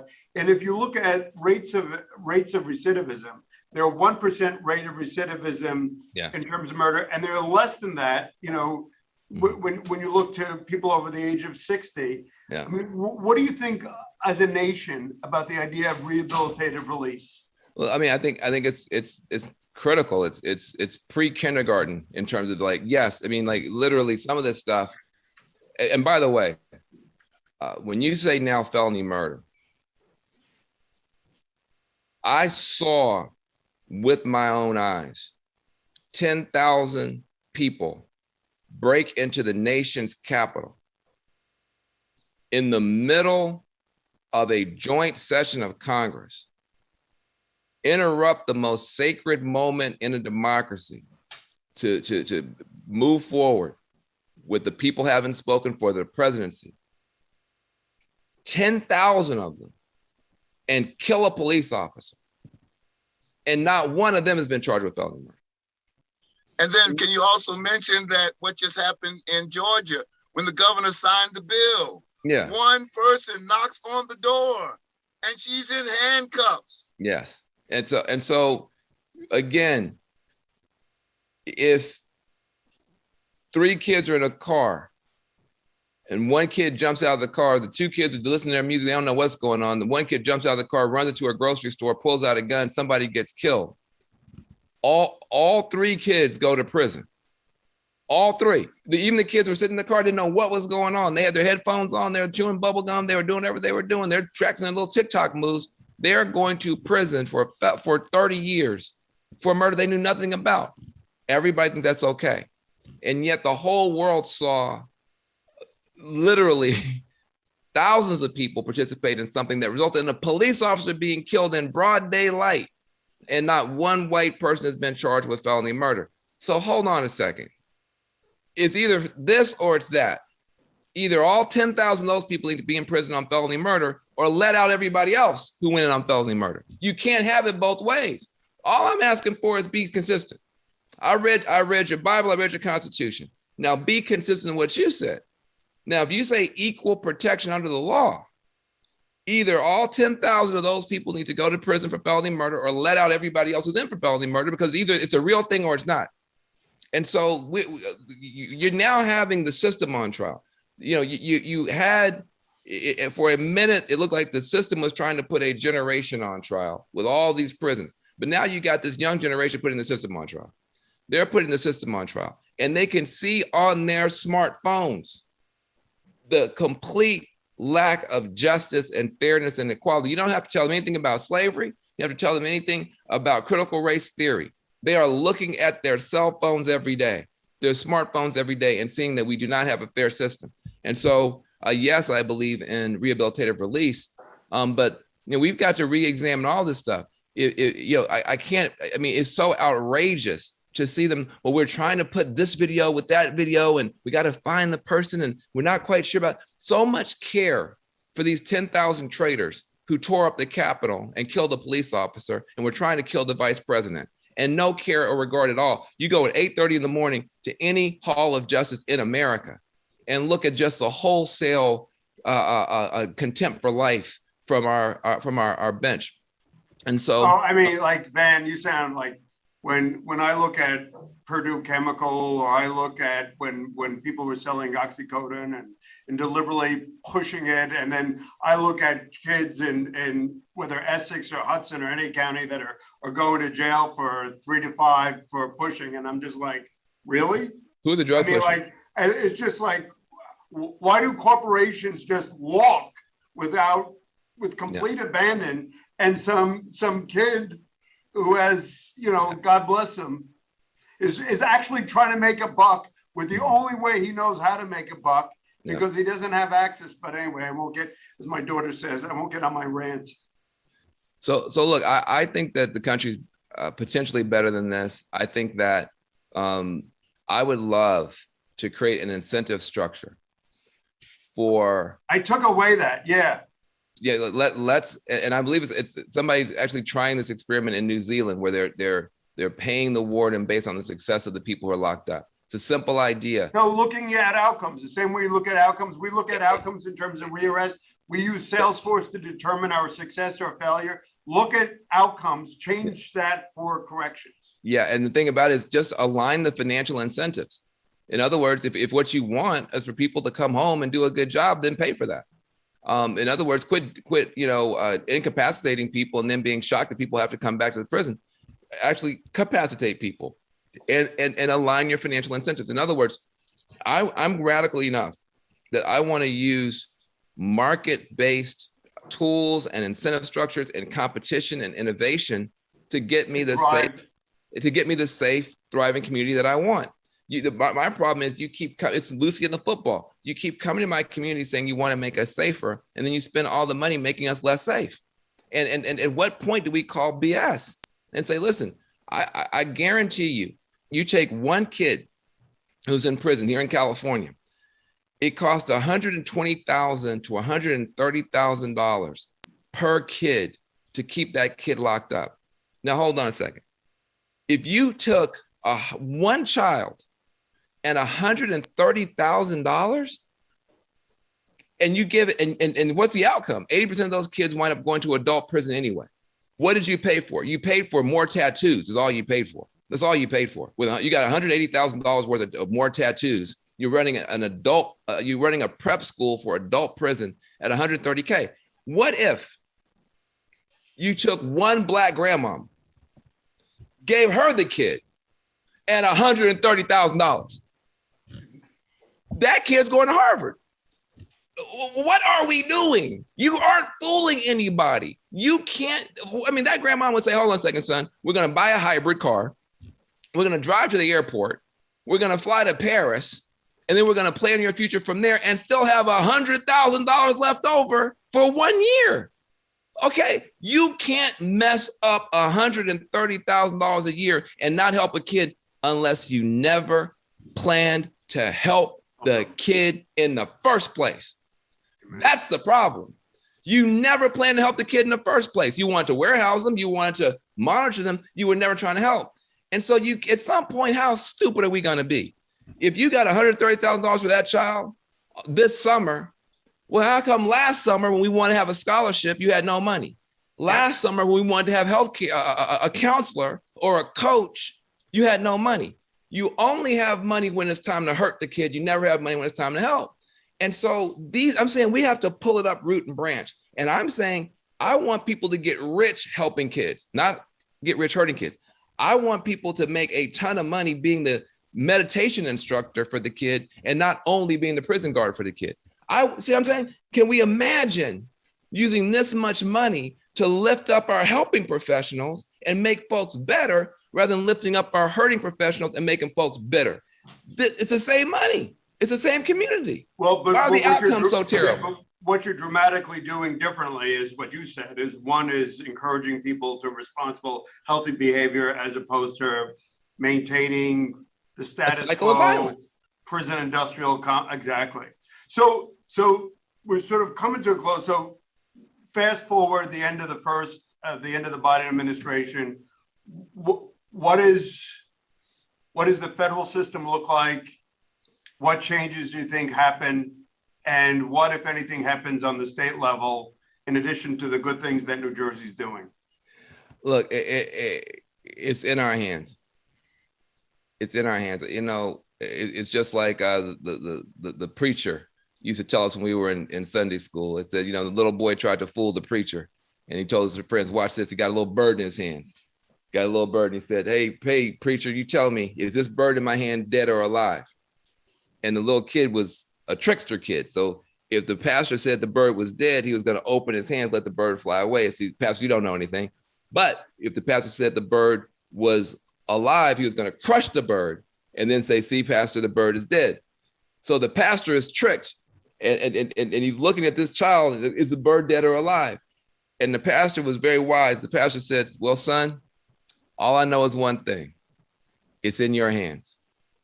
It's in your hands. It's in our hands. I can't tell you what's going to happen at the end of the Biden administration. All I know is it's in our hands.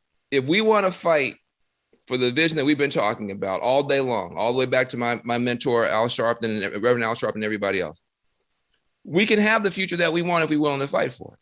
Now, we can get derailed. We can get into Twitter wars. We can try to cancel everybody for everything. We can be mad at this one. We can get distracted, or we can fight for the future that we want. But I think if we fight for the future that we want and we deserve, and I think that what we've been talking about today can appeal to the business community because there's some business logic, can appeal to liberals because there's some heart logic, and can appeal to everybody in between because there's some just good common sense. I think we can build an anti-stupid coalition. At this point, don't call it left or right, just call it anti-stupid. What we're doing right now is stupid. I think we can build an anti-stupid coalition that can change all this stuff, save a ton of money, save a ton of lives, bring out a ton of genius, quit wasting genius, quit throwing genius in prison when we need it to solve these problems, from climate change to everything else. We can do everything that we want to do, but it's in our hands. Amen. We're going to conclude with Steph. Any concluding comments, Steph? Steph, any concluding comments? No. Yeah, my conclusion is that I'm going to use that story about the kid and the bird in the hand. I'm sure going to use that. But I think it was outstanding And Governor, I think that what you're doing, we off on the right road. I think what we're doing is what needs to be done. And I really would like to start the Anti-Stupid Club Association because I want to be counted in with that. Hey, well, now we got three of us. We will got get three of us, exactly. So last thing is, Van, I just want to say sincerely, I mean, you know, we do what we do in New Jersey and we've got friends and partners, but I mean, there's no more articulate, forceful, powerful speaker on this on the national level than yourself. And so I'm just grateful for you for being in there every day, not only as an advocate, but as a thought leader and trying to challenge us each to do better and to hold ourselves accountable to this mission. And I'm grateful for what you said about the 2.4 million individuals that are still in prison. And I wrote it down, the number of people that, yeah, exactly. So I read a statistic, something one out of every 32 Americans is in prison, in jail, probation, and parole. Yeah. So crazy. I mean, it's crazy. But I just want to thank you for the homecoming, grappling with probation and parole, your comments on education training, and your comments on sentencing and reentry. And if you could look at us as also humbly as a laboratory for change, what we do here every day with our 11,000 plus clients. Ladies and gentlemen, a virtual applause for the great Van Jones. Give it up. Give it up, Jersey. Thank you very, very much. And I am happy to be a part of everything you're doing. And I just want to make one edit. The most powerful spokesperson for justice in the country is Reverend Al Sharpton. The rest of us are just working with it. I see Al as being above criminal justice. Yeah, that's a very good point. Yeah, so that's Al is like, you know. Yeah, then I'll accept it. Then I'll accept it from with that caveat. Yours. With that yes, caveat. Sir, it's yours. It's yours. It's yours. Hey, man. Thanks, man. Right, Thanks, thank you so much. Okay, man. All right, God bless you, sir. All right, God Steph. bless. Sir. All right, bye-bye. Right. Thank you. You know, it's interesting, and I think it's important that we listen to people on the national level as we grapple with, you know, not only the successes that we've achieved in New Jersey, but we think about, I think what Van said, the 2.4 million people that are in prison today, the people that are on probation, the people that are on parole.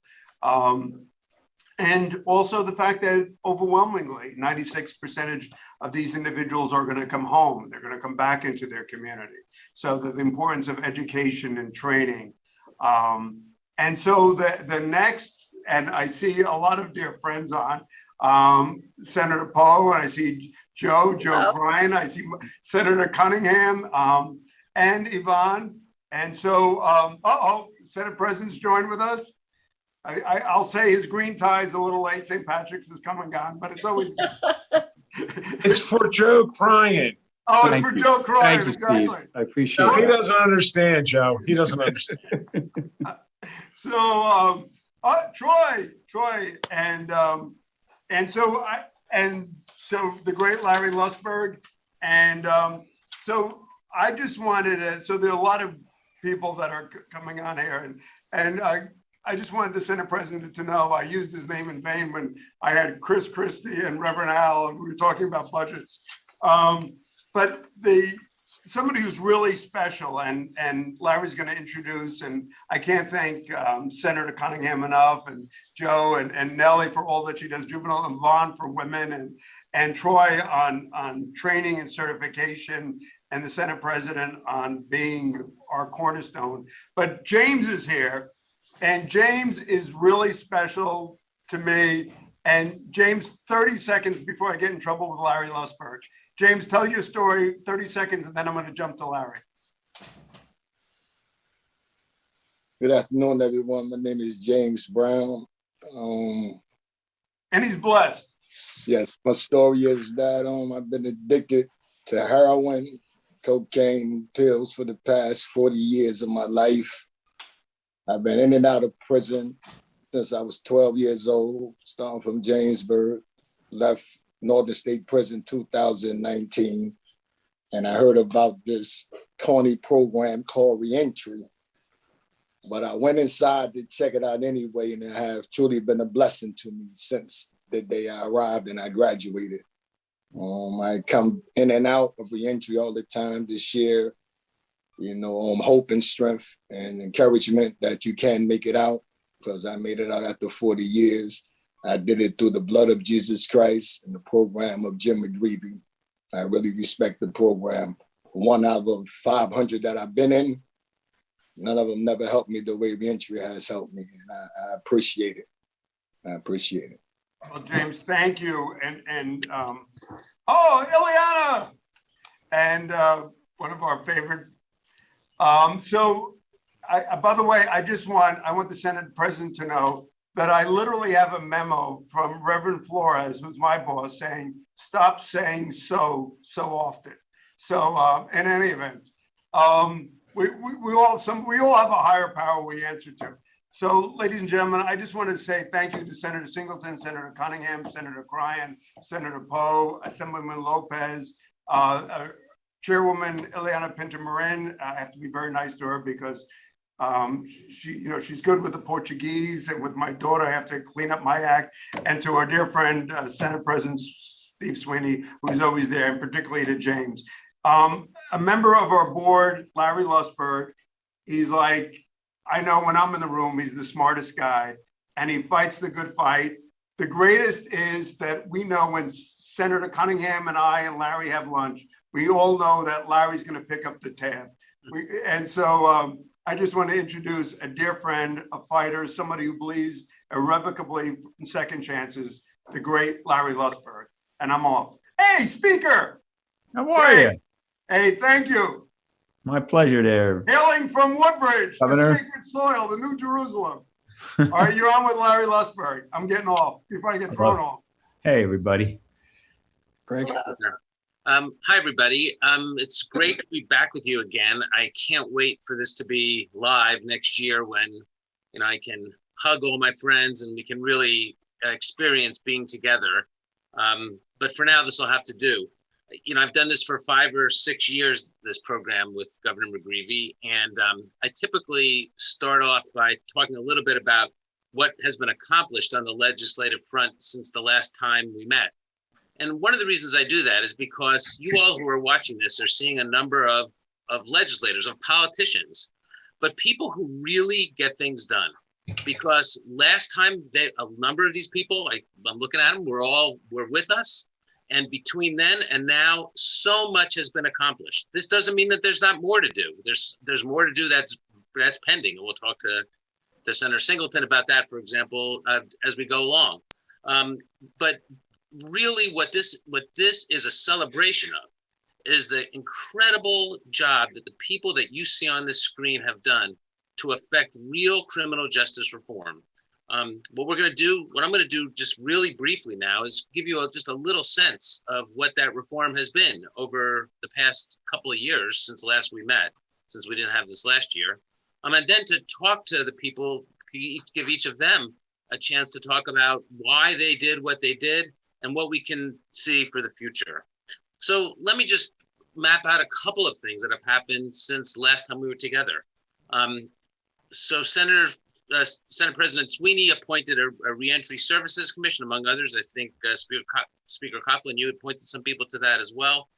We issued a report in October 2019, which sadly was a few months after our the last time we all got together.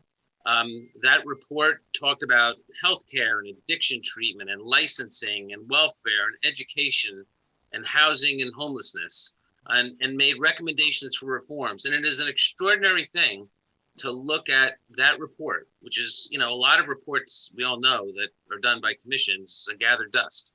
But this is a report that was taken seriously by our legislature, which acted on almost every single item. And those that haven't been acted on are in some manner pending. Let me talk about some of the legislative triumphs. I'm going to do them somewhat in chronological order. So in December of 2019, just a couple of months after that report, the famous Cunningham cleanser was enacted. This was the massive reform to our expungement program in New Jersey. Expungement, which has been so difficult for so many to achieve because of logistical problems, but more than that, was so limited in effect. And so Senator Cunningham's bill, and I believe it was, I should say, Senate President Sweeney co-sponsored that as well, was passed in December 2019. It became effective in June 2020. And a number of us are now hard at work on a commission to figure out how to implement those aspects of it that will result in the automatic expungement of entire criminal records of people, not just one step at a time, but you can wipe the slate clean. That's why it's called the Cunningham cleanser. It'll happen automatically if you have 10 years crime-free. Pretty amazing. But even for those crimes that are not part of the cleanser, what that bill did was it shortened the time before people can seek expungement. It expanded the numbers of cases where expungement would be possible, particularly in cases of marijuana offenses. It generally made real our belief in New Jersey that people should get second chances. Shortly after that, the Dignity Act was passed. And we'll talk to Assemblywoman Lopez about that in particular. And I think you all know probably a good deal about the Dignity Act, which has so much to do with the issues of trauma that are the centerpiece of this program here today, and treating people who are in prison, particularly pregnant women, primary caretakers, and so forth, with the dignity that they deserve, and at the same time giving them a chance at real reentry. So we'll be, I think, talking to Assemblywoman Lopez about that. And this is, again, after our last conference. In January 2020, the legislature enacted the Earn Your Way Out Act. Again, this was co-sponsored by Senator Cunningham, Senator Ruiz, who couldn't be with us today, and Senator Poe, who is with us. We're very honored to have her here this year. That bill required a reentry plan for every DOC inmate, and established a division of reentry and rehabilitative services, and streamlined our administrative parole process for nonviolent felons. It's still in the process of working its way out, but this is potentially amazing legislation that the people in front of you made a reality, really all of them. On July 1st, 2020, so fast forwarding just a little bit, the first reentry bill was enacted, was signed by the governor. This was sponsored in the Senate by Senator Sweeney, Senator Cunningham, Senator Poe, all of whom are with us today, and in the Assembly by, among others, my friend Ileana Pinter-Marin, and it is a very important provision. There are now efforts, as we'll talk about in a sec, that go further with it. But what it does is it requires that when a person is released, it facilitates their possible reentry. They have to get photo identification. They get enrolled in social service programs before release, like Medicaid and Work First and SNAP. They get 30-day supply of prescription drugs with 2 refills, plus other things that they got in the past, such as copies of their criminal record, prison record, and the like. So again, extraordinary legislation since the last time we met, and beyond even what we promised. As you all know, in the midst of the pandemic, there was the Pandemic Health Initiative bill got passed that was sponsored as well by Senator Poe and Senator Cunningham. The result of that was the release of numerous prisoners with public health emergency credits, who are approaching the ends of their sentences, and probably saved lives of people who might otherwise have died in prison. The NJRC, you should know, handled about 3,000 people who were released pursuant to that program. And just a couple of more that I want to mention that are kind of in progress right now. And one of them is Senator Singleton's bill regarding how occupational boards consider applicants with criminal records. I was privileged to get a chance to hear Senator Singleton testify before the New Jersey State Advisory Committee of the New Jersey Civil Rights, of the U.S. Civil Rights Commission, which I chair. And he's the most eloquent advocate, I think, in anywhere in the nation for the idea that we shouldn't have occupational licensing restrictions that prevent people from meaningful reentry. His bill is now pending. I believe it's passed through everybody. Is now pending before the governor for signature. And finally, there's a couple of other bills that are as you probably have read or heard about, that are on the verge, I think, of at least some potential major reform. One that would eliminate many mandatory minimums, which affect people who are 80% of whom are Black or Latino. And then the follow-on, Senator Sweeney and Cunningham and Poe's bill, just out of committee earlier, well, I guess it's last month now, March 11th, that would strengthen the reentry bill. So there's so much going on, and it just Larry, can I just add two things? I mean, one, I want to thank Senator Cryan for also with swift, certain and fair and addiction treatment and the accessibility to try to keep people, divert them out of the criminal justice system. I want to thank Joe for that. And I also want to thank Craig for so many doing the public health emergency. It was food, and food scarcity. And this was in real time. I mean, the ability to get people into churches and sanctuaries. We thanked the LG, but it's bluntly the community food banks, Fulfill and Ocean and Monmouth. I mean, working with Dan Lombardo, and that was just critical. I mean, this is America, but food was so critically important. And I just want to jump out to the Senate President. I try to call it this Sweeney sweep, but Lussberg stuck with the Cunningham cleanser. But I'll end there. All right. Well, Steve will get a chance to take full credit. I mean, every time I ever ask him about it, he always gives Sandy all the credit anyway.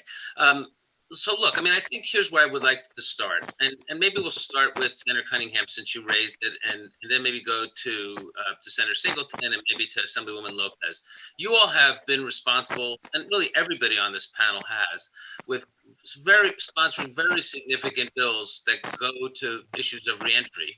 I don't know how much of this morning's program you had an opportunity to listen in on, but they're incredibly compelling stories, and James Brown just told his.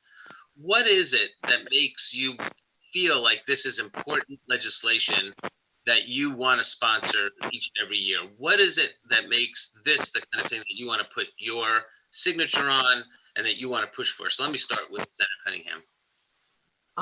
Thank you so much, and it's good to see everybody. Larry, none of the things that we've been able to do would have happened without your involvement, yours and the Senate President, and you know that. So I would just thank you for that. When I think of, I live in a very real world. So I live in a world in which anything can happen at any time for whatever reason. And it's interesting because so many things happen on a day-to-day basis. But one of the things that always sticks with me is the need to see that people are treated fairly and people are treated honestly. I look at people who come into my office, knock on the window if they can't get in, send letters and cards, and everything is always very, very sweet. But most of all, there's a certain honesty about it. And these are people who need help, or they don't know which way to go, or they were something before and now they've worked very hard to be the person that they are now. And it's their stories that I try to put into legislation. It's really their stories. What happened to them, how it happened to them, and even how they see themselves getting out. And let me just ask you, the Earn Your Way Out bill, please include Senator Lesniak, or I will get a phone call later. So that is part of it. But we try to be honest and try to be real and try to do something that makes a difference. If we're not going to accomplish something to help others, we don't need to be here. We need to be always interested in the people around us and what they're thinking and feeling and how we can make their lives better. Thank you. Thank you, Sandy. I'd like to turn to you right now. You have been particularly a leader in advocating for juvenile justice reform. I mean, all the other bills that we've talked about as well, but I know that's something that's near and dear to me. And I wonder if you could explain why that became such a passion of yours, why that's the kind of thing, Senator, that you have felt so strongly about. Can you hear it? Can you hear me, Nellie? I'm sorry, Larry. I wasn't sure if you were directing your question to me. I thought you were going in a different order, but yes, I can hear you. And thank you for the opportunity to talk about that. As you pointed out, I've worked on a number of different legislative bills during my entire term, tenured, but nothing has become more passionate and more involved and more so on point for me that really absolutely directly, provides me with not only the gratification, but also have the compassion and understanding and the need for wanting to do this. I was listening to the earlier comments that were talked by some of your speakers. You had amazing speakers. I was so taken by some of the comments that they talked with regards to the juvenile reform and what is happening, not only in New Jersey, but all throughout the country in terms of how we are not really doing the best thing we can for all of our American citizens. And let me I use that term very specific because there are two systems that was talked about earlier today. And we want to make sure that we are addressing what is fair, what is just, especially for those that are coming, our future generation, and what's happening in this state and what's happening in this country with these long, unbelievable terms that they are sentenced to is just something to really be, really needs to be acted upon. I have legislation, I've introduced legislation that I'm very proud about and trying to really put focus on the resentencing of some of these long-term sentences that was very punitive back in the early 1980s. So we really need to start talking about that. But the juvenile justice reform, when I've introduced S48 several years ago, made a sweeping reform on how the courts, how prosecutors, how public defenders, how trial attorneys, all of that, how our Department of Correction, all of those particular systems and institutions, how that has really how that needed to be changed. It was we were caught in old 20-year-old statutory requirements or statutes that were so antiquated. So we needed to do that. Juvenile justice has really made a difference in terms of what we can do. Earlier was said, I'd rather spend $1 in terms of trying to help a juvenile in preparing and helping his life rather than $10 having to put that person away. And obviously we're talking about numbers that really doesn't really fit, right? Because we're talking about millions and millions of dollars all throughout our state that is being spent in an institutional level rather than in a educational reform, community transformative kind of social justice that needs to be done. The juvenile justice end of it for me is very important, which is why I've dedicated a great deal of my legislative years in trying to do that. And we've been able to, with the partnerships and help of my colleagues, and with the support of both the Senate President and the leadership of the Speaker and so many others, we've been able to come together as two bodies and both houses and really coming and partnering and getting some real change in New Jersey. I'm proud to say that New Jersey is in the forefront of those reforms throughout the country and are looking upon us to see how they can mirror some of the stuff that we're doing. Thank you for the opportunity. No, thank you, Nellie. I know that Speaker Coughlin, you have to leave in a couple minutes, so I wanted to give you just a chance to talk a little bit about, what you see as and obviously your leadership and Senate President Sweeney's leadership on these issues is, without it, where we would be nowhere. And so we are so grateful. And I just wanted to make sure you had a chance to address, if you could, what you see as the great achievements since last we met and we're together on that stage there at St. Peter's, and what you see as coming next.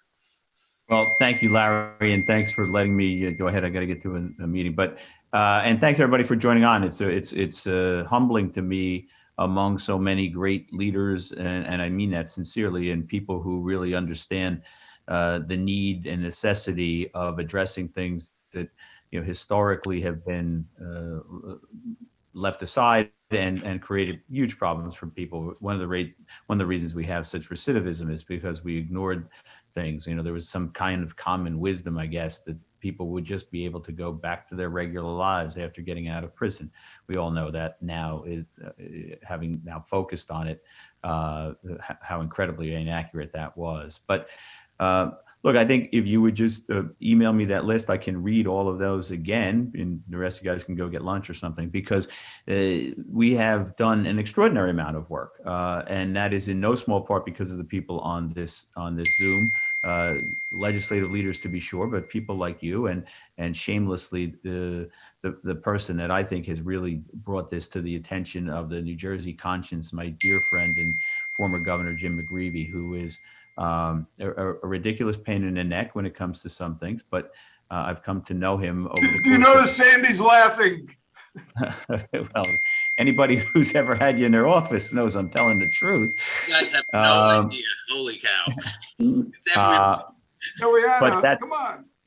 That's how you got we got things done, and I've had the privilege of knowing Jim and I was his municipal chair the first time he ran for governor, and until he fired me. But his efforts in bringing attention to these things is at the heart of those things that we have accomplished. So as we look forward, I think we recognize that there are things to do, and as we move forward, we do that with a sense of awareness now that we didn't have before, and we do it with a sense of purpose. And a recognition that things like the Dignity Act need to be given the attention that it needs. We have some concerns about whether that in fact is happening. We're going to look into those things. Other things that we need to do to make sure that people are treated humanely and with dignity, and are given a chance, right? We get to, as a government, we get to decide on the punishment. Not everything should be a life sentence. Not everything should hamper anybody from having a free and full life after they've done their time, so to speak. And so we move forward with that, and I look for us to continue to find ways to recognize what the challenges are, and to meet those challenges. So thank you all. No, thank you, Craig.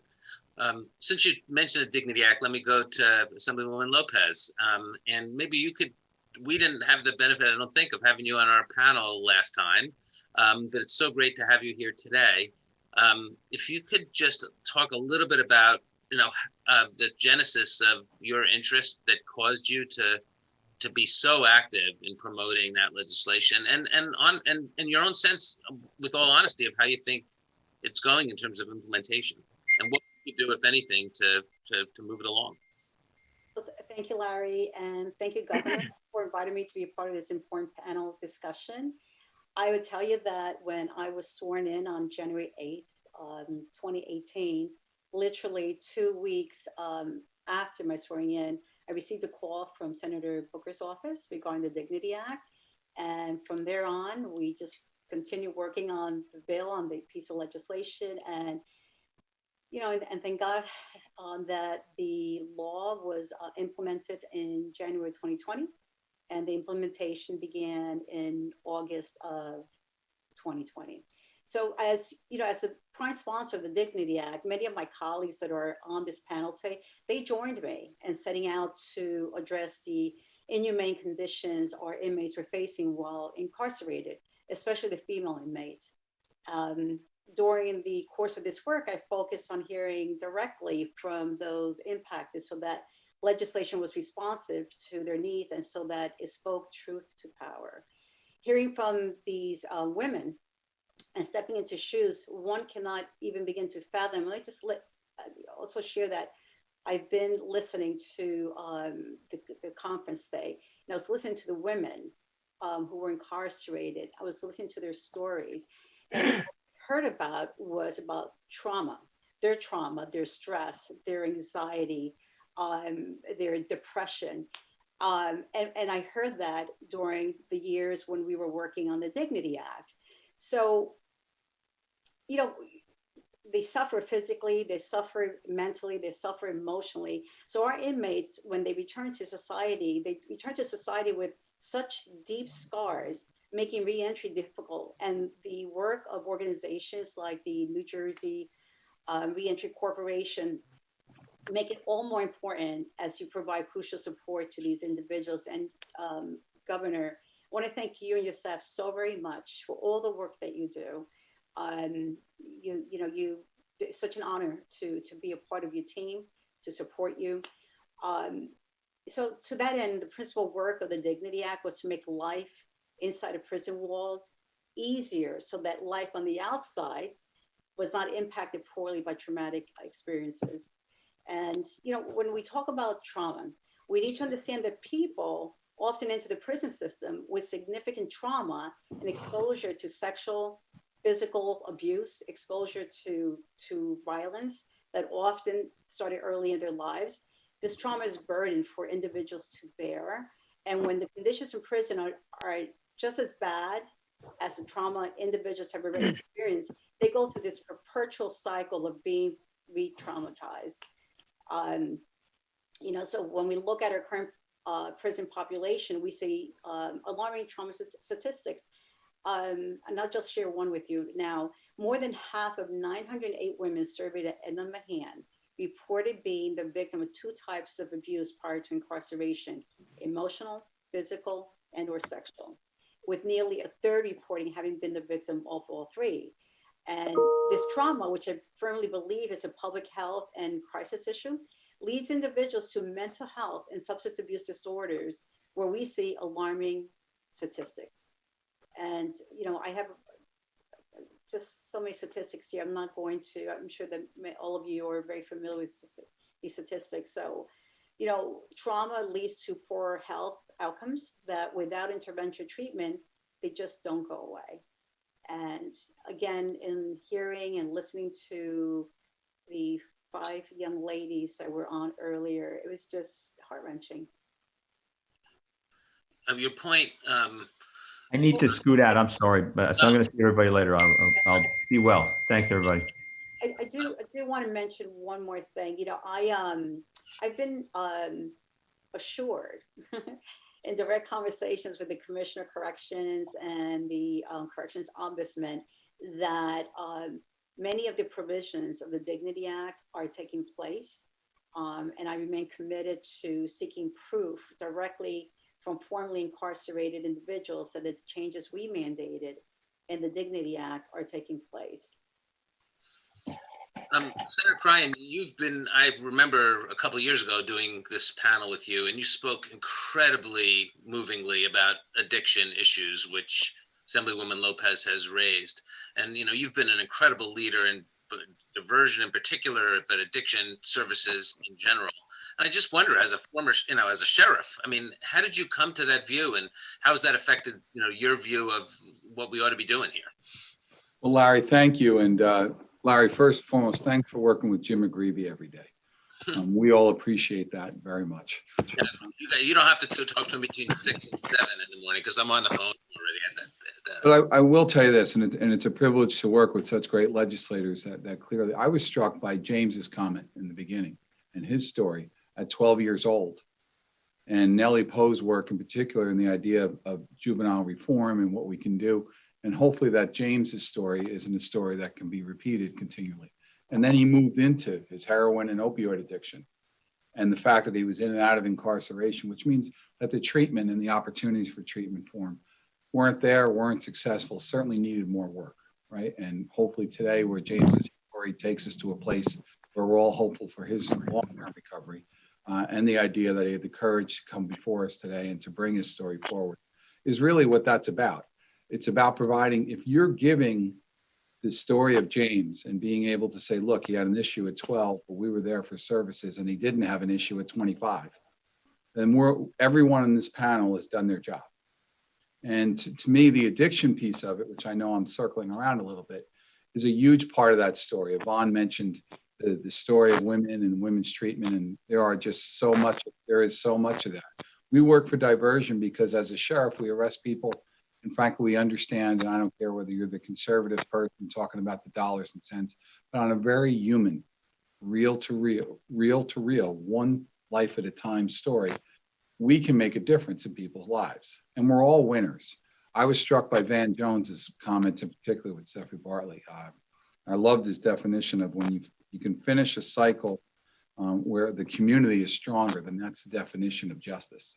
And I think that's something we've got to work for, because when a James Brown, for example, isn't going back into incarceration, into the system, because we've provided the kind of services that give him an opportunity, then we've actually accomplished a stronger community. And to me, I think that's what's important, and that's my passion. I got to tell you, in particular, I work on a committee with Nellie Poe, where we've had the opportunity to work on some of these bills and also on law and safety.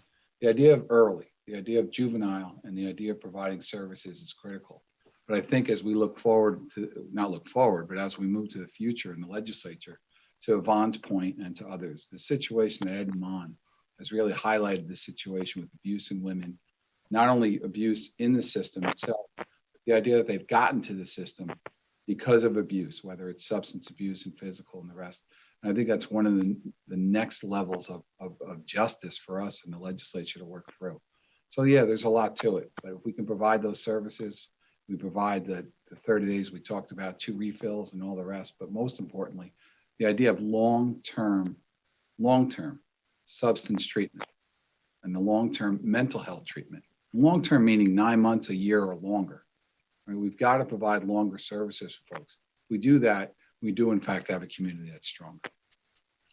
Thank you so much, Senator. And I promise I'm going to get to everybody, but I thought it might be a good time right now to hear from Ali Abdullah, who's an NJRC client, to tell his story, because I completely agree with Senator Cryan. This is all about your all individual stories and what legislators like people who really get things done can do to address those circumstances. But everybody wants to hear, what you can tell us about what we should be thinking about and caring about. Well, I can speak from my personal experience. Like one of the senators said, a lot of opportunities weren't available before. Like I spent more than half of my life in and out of the system when basically I had a drug addiction problem.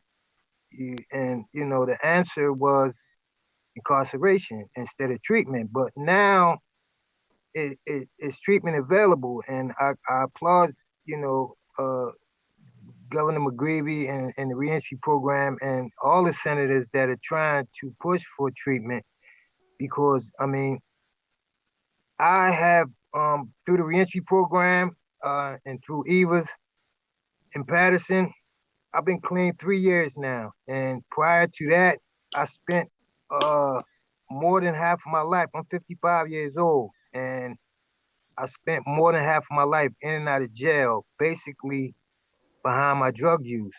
You know what I'm saying? Behind my addiction problem. And I applaud the reentry program because through the help I got from reentry, I have a driver's license. I got my job. They provided bus tickets. They provided the computers to help me put together a resume, and just support, period. Like I graduated from reentry almost 3 years ago, but I still go past there at least 2-3 times a week just to check in with Miss Jada and the staff, you know what I mean? Because they motivated me and they had basically held my hand and walked me through a lot of stuff that I never experienced, because of my drug use, and because of being incarcerated most of my life, I'm just now getting a driver's license at the age of 55. Like just now getting learning how to manage a bank account and just living a normal life. You know what I mean? And I think it's very important for people coming home from prison so that the recidivism rate doesn't continue to be like it used to be, for services to be provided. I mean, one of the most important aspects to me is drug addiction treatment and housing. You know, after employment and treatment, housing is the number one aspect of a person trying to get themselves together. You know what I mean? Let me just stop you right here, because one of the things you mentioned was employment, and that brings me to Senator Singleton to a certain extent, because Senator Singleton has been a real leader, and I know with Senate President, if you could, I don't know if everybody in the audience even knows, right, about your bill, and how it works and how it's meant to tear down occupational licensing barriers to people who are, re-entering society, getting jobs, and how important that is. So if you could just talk a little bit about, how you got there and what that bill does and why you thought it was so important, that'd be great. And then I'll do Eliana and it's the last word. Well, I think, first of all, any legislation, I think has been talked about here, doesn't happen without good leadership. And I think Senate President Sweeney and Speaker Coughlin have demonstrated their commitment to the ideals that you've heard already talked about. And I think it's a credit to them as leaders that they've helped us all advance these proposals. The issue in question stems back about occupational licenses and trying to remove some of the barriers that those who are coming home from incarceration need to try and better themselves. I think for me, the story is very personal. Having grown up in Philadelphia before my family moved to Southern New Jersey, and having family members who spent time incarcerated over in the Pennsylvania criminal justice system, I saw their challenges. Folks that were very skilled. My one cousin, who's now since deceased, incredibly skilled with his hands as an electrician, but because of his criminal history in New Jersey, if he had lived in New Jersey up until this bill that thankfully is now on the governor's desk, would not have had an opportunity to sit for a licensing board to be able to move forward.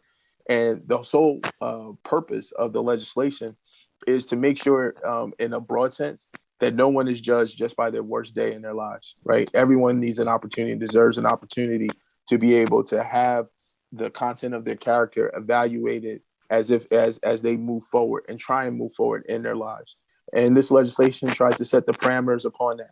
It takes away the sort of inclination that because someone committed a certain type of crime, that they are not eligible or presumed to not be eligible to get a license. And we all know one of the best recidivism approaches we have is making sure folks have both shelter and a job. And our ability to do that, remove those barriers that prevent so many folks, so many skilled and talented individuals from not having an opportunity to earn a living, I think it's a credit to both Democrats and Republicans alike, because it's been such a strong bill. God rest the soul of Senator Cardinale, who was my partner in trying to get this done, as one of the co-prime sponsors of this legislation. There's no political ideology to making sure that folks have a chance in a country built on second chances to move forward. Amen. Can I just jump in there? I just want to share with Troy and with the Senate President. We have a guy now, Gary Brown wrote me a letter, Senate President, from the ironworkers, a guy who's done everything right, Troy, apprentice ironworker. He can't get a TWIC card. And because he can't get a TWIC card, he can't get on the job site. So here's somebody who's done everything right. He's involved in his community, he coaches basketball, he's involved in his church. He does everything right, and he can't get a TWIC card. And so Gary, God bless him, we're trying to get, transportation, whatever agency, but they won't let him on the site. So I just wanted to say thank you to you, and I figure it's an opportunity to talk about how this is real. And I see Ali shaking his head, and I see James shaking his head. When guys do everything right and they still can't get a bloody job, I mean, something's wrong with that. And I'll shut up. James, do you want to talk about that? Yes, I want to jump in. I want to talk about the recovery part of the license. I'm a union laborer. I'm from Local 3 through Jim McGreevy program. I learned how to go back to work. But I have a job paying me $35.05 an hour. A great job. But I can't get to it. You know why I can't get to it? Because 1989, I got 2 tickets and I got to wait to go to court for my license. How can 30 years, I've been in prison 5 times since then, and they still have this hold on me to go forward in my life to get to the job that I need. So if any of the senators could try to work on that one, because I'm doing everything. I go to church, I have my own corporation. I love Jim McGreevy. I give back to the people. I change the community. You know what I mean? I'm willing to go to work, but my job sent me to Jersey City, to Newark, and this and that, and I can't get my license. So I paid my dues for the whole year, and I pray that I go to court this year. I've been fighting since 2019. I just, because from driving without my insurance card, I got to go to court in 2021 for a 1989 ticket. That's crazy. That's all I like to share. There's so many holdbacks that Jim McGreevy, Dominic helped me push through, but I'm still going through these tickets from 20, 30 years ago. And that's holding up progress. That's something that we think about. Yeah, no. God bless. Want to say, I went through the same thing, man. Hang in there, because I had tickets from 1989, 1985, and I had to go back to every municipality and take care of these tickets, and I had to go through the same thing. So, I mean, I finally got my license. I thank God, and all I can say, bro, is hang in there, man. And I definitely reentry they paid my restoration fee, and that helped me out a lot. But I literally had to do the footwork, man. Dominic helped me making phone calls and everything, but I had to do the footwork, man. So just hang in there, man. Like, James, Ali cost us in reentry 5 times the cost of you with the number of services. Shit. So I want to just, before we get to the Senate President, I want to just talk to Ileana, my friend Ileana, for a sec. Ileana, you were a lot of this. I mean, none of this happens without your leadership, particularly on the financial side, for sure, because all of this costs money. But I know that you're motivated to do the right thing. In part, I mean, I'm looking at the topic of this conference, which has to do with trauma.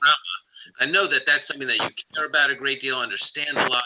If you could talk a bit about why you have this passion, which is so obvious, for helping the least advantaged among us in our society, have gone through what people like Ali and James have gone through. What got you there, and where do you see it leading? Hi everyone, it's nice to see everyone. I wish we were doing this in person. I actually look forward to doing this every year. It's always on Holy Thursday. Unfortunately, the speaker booked a 2:30 meeting for some of us, so I'm traveling and I didn't want to miss this. What really got to me, and I say this all the time, it's just that, number one, I was born and raised, and I still live in the city of Newark, right? You see some of the people that you grew up with. Some are still doing the same things. Some have gone off to do better things. But at the end of the day, I just think it's a human being compassion piece for me.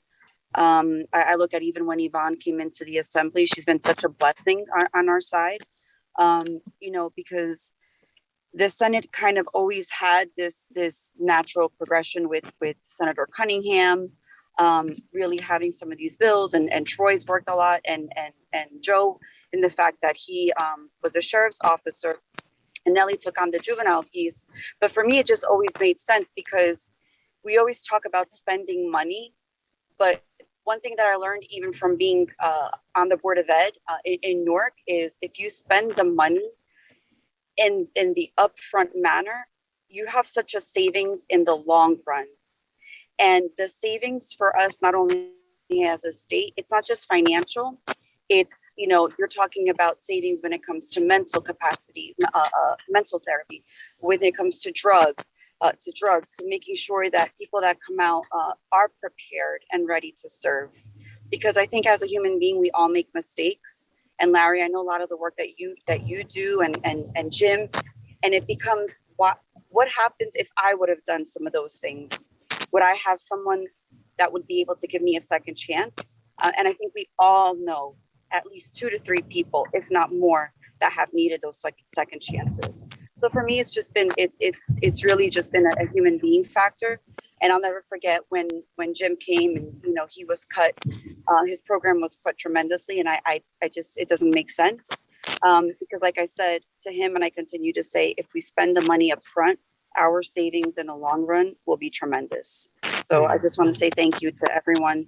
I miss all of you. I can't wait to be in the same room with all of you. And I just want to say to the 2 gentlemen that are on, James and Ali, don't let anybody let you down, because that's what people want. People want you to find an excuse so that you don't succeed. Whatever you need, you remember that you always have people that you can call, because that's exactly what the system wants you to do. They want you to go back in. So thank you. Thank you. Awesome. So, you know, in these days, a lot of people who are very cynical about politics and about politicians and their ability to get anything done. And my friend, Senate President Haney, is a living embodiment of how false that is. That cynicism not deserved when it comes to not only these, but many areas of public policy.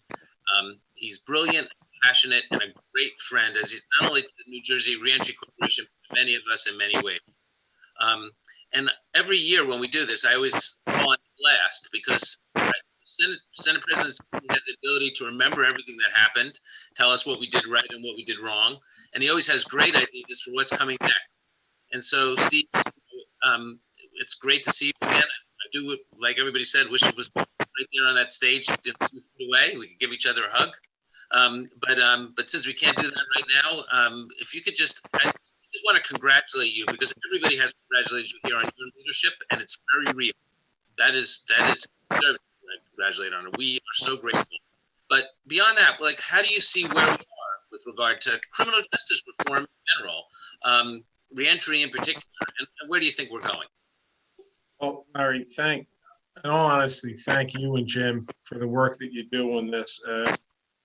I believe this is God's work. I'm not an overly religious person, to tell you. I'm not a really good Catholic, but the point is, I think we really are doing God's work. And my colleagues in the Senate are phenomenal, as you know. You know, Sandy and Nellie and Joe and Troy have been outstanding on issues like this. And I look at it this way, Larry. Just as easily be me if a couple things went a different way in life. You know, and would I want a second chance? Would I want to have a chance to be able to start over again? And for a lot of us, the only difference is some of us didn't get caught. Some got caught and some didn't. So, you know, and that's why McGreevy's laughing. But the point, my point is, this is so important. We're talking about human beings. We're not talking about animals that we're locking up in a cage. These are people that made mistakes. Some of it you heard, the 2 stories I heard from Jim. Hey, Jim, you had a tough life with just your name, James Brown. That ain't easy, brother. But, you know, everybody wants you dancing and singing. But, I agree. That caused many fights. I agree. I'm sure. But, you know, it's about really getting a hold of somebody and giving them that second opportunity. Like, Jim has sent me some people for my ironworker programs. And guess what? Guys are outstanding. They're outstanding. So where we're at is with the leadership that I have in my house, and listen, and it doesn't happen without the assembly. You know what I mean? If the assembly's not on board, it goes nowhere. We've made some great progress, but we got a long way to go still. You know, we got a ways to go. But we're in that direction. We're moving in the right direction. You know, getting reentry where Sandy has a bill with me where, you know, the services are you're enrolled when you leave. Listen, I got you locked up for, you know, and I know I got you locked up for a year, but you're going to be getting out of here. Get your housing, your food stamps, your scripts, everything. Have everything in place. So when you walk out the door, you have an idea where you're going instead of not. So, again, we've done some amazing things. And I mean, Nellie with the juveniles, the juvenile stuff has been, leader in the nation. I think New Jersey itself is a leader in the nation. And one of the things that excites me is we have one of the lowest recidivism rates in the country now. That wasn't the case before. We're tackling this different. Lock them up and throw away the key is complete BS. And, and it never worked. Warehousing people doesn't work. So I approach it, Larry, is by the grace of God, I'm where I'm at. And I could be sitting right where James was or Ali was. It's just a bit of luck.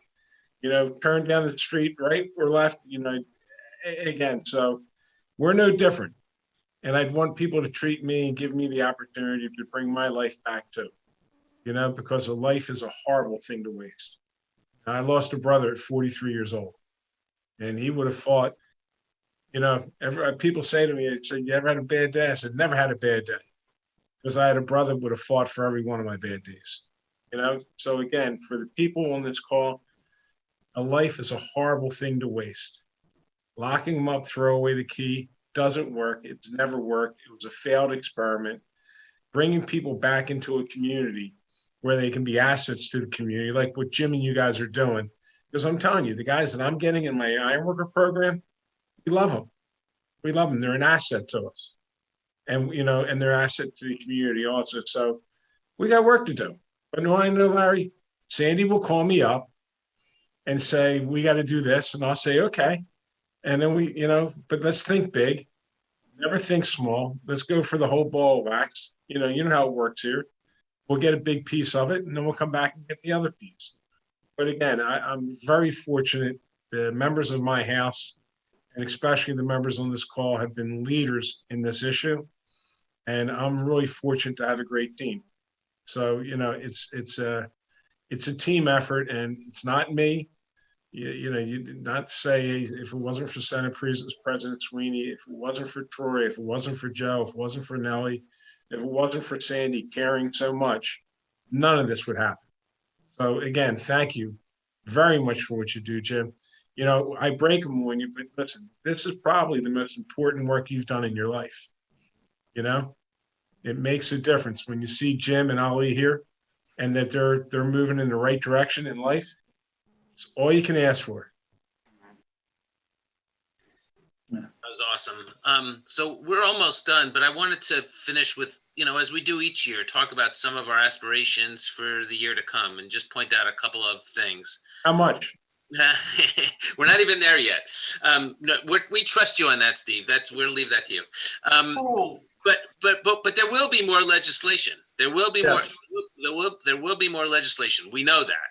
I mean, we're working even with the Attorney General on a rehabilitative release set of statutes and, making it the best in the nation as we've now become, which we weren't a few years ago, the best in the nation on expungement.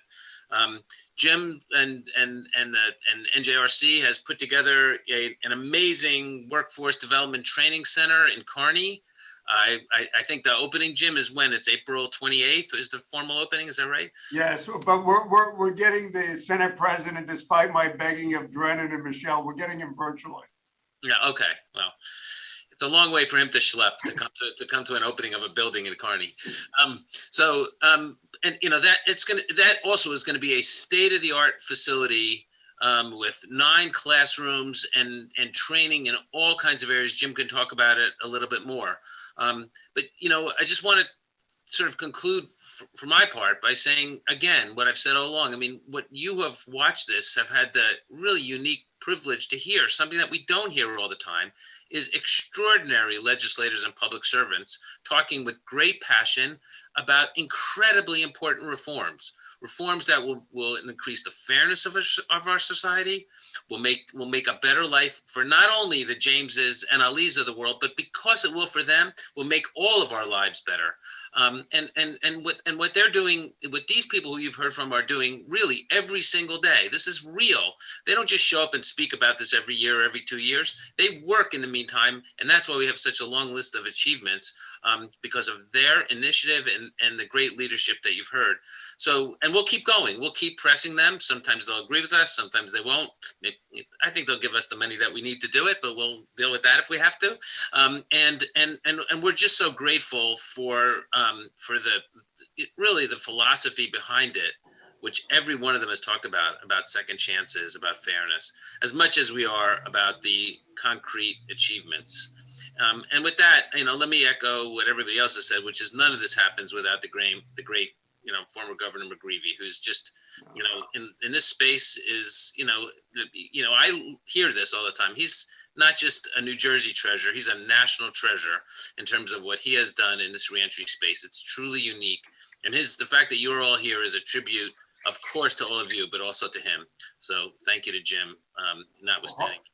Hardly, Larry. I think I want to thank Larry and for all that he does. And I want to thank Nellie and Joe and Yvonne and Ali and James and Troy and Sandy was on. And particularly, I want to thank the Senate President. But I would just like to wrap up with Larry, if I could, with James. I mean, because I think Reverend Sharpton said something really powerful to me today. He said, we do reentry or we do this not for others, but for ourselves, to make ourselves better fathers or better family people, better human beings, better, when I listen to Nellie, I listen to Yvonne, when I listen to Joe, it's we become better persons. And so I just think, and Troy, I think James and Ali, this is your chance to say bluntly, I mean, this is the people on this call do this. I mean, we're just instruments. And so James and Ali, if I could ask you, there's an opportunity for you to say thank you to all of them. You just got to unmute yourself up with James. Yes, I would like to say that this is very, very stunning to me because I was taught in my life not to deal with people in politics. That the only thing they want to do is incarcerate us and throw away the key. I'm so glad to be informed that there's so much work being done behind Jim McGreevy and in front of Jim McGreevy to save a soul like me. Said that Reverend Sharpton said that do this because you have some morals in life. I respect your morals today. You can't, as I was taught, to see more than you hear. And I see the work that you're doing. And I appreciate the work. If it wasn't from y'all work, I wouldn't be sitting here in another fine suit, Jim McGreevy, because the blessings of the program has helped me. And I would truly appreciate if you keep on fighting for the program. So many, I know it's many before me, and I like to see many come after me that survive through this program. As the Bible say, and I love the Bible, whosoever will, that is what this is for. Whosoever will is willing to follow the process and the structure that is being built in Jim McGreevy program and all of y'all, they will make it. I never had structure until I came into this program, and I love structure today. To God be the glory. Bless every one of you, and I thank you for all that you're doing. Amen, James. And Ali. Yes. Ali, you were the most expensive blankety blank person. Hey, look, I'm at the top of the list to get in that vocational school in that building y'all about to open too. So yeah, I got the computer, the calculator's still moving. I'd like to thank each and every one of y'all, and especially you, Gov, for the things that you do and for God giving you the strength and the motivation to do what you do every day. I'm living proof that it works and that it's continue to work, and trust and believe. I got a lot of guys that I speak to as much as I can, and I try to encourage them to use every aspect of reentry that they need. And I'm just glad that y'all there to help us, man. Amen. So with that, I just want to thank Larry Lusberg, our great Larry Lusberg, who's like the brainiac in all of this. I go to those meetings and Larry thinks and I just whatever. But I want to thank Larry. I want to thank obviously all the legislators that are here. Thank you for your time, Nellie. Thank you, Joe. Thank you, Yvonne. And I could tell stories about every person, Troy and Sandy and our Senate president. I'm glad he's wearing a green tie for Joe Cryan. That's a decent thing to do. But in any event, I just want to say thank you to all those. And I think what James said and what Ali said, it's about, I want the state of New Jersey to know, I want everybody watching this to know that these legislators, these women and men are doing, for me, God's work in the vineyard. They're changing lives. And what Larry said, you know, expungement, second chances, earn your way out. This doesn't happen by accident. New Jersey's in the forefront. I just want to add one thing, collateral consequences. A national organization said New Jersey's legislative session this past year was the most promising radical change, not radical in the sense of political, in the sense of bringing about opportunity in the nation. That doesn't happen by accident. And when Van said, you know, as the pastor said, it's in your hands about that bird, it's in our hands. And Larry knows that we run a really buttoned up program. Sometimes I'm too tough on the guys and gals, but it's about changing values, changing behaviors, being accountable, but have that second chance. And James and Ali can speak to, you know, sometimes we're old school, but you have to provide that opportunity. And lastly, it doesn't happen with the people on this call. So from my heart, I just want to wish everybody a sense of gratitude and thankfulness for giving us the opportunity to do this. Godspeed. Thanks, everyone. Thank you. Happy Easter. Thank you. Happy Easter to you. God bless you. Happy Easter. Thanks. Thanks, James. Thanks, Ellie. And now our next speaker is somebody who's an ordained pastor. He's a Presbyterian. I don't hold that against him. And somebody who has spoken so forcefully about transformation, about the sins of the nation. And you won't find a more patriotic American than me, or I should say my dad. But, you know, having a prophetic voice in this country is a good thing. When I think of the prophets in the Hebrew Bible, Nehemiah, when I think of individuals who held up the mirror to make us a better people, I think there are few people who do that as well, as rigorously, or as thoughtfully as our next speaker. And I also love his life's journey. I like to think of myself as a fourth-rate copy of Chris Hedges, because, you know, he's New York Times, you know, traveled the world, and then he went and became an ordained pastor, was working the church, his work in prison. But not only is it a New York Times bestseller, but he's coming out with a new book. And I just asked Chris to maybe he's going to touch on some of those themes. But I think, you know, we heard from legislators.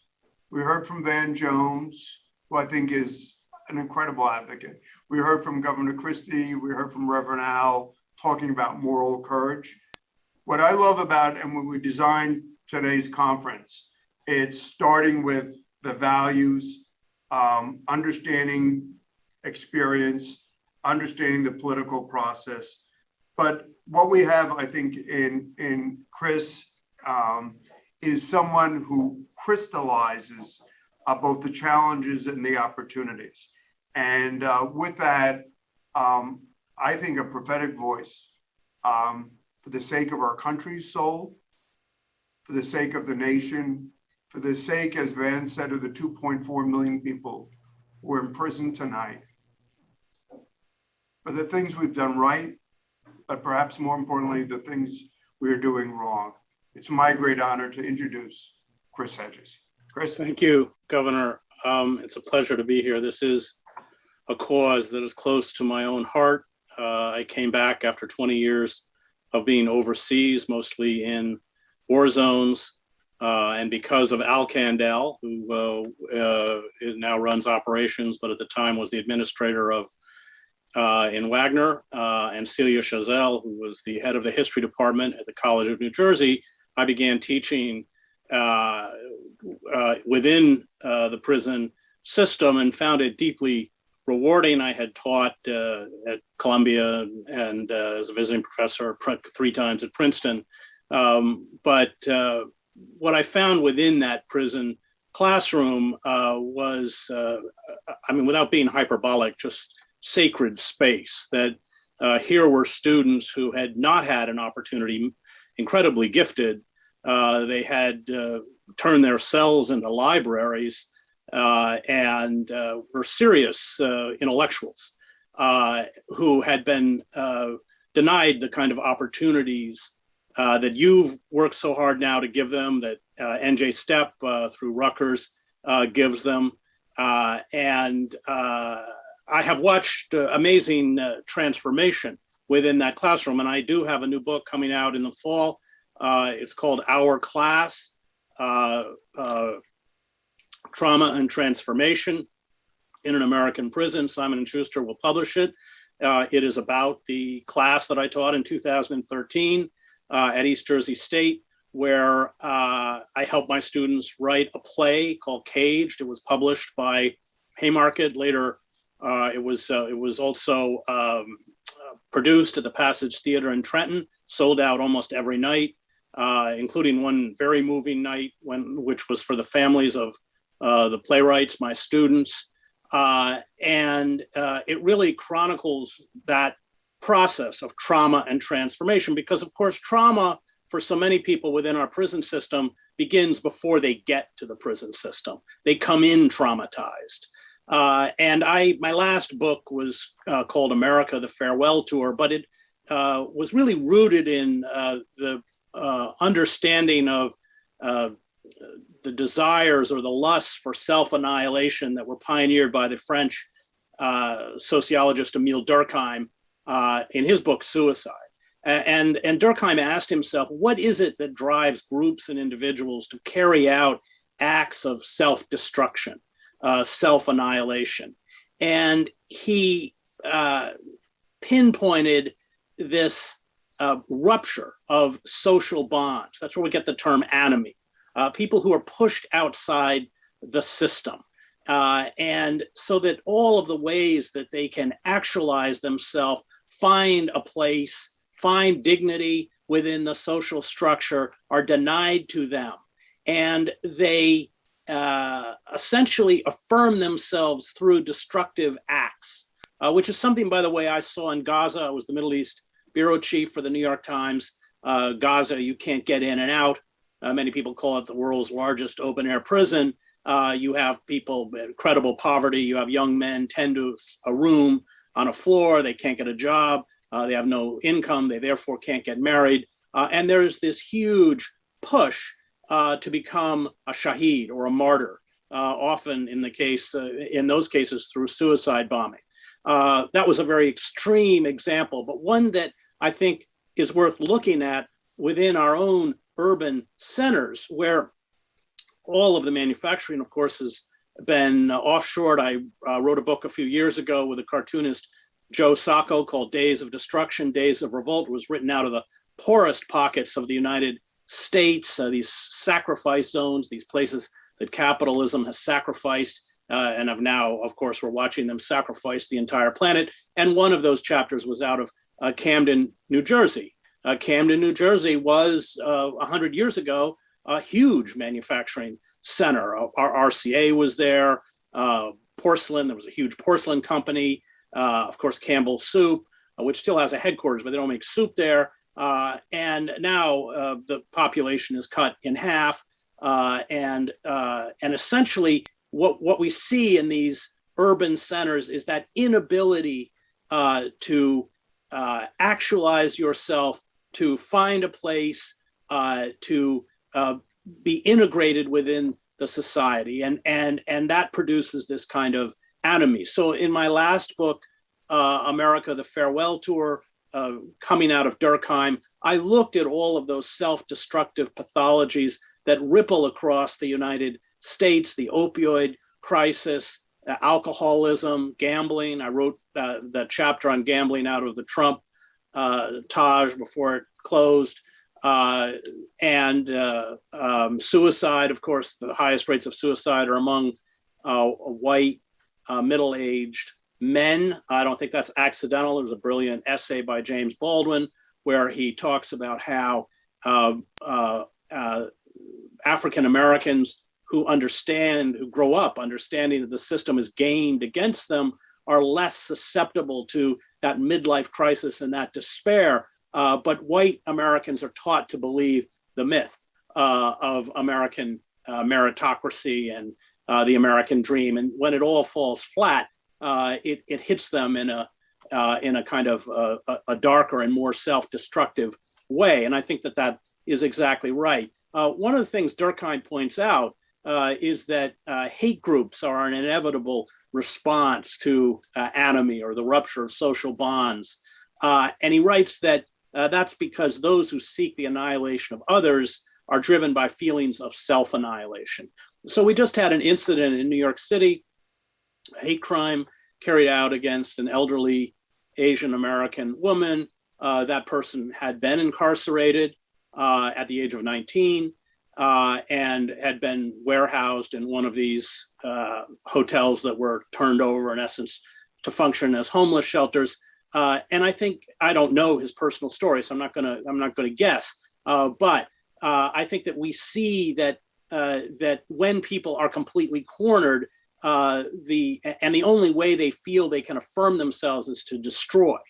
They will go down. This is Roger Lancaster, the sociologist, calls this poisoned solidarity. And that is really rippling, I think, across the country. We saw it on January 6th with the people of the mob that occupied the Capitol. I think that poisoned solidarity is something that is endemic, both in rural communities and urban communities. Much of my family comes from Maine, working class Maine, and the communities, the mills are all gone. The town where my grandparents were from, even the bank is boarded up. There's methamphetamine labs everywhere. And what this anomie does, of course, is create trauma.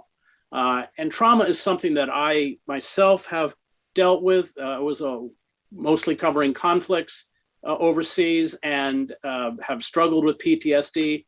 And at its core, trauma is about the inability to feel. It's about being numb. It's being cut off from your own humanity and the humanity of others. So many people, because of the rupture of those social bonds within their communities, because as a society, we have unfairly, I would argue, thrust social control onto police. It should not be the job of police.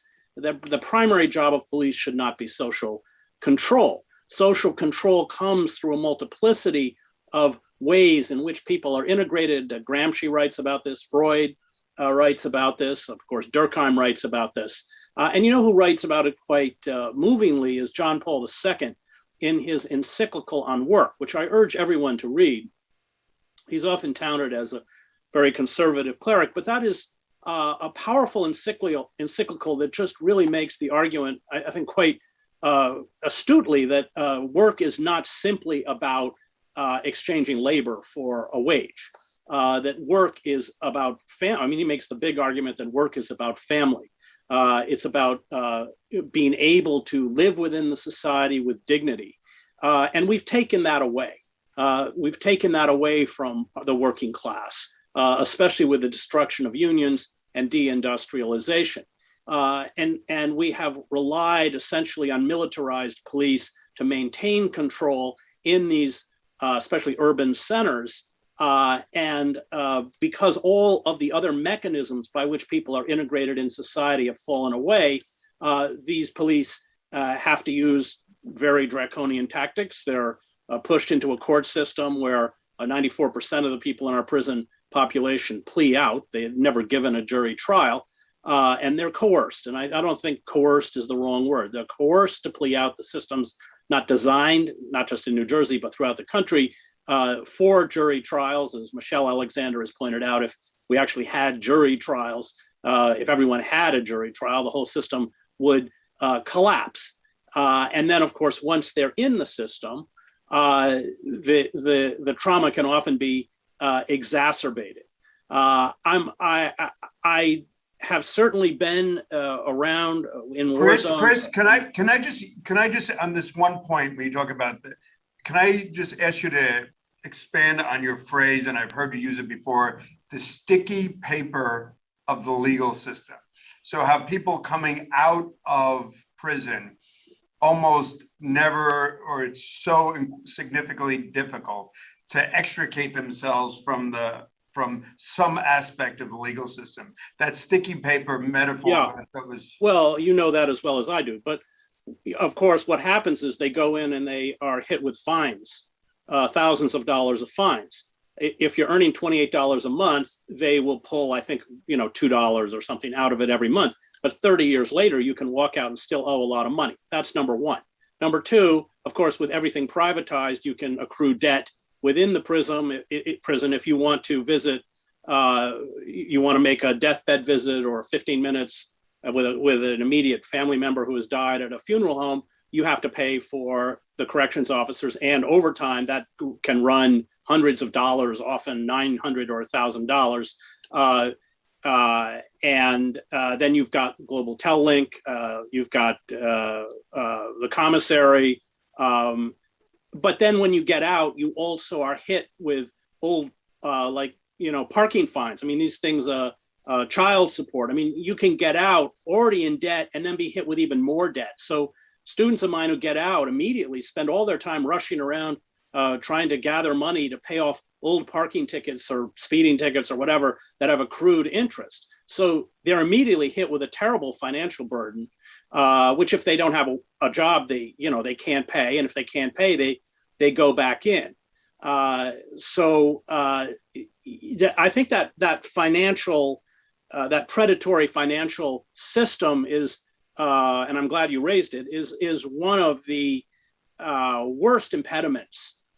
Because you remember, many of these people come out and if they've been in for a long time, they've severed relationships, certainly with their community, but often with their family.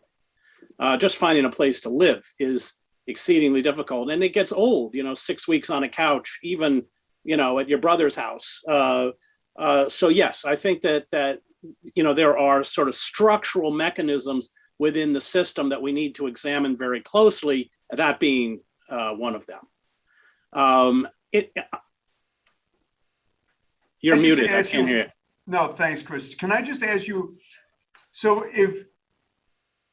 I guess on some level I understand it, but why do we consistently make it more and more difficult for people to reintegrate into the fullness of American society? It's almost as if, when it happened during Democratic and Republican administrations. We talked to Van Jones earlier, the incident of the person who sells CDS or drugs and they're precluded from having general assistance, rental assistance. Why do you think our democracy thinks that that's a rational, appropriate? It's almost as if we're making, the climb harder and harder and harder, such that you or I couldn't climb that mountain, let alone somebody coming out without the benefit of healthcare, housing, food stamps, or employment. Like, why are we in this cycle that seems to be so counterintuitive? Because people getting out of prison have been thrown into a criminal caste system where they've been demonized. I mean, Van Jones said the same thing, which is interesting. Who did? Van Jones. Yeah, well, that's right. Michelle Alexander also has made that point. And so it is a caste system. And these are the people that we're all allowed to hate, to fear. And so I think, and that began a long time ago. It began probably in the 1990s. That's what fueled the whole omnibus crime bill and the expansion of the prison system. It was really about the demonization of the whole crack epidemic became. So, if the issue is crack, then somehow the issue is not urban poverty, failing schools, collapsing infrastructure, lack of meaningful employment. When you narrow or your focus on something like crack's the perfect example, then you can ignore all of the contributing factors that lead to this kind of social disintegration. I think that and still we see it. I mean, I don't have a television, so I don't see these shows, but I hear about them in the prison, and they make my students very angry, because my experience in a prison is 2 hours in a classroom reading James Baldwin. And of course, again, those kind of quote unquote reality shows that go into prisons, that 2 hours of sitting around discussing James Baldwin doesn't make for great TV. But essentially talking about the animals in the cages does. And I'm not in any way, naive. There are people frankly have taught a few. There are people, and that's usually a mental health issue, but there are people that should not be walking out those doors. So in that sense, I'm not an abolitionist. But again, that usually is a mental health issue. So they're there, but they're not actually anywhere near the majority of the prison. And in fact, there's significant numbers, especially as people age. I mean, the difference between Wagner and East Jersey State was very interesting for me. Wagner, they're young, they could be flippant, which I didn't like. But by the time I got to East Jersey State, these were men who, and I've also taught at Edna Mahan, was some pretty remarkable women. But these are men who, they talk about aging out of crime. That's really it. Some of them, usually if they're in that long, they're in for murder, but they've certainly aged out of crime. And they have, despite tremendous impediments, really carried out remarkable forms of transformation, which is real. And one of the things that I always find so moving about my students when they get out, especially if they have a long sentence, is how hard they work to make a difference within the society. It's as if they're working overtime to try and make up for all of those years that they lost.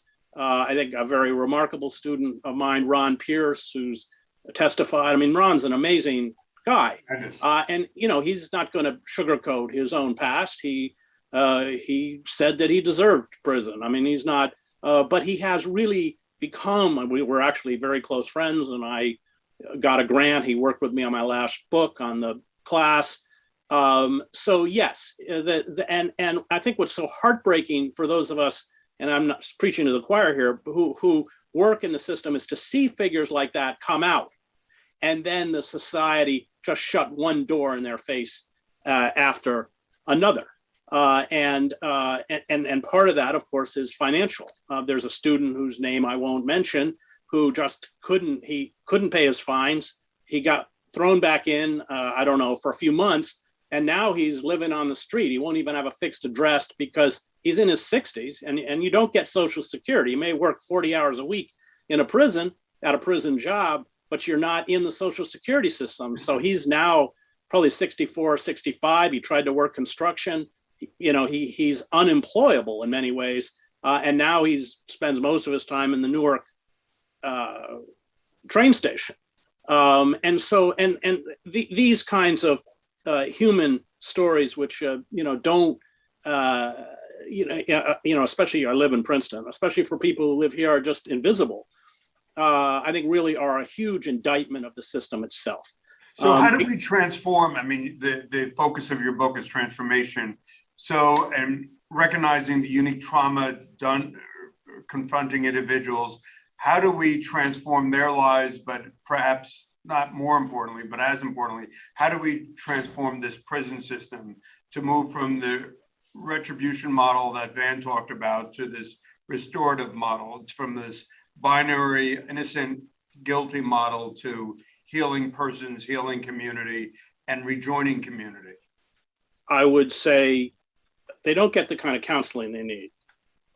So I would say counseling. I mean, there's a constant cut of social workers, which I think is very short-sighted. So I would say counseling, and then education. Which is the first thing to get cut.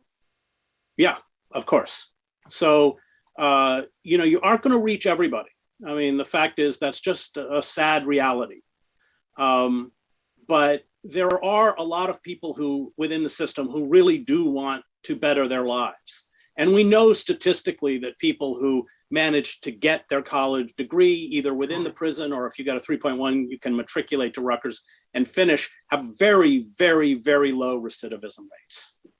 And so I think that, and Como in New York saw it and then was talking about massively expanding the education system within the New York prison system, and he got blowback from the Republicans and conservatives, and it never happened. But I think that yes, and we saw in the Massachusetts prison system a couple decades ago where they had a massive program like that. Again, I think recidivism rates were 4%. So it is about, I would say, those two things: helping people cope with the trauma they have, in many cases they have carried into the prison system, and giving them educational opportunities. Whether, and you have done this, Governor, whether that is through the reading Sheldon Wolin, which is what I teach, which is brutal but brilliant.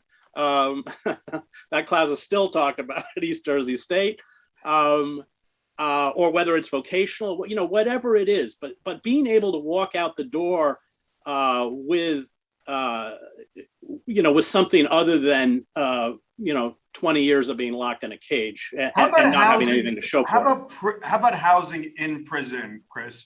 I mean, your sense of when we heard Professor Craig Haney talk about the Stanford Prison Experiment and talking about housing in Norway and saying you dropped in, it was almost as if you would think you were in the middle of a college environment. How much does housing or the opportunity for a rational housing environment, how much does that impact the psyche of the person incarcerated? Well, there's different types of housing, as you know, in the prison. I certainly think that prolonged solitary confinement is a terrible mistake because of the psychological damage that it visits. The systems are completely antiquated. I mean, I go to Wagner, I thought I was in a James Cagney movie. I mean, it's, so nothing's changed physically within those prisons. So yeah, I think the housing, if you go back to the 1970s in New Jersey, there were all sorts of programs. I mean, there used to be a boxing program in East Jersey State. Of course, Reuben Carter was in there, but you had Quan McDonald. You had these professional. It's actually televised nationally. I mean, we had Family Day at East Jersey State, which got a little out of control sometimes. I actually know students who managed to impregnate their wives or girlfriends on Family Day. But there was it was interesting with it because a lot of people have a long institutional memory. They still talk about the administrator from East Jersey State from the 70s.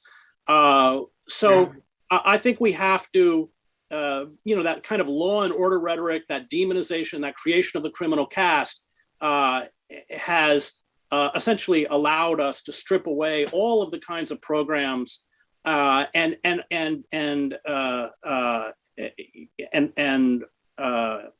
institutional support that actually make transformation possible, and it is possible. And I think New Jersey is moving in the right direction. But New Jersey was caught up nationally in this kind of decision to essentially strip away, in the name of law and order and the demonization of the criminal class, all of those kinds of programs. And we used to have all sorts of vocational programs in the Jersey system as well.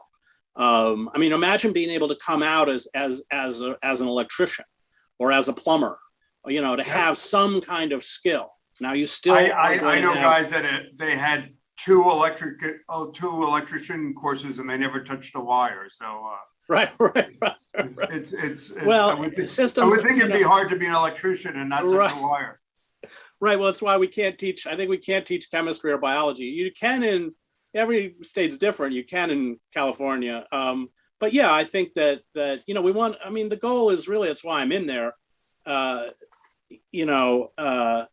goal is really to help people who had nothing, because most of these people had nothing when they went in, and use that experience in a positive way so that when they get out, they can reintegrate, that those social bonds are reknit and they can find a place within the society. And if we don't do that, then of course, there's not just a personal cost for those who are in the system, but I'll go back to that incident in New York. There's a horrific cost for the society itself. And of course, that woman, she was seriously injured, but she could have been killed.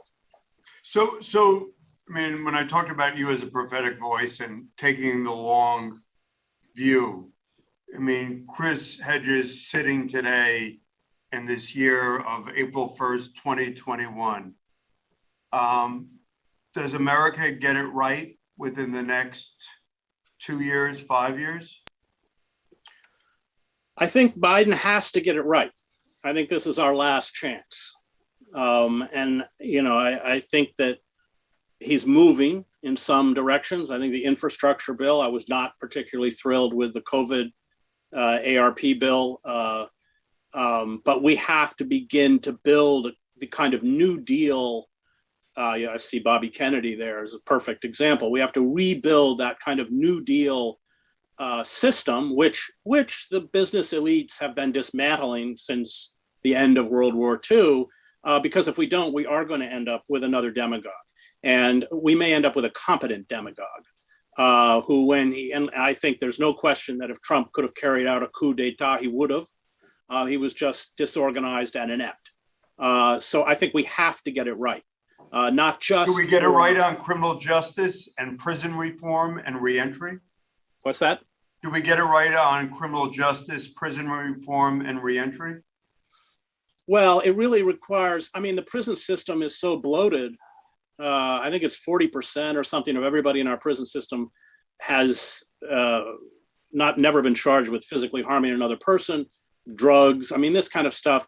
It's just massive. 4.4% of the world's prison of population with 25%. So, but again, it's a mechanism of social control because within these communities, there's nothing for these people. And you're going to get pushed into the illegal economy inevitably.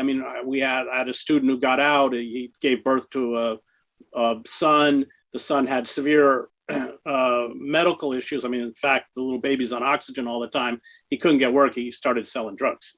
And he was just cornered. It's not like he wanted to. And he got picked up and now, he may go back in. So I think that we have to rebuild the social infrastructure. And it really comes down to investing in people, not into systems of control. And I worry, nationally that because this just doesn't afflict people within the prison system, it afflicts the entire working class and the working poor. We have to get it right now because time is running out. Trump was not some kind of freakish anomaly. Remember, 74 million people voted for this guy, and that was 4 years of lying and ineptitude and flagrant corruption and everything else. So unless the ruling elites in both of the parties begin to get it right, and I think there is some hope with this infrastructure bill, then I worry. And these people, of course, are, the Democratic Party is completely complicit in the demonization of the underclass, super predators, all this kind of stuff. Biden was an architect of the 1994 omnibus crime bill and everything else. The other thing, of course, are sentences. I always tell my students, I covered the war in the former Yugoslavia, and I used to say, do you know how many years Princip got for assassinating the Archduke, the heir to the Austro-Hungarian throne? He got 20. I got students who got 20 years, they didn't kill anybody. So I think the other thing is the just insanely long. I love the metaphor. Thank you. Yeah. Well, and the name of the book, Chris? It's called Our Class, Trauma and Transformation in an American Prison. And it uses the process of writing that play to really look at their lives in mass incarceration, because everything in that play happened to someone in that classroom. And when does it come out and who's the publisher? October 5th. And who's the publisher? Simon & Schuster. Simon & Schuster. Well, I just, from from trauma to transformation. I mean, I just so value your perspective and your ability to integrate so many distinct spheres in terms of your diagnostic capacity and God willing, your prognosis and your call. And I think I've heard this all day long, which is heartening. It's so much of it's in our control if we believe in a functioning democracy and the purpose of the republic. So I just I want to thank Chris for your ministry, your wisdom and your intellect, but your ability for what I consider in a serious sense prophecy to call us to our better angels. And so with that, I just want to thank Chris Hedges. It'll be sold on Amazon, and get out there and buy the book. Yeah, okay. Thanks, Chris. All right, thanks for having me. Take care. Godspeed. Thank you so bye. much. Bye. It's just a great honor to have somebody like Chris Hedges. And time again, all through God willing, from Cardinal Tobin to Chris and everyone is just thinking, and how do we do this better? So our next panel is a great panel, and my dear friend Chris Purnell, anyway, I'll go on and on about Chris, but I'm going to ask her to head it off, and we've got a great group of people that are on it. We've got Dr. Gloria Bachman from Rutgers Global from Women. We've got Ruthie Byrne, Sandy Cayo, Mary Pat Christie. Sharon is with us. I'm really so proud. Petros from Rutgers, and Chris Purnell, Akash, and the great Erin Zerbo from Rutgers Center of Excellence. So the whole focus of today was to focus on trauma. And this is a really painful topic because, as we all know, and we heard from the Cardinal to Lieutenant Governor to Reverend Sharpton, Governor Christie, our women, Reverend Bartley, Van Jones, our legislators, the importance of systems of housing, systems of healthcare, systems of training, systems of employment.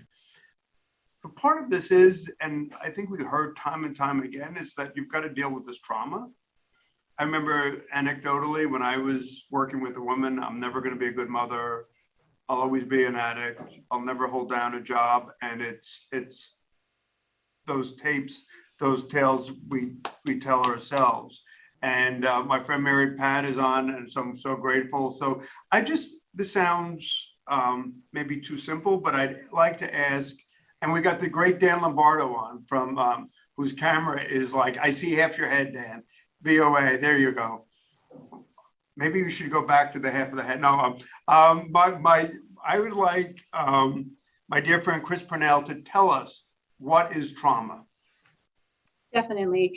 Thank you, Governor, for that. And I was able to catch some of the conference earlier today. So I just first want to center on how important this dialogue is to be able to elevate and to amplify the lived experiences and the role of systems and removing barriers, removing health inequities that prevent people from achieving health equity, health justice, and racial justice.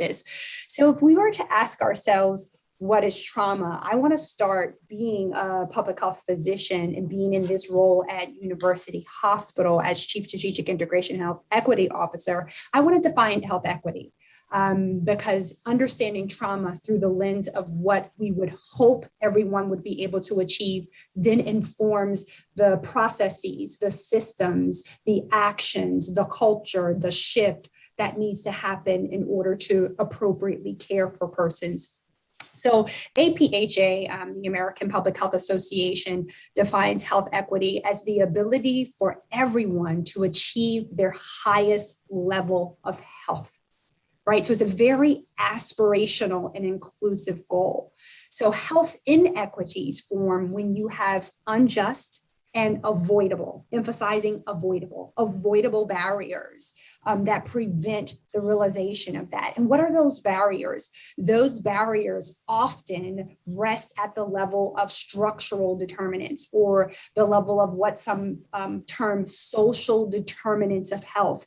And what are social determinants of health? They are those factors, those conditions, place-based conditions, where you are born, where you live, where you age, where you work, where you play, the culture, the norms, the physical environment, the emotional environment, the social environment. So you can very well say that trauma is, or childhood experiences, adverse childhood experiences, or toxic stress is a social determinant of health. It is a condition, it is a factor, it is a determinant of the ability of a person to achieve a health outcome. And it's important that how we each understand, define, or interpret trauma does have some unique experiences around it. So trauma is an event, a series of events, a set of circumstances experienced by an individual that is physically, that is emotionally harmful or life-threatening. So I, as a person, determine whether that event was physically or emotionally harmful or life-threatening. And that trauma could have been experienced in my youth, right? Those adverse childhood events, living in a neighborhood with epidemic portions of community violence, living in a neighborhood where there is decades worth of economic disinvestment, neighborhood disrepair, less access to high quality schools, a crumbling built environment, living in a neighborhood that is over policed, living in a neighborhood where your neighbors are justice involved families.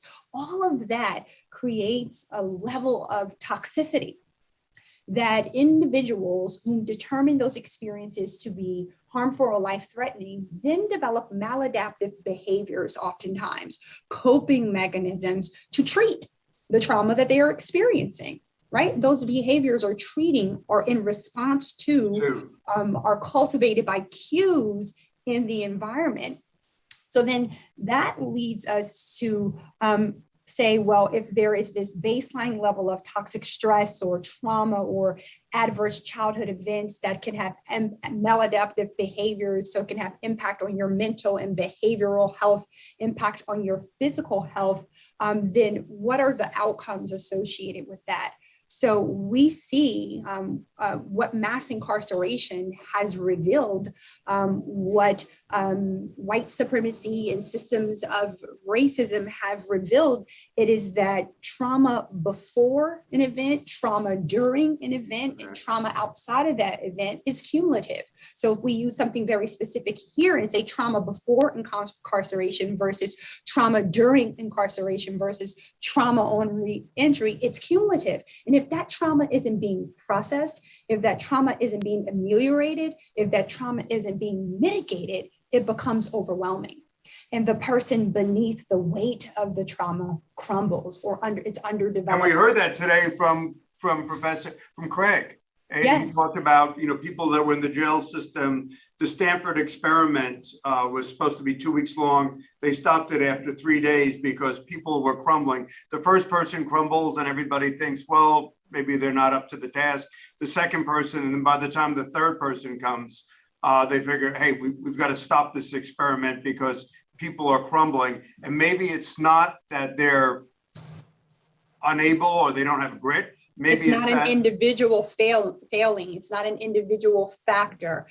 It is a system, a set of circumstances that predispose a negative or traumatic response. And so, Chris, if I can just go to Petros,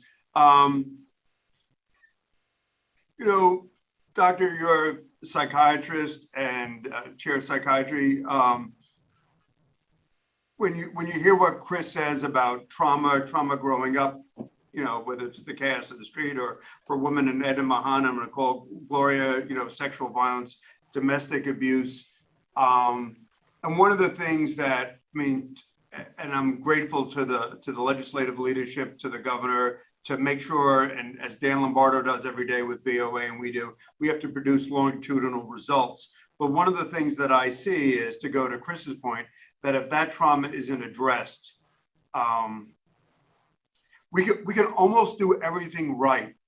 But so what do we do about that trauma, doctor? Yeah, thanks so much, Jim, and thanks, Chris, for this absolutely wonderful summary of how we see trauma in 2021. I just want to add one more thing to it, that for a long time we have been locked to the idea of a single traumatic event, that something terrible happens to you, you witness some death, or you get raped, or something horrible happens, and from then on you have this post-traumatic stress disorder. Thankfully, these days we have expanded that concept, and we very often now talk about complex trauma that can be exactly the cumulative trauma that Chris described, and it can be as horrific, or quite a lot of times more horrific, than the single event traumatic experience. So from a diagnostic perspective, from the way that we understand trauma, we have moved the needle to something that is far more real and helpful in the way of how we treat the trauma. Now, to get to your question, Jim, about what to do about it,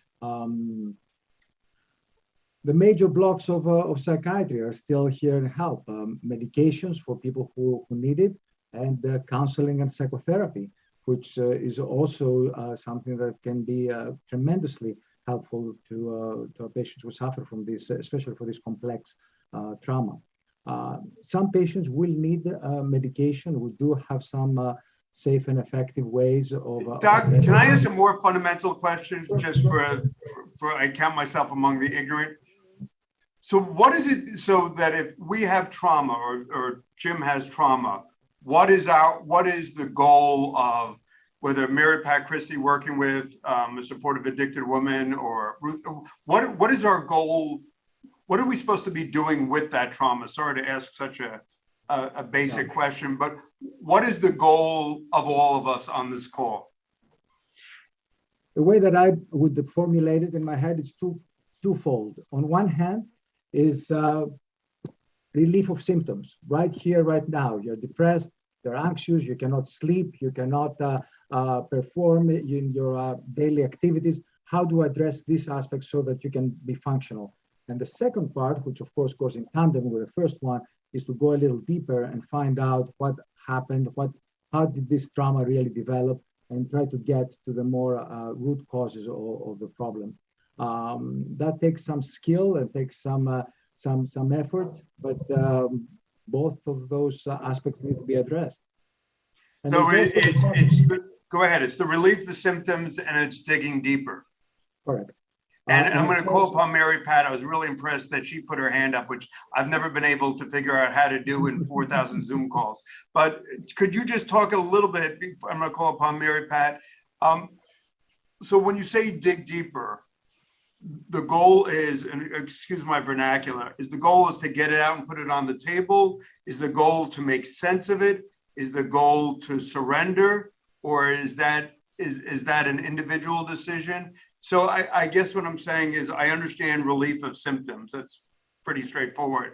But when you go deeper to what end? I apologize for my simplistic questions or simple questions. So is that for me? No, that was for Petros. Okay. Oh no! He's got the fancy medical. I'm not the expert, but I have thoughts on it. But hey. I have thoughts about it myself as well, but I'm going to pass this one, if I may, to Erin Zerbo, because she really knows about these things very, very well in terms of the isolation of affect that we do see with trauma, and how we can possibly address this. Dan, this is what academics do. No, there's a particular reason why I'm passing this today to Erin Zerbo, because our school decided to honor Erin Zerbo today with the Humanitarian Award of the Year, which is the highest award that the medical school bestows on any of the faculty. So I am so proud of her, and I just want to put her on the spot for that. Thank you, Doctor. Thank you, Petros. I appreciate it. And congratulations. Thank you, thank you. So this is terrible, but can we like narrow it a little? What is Okay, exactly sure. you want me to address? So, no, I appreciate that. So, doctor said two things: trauma. One is relief of symptoms, and the second was to dig deeper. And so, my question is as not as to the first, but as to the second. Dig deeper to what end? To do what? To get it out on the table, and then to do what with it? To make sense of it, to acceptance, whatever. I'm sorry. No, and I think this is actually the key thing when you're working with somebody that's traumatized. So I think this is the most important point you can make about trauma, which is you want to be very aware if you're working with somebody in a session. It's basically this idea of opening it up. So the way I think about a traumatic memory is that it's stored neurologically in your brain differently from a regular memory. So when you have a traumatic memory, your brain, people will talk about it almost like a flashbulb memory. Like you have a memory, think of like where you were when you heard about 9/11, for example. Everybody can usually go back and like picture what that was like. And it's like that when something traumatic happens, your brain is like, oh my God, something really important is going on. And so it literally will record the thoughts you're having, the smells, the sensations, the sights, the feelings, and everything feels very kind of surreal and oftentimes is either sped up or slowed down, like just things are kind of weird. And what's interesting about a traumatic memory, it's stored in this congealed way where if you touch it and trigger it, it will come to life in its full colors. And so that's what a flashback is. And that's what happens when people get triggered. So it's basically these memories that are kind of like congealed and more like vivid color than other ones. And they can be hidden a lot of the time. But if you like scratch the surface and they pop out, all of a sudden the person is flooded with all this emotion. So when you're working with somebody, and I see Iris nodding, so I know I'm on the right track because she is the trauma guru and she should speak right after me. But the idea is when you're working with people with trauma, you kind of want to dance around everything except the actual trauma. You want it to be organic and they have to be Wait, can you say that again? What you just said, a little slower. Sorry, you want to kind of dance around everything except the actual trauma. Like if for a classic thing is when I was trained as a psychiatrist, you take an abuse history and they would say I'm sexually abused. And you would be like, oh, I don't want to open the wound, but by who and for how long? And just give me some basic, it's like, now you've already opened the wound, right? If you're even asking who abused you, like now you've already started to go into that. So as in 2021, as we've realized all these things are triggers for people. And so you want to be real delicate around the actual traumatic stuff. And in the beginning stages of working with someone, all you're working on is like day-to-day support, grounding, resourcing, like teaching them breathing, meditation, etc. And if you are going to open up and actually talk about a trauma, you need to be very aware of what time you have because you have to close it back down before the end of the session. The big mistake. Can I go back to my simple question? So what is the goal of this process? Right. So the ultimate goal is to get that traumatic memory to no longer be congealed and have all that power where when it's tapped into it like blossoms like that, you want to reintegrate it into the historical narrative of the person's brain, right? Like just kind of make it like a normal memory. But to do that, you have to, psychotherapy is actually not super effective. It will be more things like EMDR, cognitive processing therapy, these like trauma specific therapies. And they're very like, there's a lot of training involved, a lot of like manual and kind of instruction, because you basically want to really slowly get back into the memory. But at the same time, you've already given the person those tools about how to do breathing. Because if you open up a traumatic memory and they leave your office feeling anxious, you didn't do anything to help. You just like reinforced that this traumatic memory causes anxiety. So it's like you want to work through the memory, but that's like later stages in the treatment. In the beginning of the treatment, you're getting the connection, building rapport, giving them resources, and you have to be kind of ready to go into the traumatic material when you have enough time. And are you trying to make sense of it, or is it acceptance, or is it? I mean, so I'm beginning to understand, but is the ultimate? So you sort of deal with that, for lack of a better word, toxicity or potency. But is the ultimate goal? I mean, I'm listening to what Chris said on the outset. You know, so I grew up and there was chaos on my street, chaos in my home, chaos in my relationship. What is the psychological goal? I mean, maybe goal is the wrong word, but how does this journey make sense? Yeah, that's such an important question because the problem with these traumatic memories is that people have misbeliefs attached to them. So if you were really little and your parents were physically abusive towards you, you internalize that you were a bad kid. And so at the time when your parents were physically abusing you, you had thoughts in your head like, I'm so bad, I wish I weren't here, like my parents hate me. And with these memories congealed, if you have that memory in your head, that automatic thought is going to spring back with it. And so you just have this dark, heavy feeling about these memories because they're reactivating beliefs and emotions, many of which were just activated because you were a child. But now, as an adult looking back, like nobody would ever blame a child for being hit by their parent. But when you're a child, you do blame yourself. So working through the memory is to be like, oh, I'm going to detach that misbelief. So now when I remember it, it's less emotional. It starts to feel more like a regular memory. And now I'm not thinking, oh, I'm a bad person when I remember that, because I'm able to detach that belief from it. So that's the reason to get in there and uncongeal it, because the congealed memory has all these like, you know, terrible big emotions and wrong thoughts in it. And those are the parts that you're trying to get out. And I really want to throw it over to Iris, because I feel like she would be better to round out anything I'm not saying or saying incorrectly. Okay, then Iris and then Mary Pat. Go ahead. Iris, thank you so much, Iris. Hi, Governor McGreevy, and hello to everyone on the panel. You know, Dr. Zerbo is right on point. I think the biggest thing that I would add to that is it's not just to contain the trauma, but also to prevent re-traumatization. So when I have trauma and I have all of these, what they call negative cognitive schemas attached to that trauma, I believe I'm worthless. I believe that bad things are going to happen to me. I believe that I'm powerless. I then act in ways to support those beliefs. I put myself in dangerous and harmful situations because I don't recognize the danger associated with them. And what we know is trauma rewires our brains. So the things that should seem dangerous to me, like hanging out on a corner at nighttime, don't seem dangerous because there's a shootout outside of my house every other day. So while we want to take care of the trauma and the past trauma, we also want to provide the resources for our patients and address the hierarchy of needs, right? So I can't come into psychotherapy and work on my trauma when I don't know how I'm going to eat when I get home. I can't really self-actualize and work on being the best me I can be if I don't have safety in my home system, if I don't have an appropriate support system.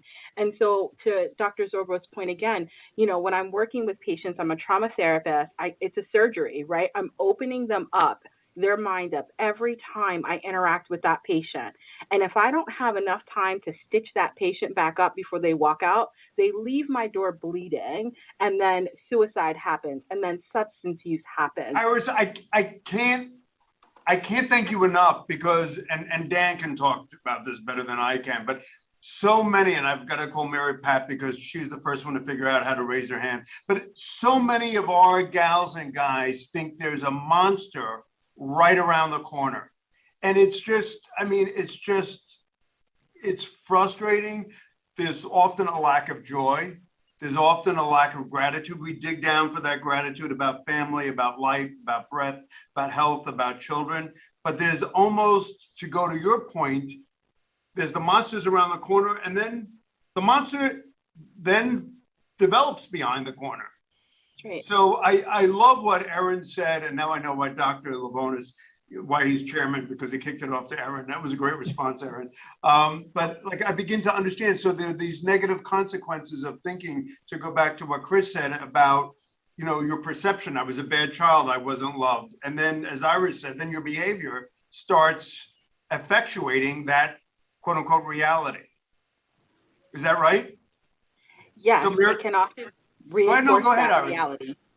I was going to say, yes, it can often reinforce that reality, but the reality is that we haven't pulled people out of the traumatic situation, right? Like they're still experiencing these situations, so they are being re-traumatized. Particularly those in prison. In prison, right? You go in smoking marijuana, you come out using heroin, right? So like we know that these things are happening, and then they go right back home into the trauma. So I'm like, hey, let me help you, let me heal you, but let me send you home to live with the bear. So having, you know, abuse in a household is like having a bear. Sometimes it's cute and cuddly, and the rest of the time it's biting your hands off. And so they're at a heightened state of arousal all of the time because this is how their body has adapted to the trauma that they've experienced. That's Mary Pat. And you're on mute. I'm sorry. Sorry. God, I'm usually better than that. But thanks, first of all, for doing this today.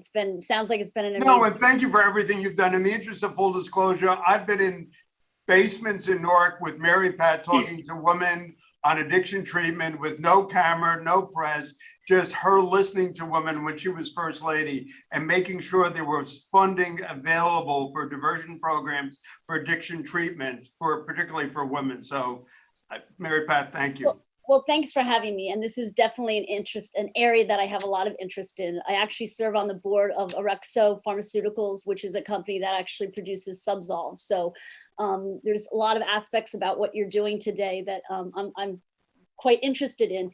And look, I'm not a doctor, I'm not a specialist in this area, but my goal when I was first lady, and continues to be my goal, was to really reduce the stigmatism of whether it's drug addiction or the folks that are incarcerated.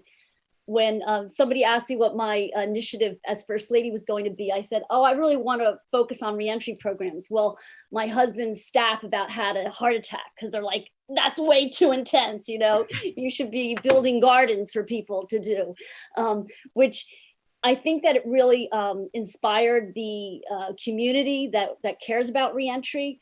But my goal was just to listen to people and to highlight the issues.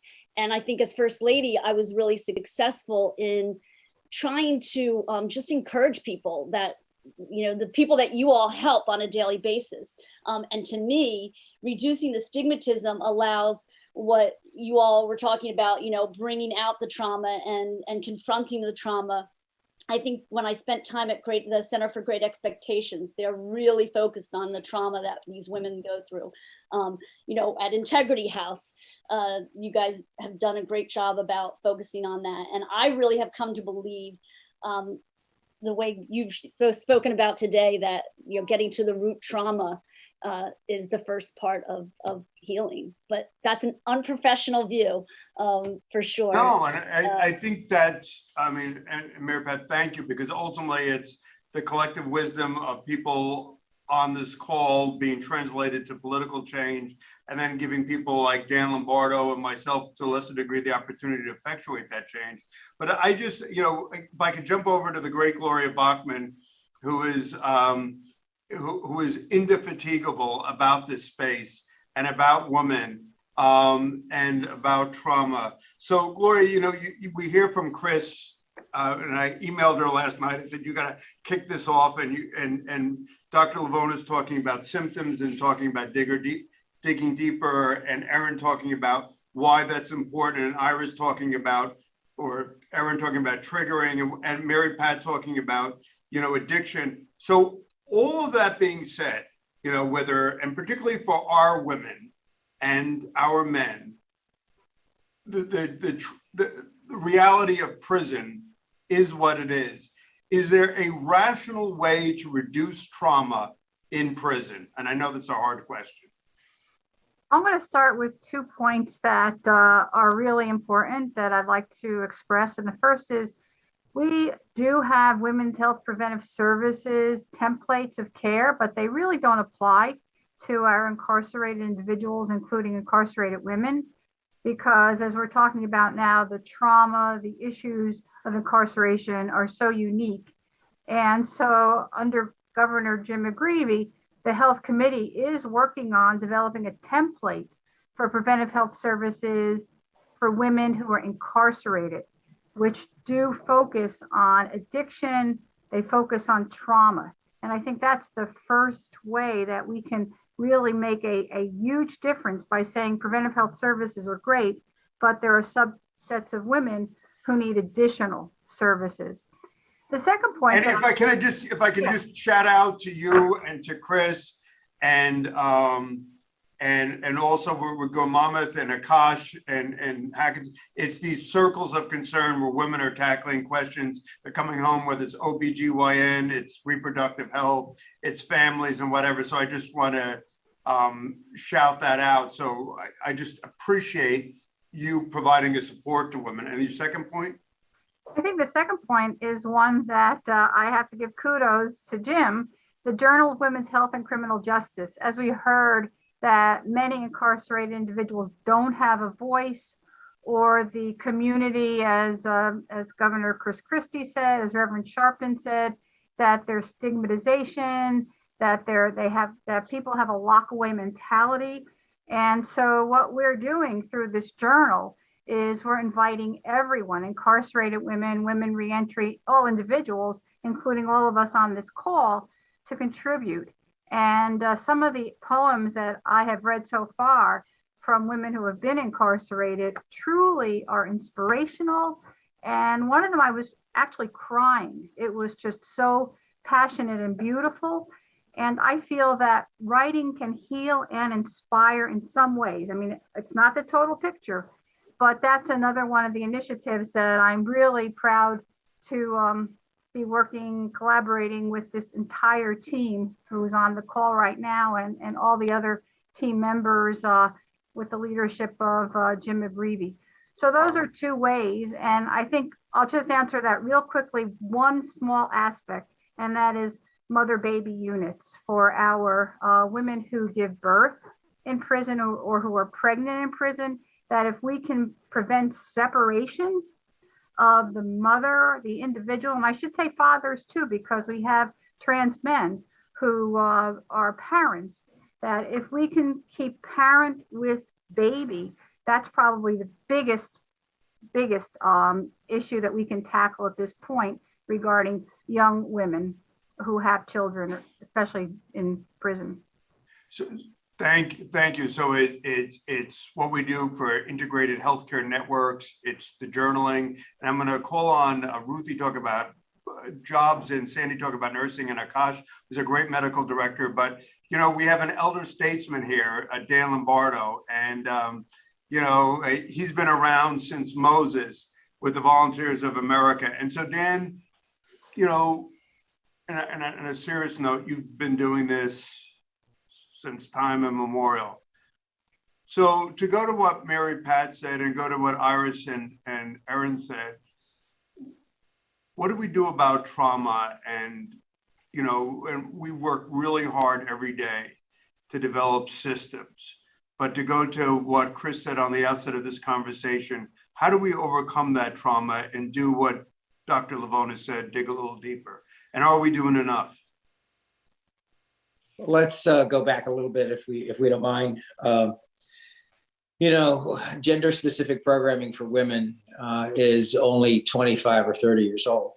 Women used to be treated like men, and many philosophies of that still exist in prison systems, which is probably the craziest thing you could ever possibly imagine. That you take somebody who has had a life that has been revolving around trauma, and you put them into an environment which is nothing but perpetuating and expanding that trauma. And then expect them, when you discharge them from prison, to go out and sin no more. It just doesn't make any sense. There's no transitions, there's no supports. And we shouldn't fall prey either to the idea of trying to do treatment programs inside the prison. It's not a pro-social environment. It's impossible for you to do the kinds of treatment and programming that are necessary in a prison to make a person successful. You have too many other elements and too many other forces in the subculture, which will not support that, will encourage it, will belittle it, will do so many other kinds of things. There was a point brought up not too very long ago about keeping moms and women together. If we have one of our women coming to our female program, and that person happens to be pregnant, their return to custody to have that baby makes absolutely no sense. When a long time ago in a galaxy far, far away, when I was in Texas, we created a program called MINT, which meant mothers and infants together. And what we did is we had them in a halfway house. And the interesting thing is it was a dual halfway house. On one side of the halfway house were the women, the moms and the babies. On the other half, there were males. And it's amazing how moms and babies change an entire atmosphere of a halfway house. It was really something to behold. It was quieter, they were supportive. And it also gave dads a chance to spend some time with moms too. So dads and moms could bond with the baby that they had. And it's interesting then when we went back to court, after mom had the baby and she was with us for 9, 10, 12 months, and we would go back to court, we had a chance to get the sentences reduced as a result of the progress that she's made within the system itself, within the halfway house. But those kinds of things do not exist in New Jersey. And those are the kinds of things that we should be looking for, the creative, different kinds of approaches that are non-institutional in nature. My hunch is, given some of the folks that we've dealt with over the years, that most of the people that are in prison do not belong there. And let's just make that as a rational structure for designing programs that should be more community-based. So Dan, you're the best. So Dan, so what do you do about trauma? And I heard what you said about behind the wall and grappling with it. So candidly, or you're just saying it's a fool's errand and we should wait? Either we should provide alternatives to incarceration, such as halfway houses. I mean, is it, so I'm saying that the reality is where we have, 13,000 or 12,000 plus incarcerated persons. As to behind the wall, do we not try to address trauma behind the wall? And then I'm going to ask you outside of the wall. I think it's a little bit more challenging in the structure of the prison system as it's designed. I think it's difficult to build trust, to build those kinds of things that are necessary in order to let your guard down. For us, when folks come to us into the community, it's a time just to make sure that they feel safe, that they feel comfortable with the environment, that they get to know the people that they're sharing a room with, that they're getting to know the staff. And so, everything that, you know about stuff like motivational interviewing, all of those kinds of skills are trained in our staff.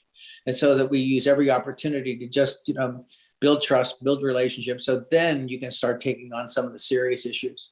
And then you also have our community partners, which provide the psychiatric support that we need for folks that are seriously traumatized.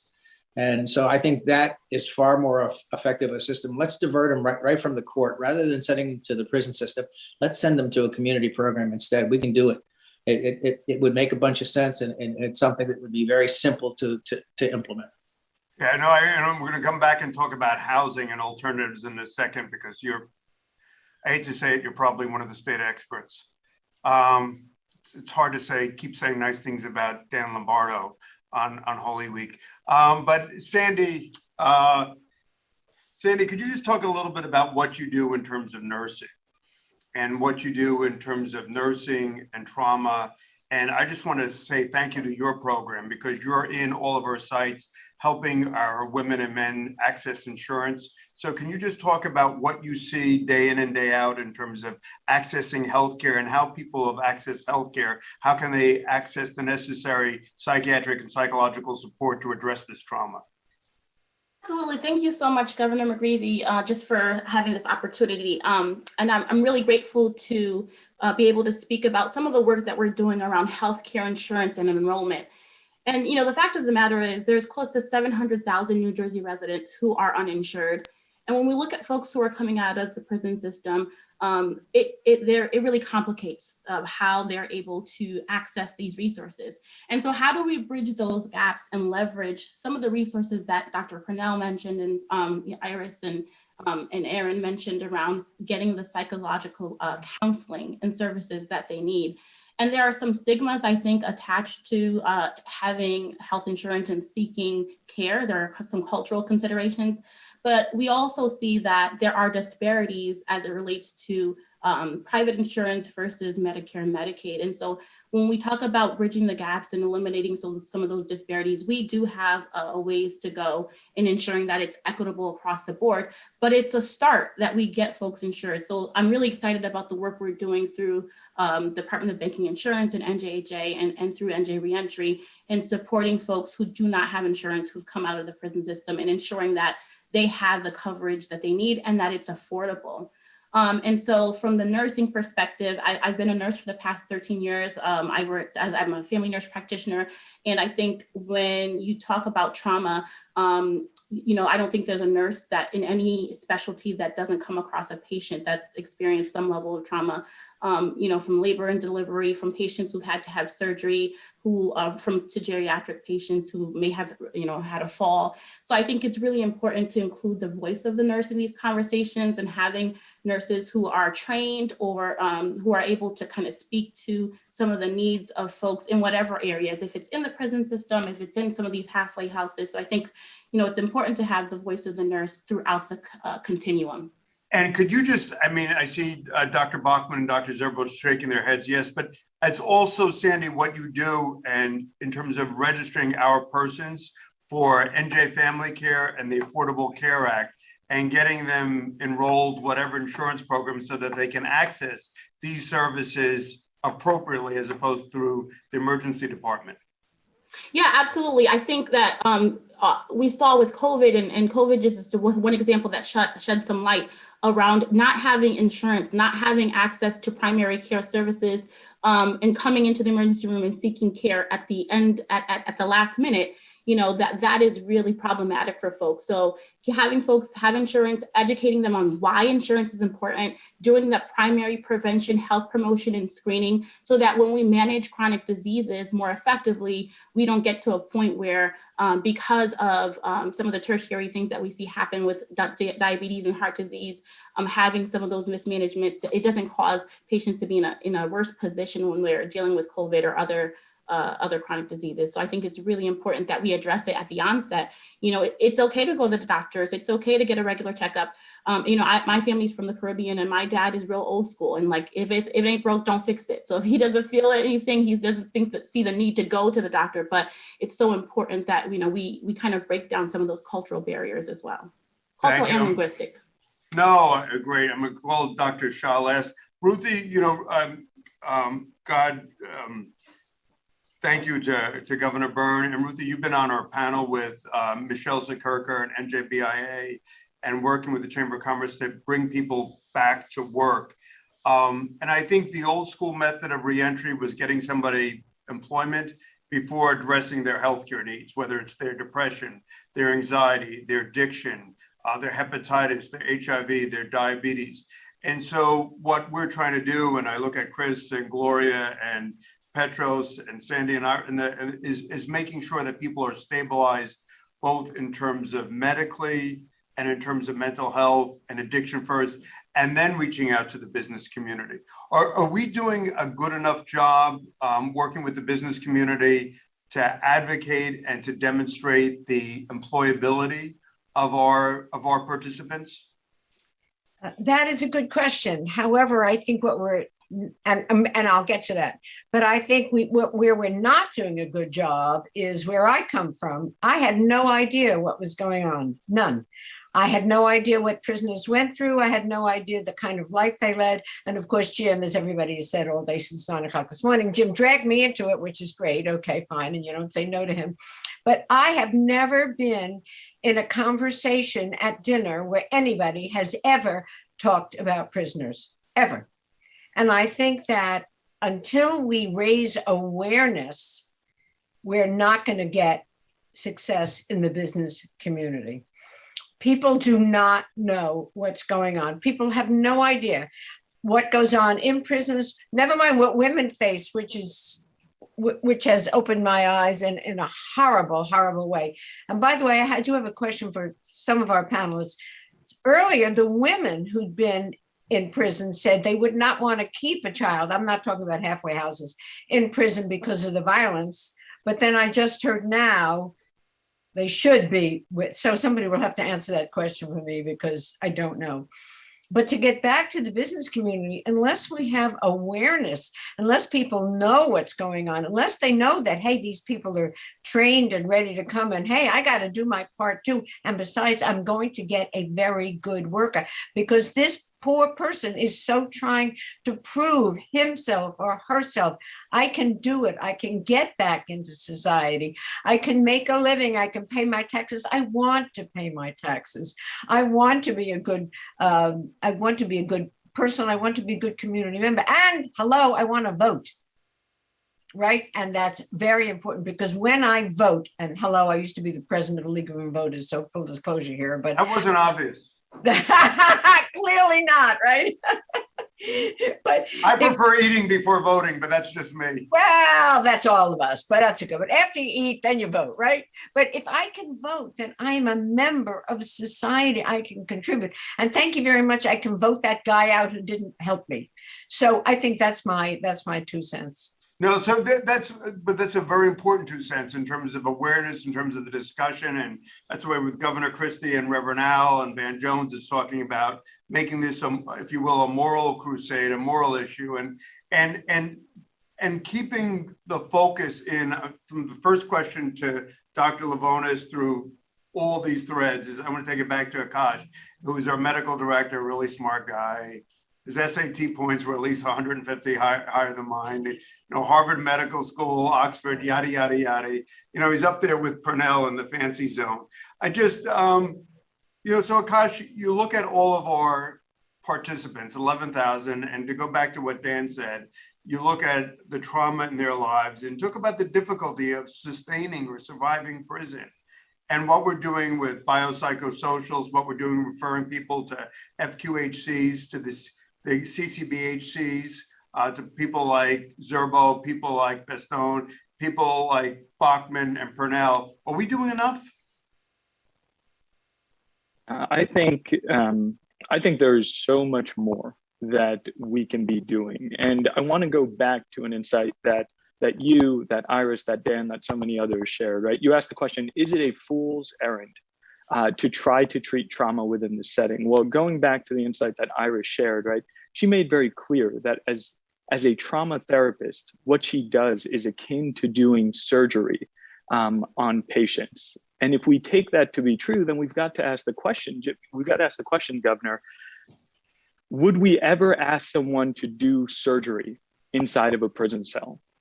Absolutely not, right? We want them to do it in an operating room, in a hospital, in the appropriate clinical setting.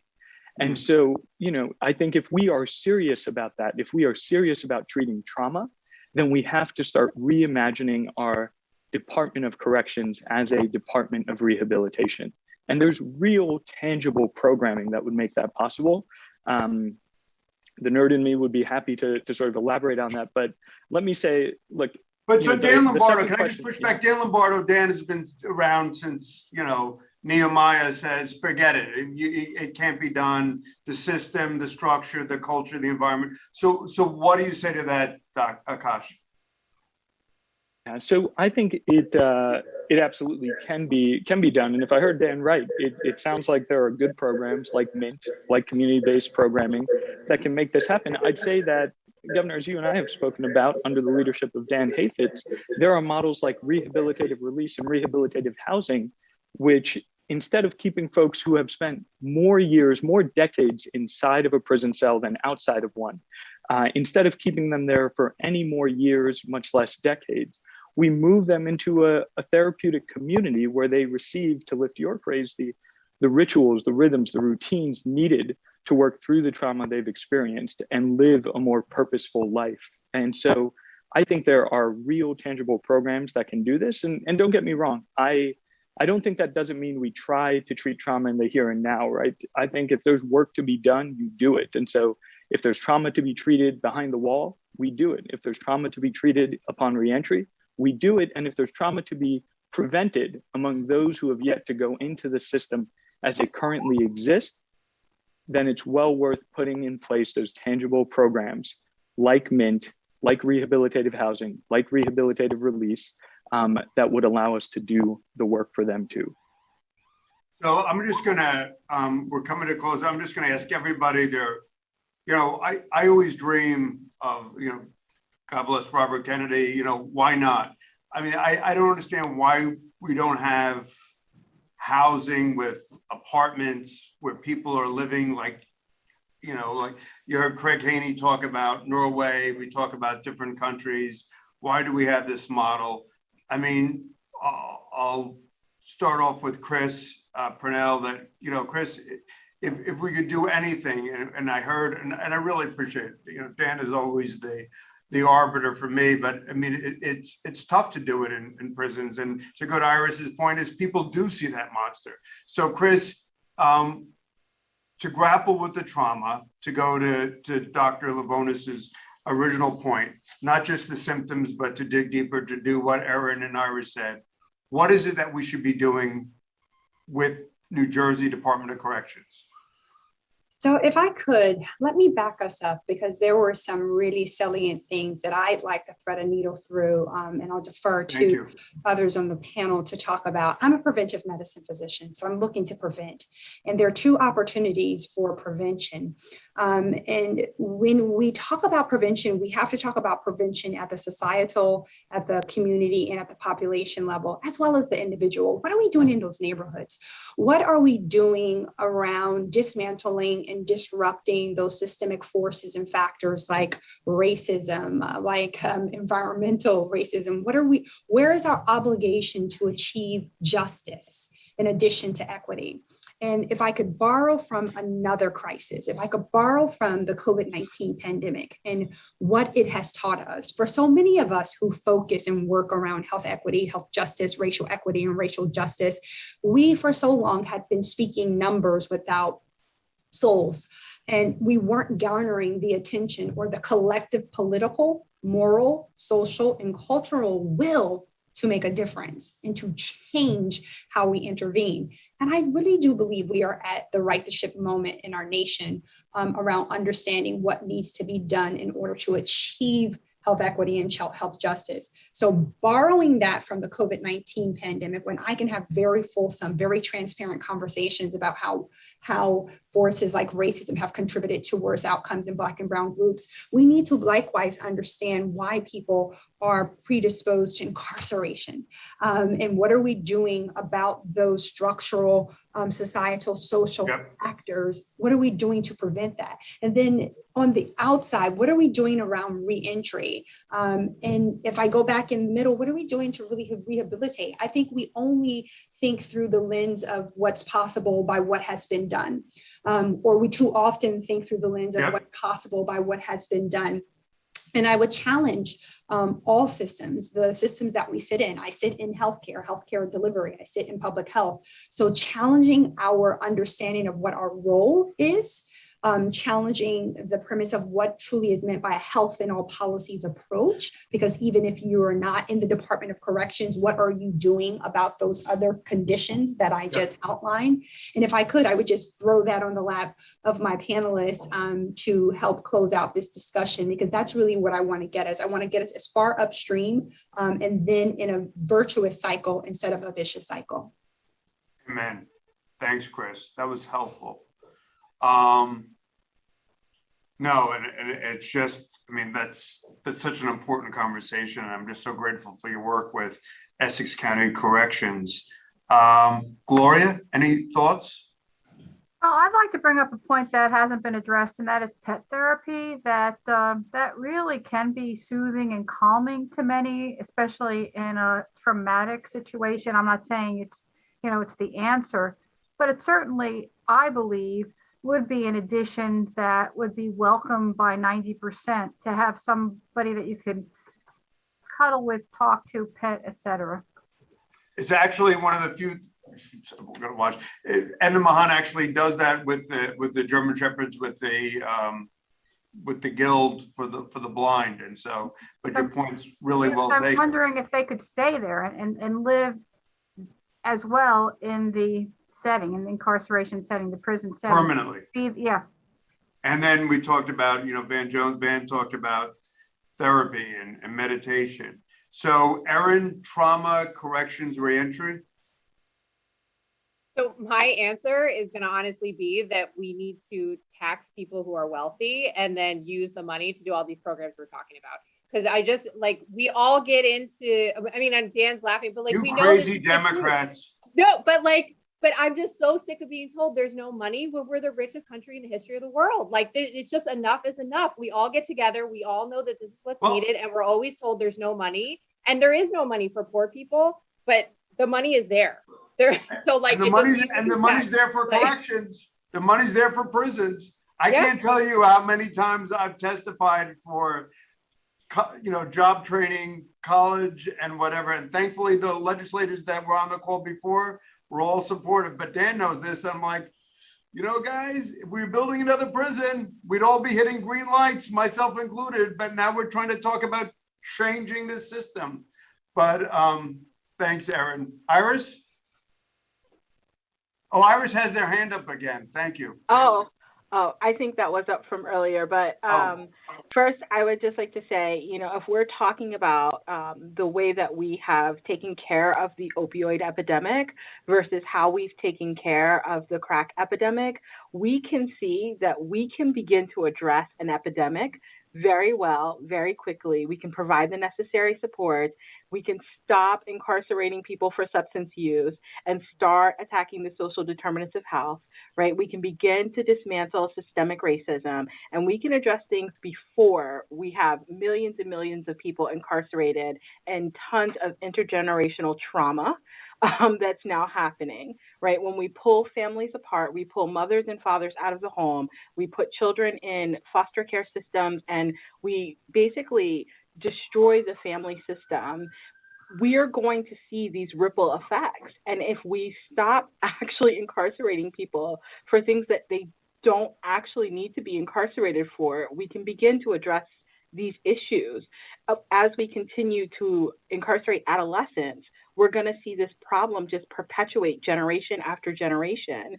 So I think it has to be a two-pronged approach. We have to take care of the people who have been incarcerated and have been traumatized, and then we need to stop incarcerating people. And then I'd also make the argument that the crack cocaine epidemic were communities of color, and it wasn't until the opioid epidemic impacted the majority community that everybody went from just say no and to, you know, treatment and truth and light and whatever. So I mean, I think we need to do a little reality check that who is impacted or who is afflicted tragically has a impact on our quote unquote solution.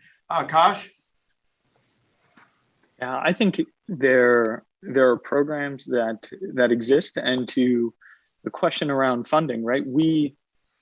I simply can't accept the answer that we can't afford to implement these programs, because we live in a state where the per person per year cost of incarceration is over $60,000.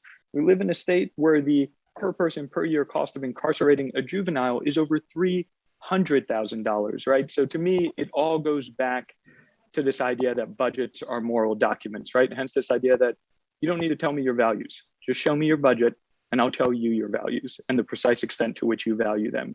And so if we are serious about valuing these reforms and a system of rehabilitation over a system of corrections, whatever that may mean, I still don't understand it. But if we are serious about that, then we've got to restructure our budgets in ways that reflect those values. Dan and then Mary Pat.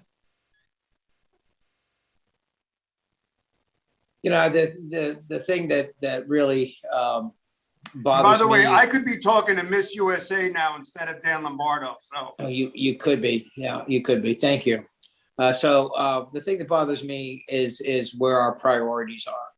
If you take a look at the budget, the Department of Corrections spends more in overtime than they do in community corrections programs.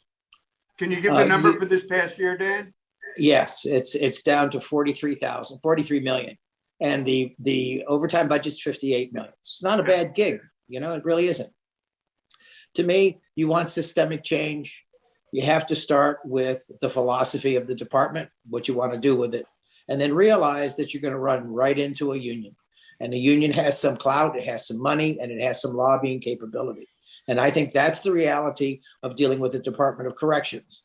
For example, for the people that we serve, the ignominy of having to go back to the Department of Corrections to get medical care when I'm sitting in Camden and I have 3 hospitals within spitting distance of a halfway house is ridiculous. It's absolutely ridiculous. Not only that, the people who are in our programs do not want to go. They would rather have appendages falling off before they go back to the Department of Corrections. So that says more about the system itself than anything else. The system has no logic put to it right now. And it does need a thorough analysis, and the analysis has to be done on the basis of cost. He's right. I think Mr. Shah is right. It's about $60,000 a year to incarcerate somebody. A halfway house bed is $22,500. But it's also about being, Make up Dan, your it's mind. also about being patient-centered, I would argue. It's also about recognizing that the persons that are both in prison and coming out are patients.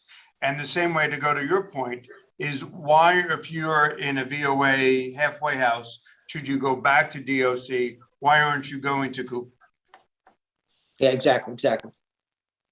So thank you. And Mary Pat? Sure. I'll just say that, I think that my husband spoke earlier about the. He was tremendous. Yeah, good. But I think when he made drug court mandatory in all counties in New Jersey, I think, that was a great example of a win-win where people got better treatment, better recovery, and it saved us a lot of money. And I concur. And that was controversial because, Governor Chris said everybody's going to drug court, and people were like, you can't mandate this, you can't force people, but we all know about addictions. And look, I think that particularly because he is a Republican, I think that as Republicans we can speak in a different way and actually sometimes get more attention. And I'll just concur with the folks on the line. The budget, from the time that Chris was governor to now 3 years later, our budget in the state of New Jersey went from 33 odd billion to 44 billion. You mean to tell me in that $10 billion increase in Governor Murphy's budget, he couldn't find more money for recovery programs and reentry programs? It's an absolute shame. And that's someone that's not political saying that. So I just would concur with the folks on the line that we have a lot of money and we should be using it more wisely. So and Mary Pat, thank you. And Sandy? I just like by saying, really, when we look at preventative illness. San, your voice is, I'm sorry. Oh, you hear me? Yeah, it's all garbled. If you can't hear me, all right, Ruthie. I would say, based on what I'm hearing, that we tolerate a lot of very bad behavior on the part of the Department of Corrections, and we haven't come down forcefully on that yet. My husband's brother, Frank, was a physician, and he was a physician and I think you know this, Jim, he was a physician in the prison system. And he said the only difference between the inmates and the guards were who had the keys. So, and that's a long time ago. And it sounds to me, just listening and reading the press in these days, that has not changed. And unless that changes, we're going to have all of these systemic abuses. My 2 cents. All right, Ruthie, thank you. And Dr. Lavonis, Petros, trauma and prisons, and going back to what Dan said, and I do, I do think we've made progress, and I appreciate what Mary Pat said, but I think we are getting on the right track, and we're moving. But the question is I think, to go back to what Dan Lombardo said and Akash said, is how do we transform the system? Instead of incrementally, how do we make that large change? That I think everybody, in fairness, in terms of whether it's the governor's office, the Senate president, the speaker, wants to get there, but it has to there has to be a systemic change that's so critically important. Dan talked about what we used to do with women and children. How do we as a culture, Petros, and not just talking about addiction and trauma, but you're a smart guy, despite the fact you went to Stanford. But what do you think we do as a culture, as a society? Well, I was going to bring it to the smallest possible level, and that is the dyad of the person, herself or himself, and the person next to them. And I wanted to focus on the correctional officers.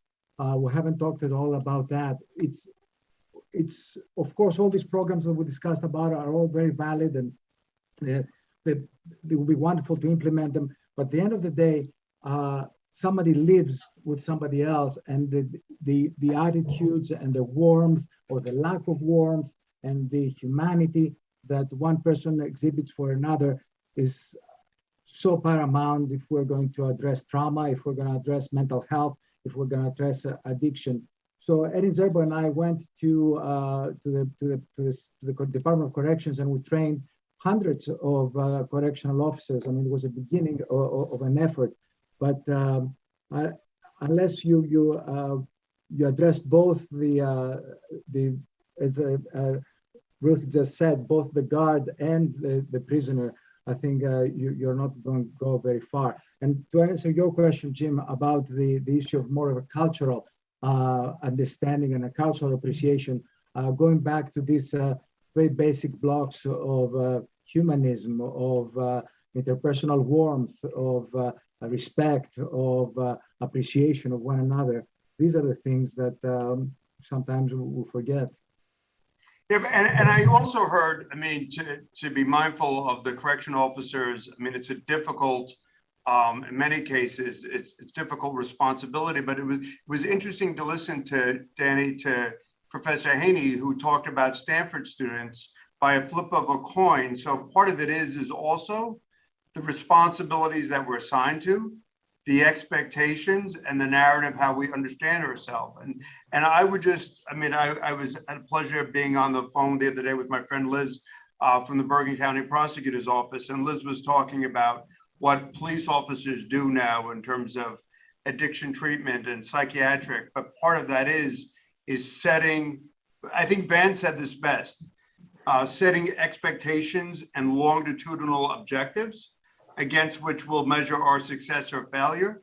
And part of that has to do with changing the narrative of how we understand what it is that we do. So I just, to everybody on this panel, I just wanted to say thank you. It congealed wonderfully, and I'm really grateful because the question of trauma, I wanted to understand more fully, and I think we began to do that what we do with trauma, and I appreciate Erin and Petros and Iris and Gloria and Chris, and what Akash drives us, God willing, as our medical director every day to do, and to Sandy and to Mary Pat and to Ruthie, from the perspective of community leadership, governmental leadership, how do we begin to shift this to a different system? I would respectfully think that the system we want is more aligned with what Dan's vision is than what we have today. And so, God willing, it's what goes back to what Van said about that child with the bird in his hand. You know, Pastor, is the bird alive or dead? And the pastor said, it's in your hands. So if we believe in a vibrant democracy, it's in our hands, not only on the governmental level, but on trauma and treatment and how we do that. And so with that, I want to say thank you to all of our great panel. And now it's my great pleasure to introduce Miss USA. I go from Dan Lombardo to Miss USA in one phrase. Gewalt. So again, I want to say thank you to our panel. I want to thank you to all of our experts to talking about trauma. And again, for all those that have research articles or reflections, I refer you to Dr. Gloria Bachman's journal, and we're going to be publishing that journal. And again, I want to thank Dr. Shah and Erin and Iris and Petros and Chris Purnell.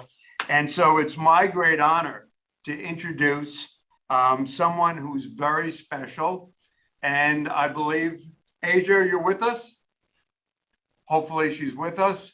Thank you very much, panel. Thank you, Godspeed.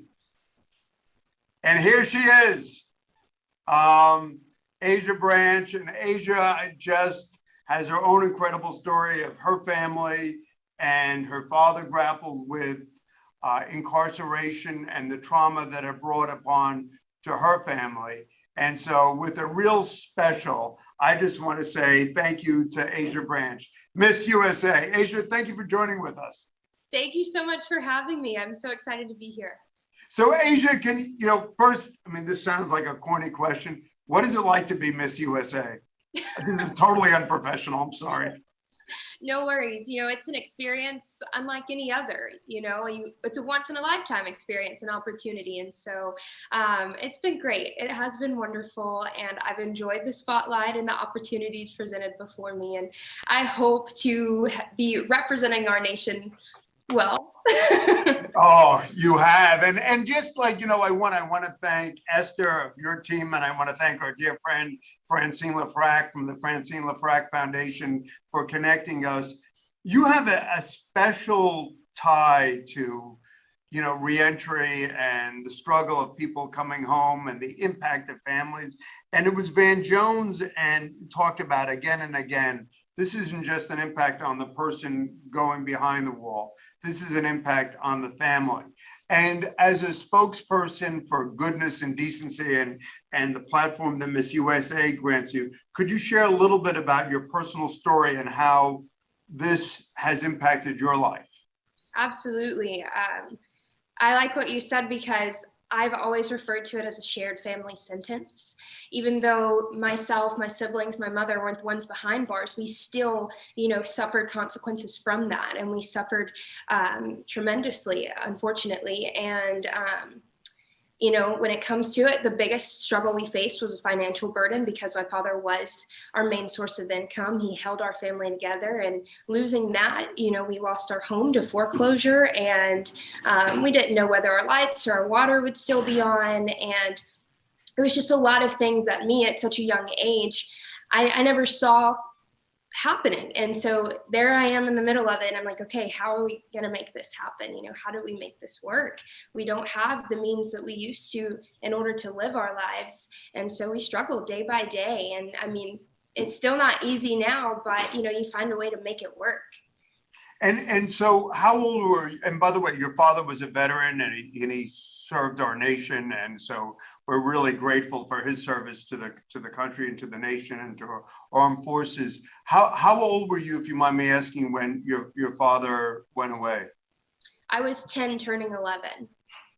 And from the sense from our past conversation that you almost had to assist your mother and because your mother was working and you had to help raise your siblings. Absolutely. Since my dad was the breadwinner of our family, my mom, you know, she worked, but she didn't have to work.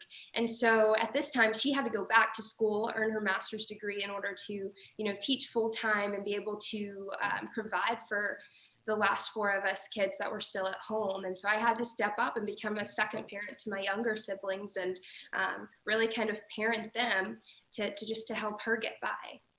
And how did you, what I love about your story is that you kept a relationship with your dad. Can you just talk about that? That's so special and meaningful.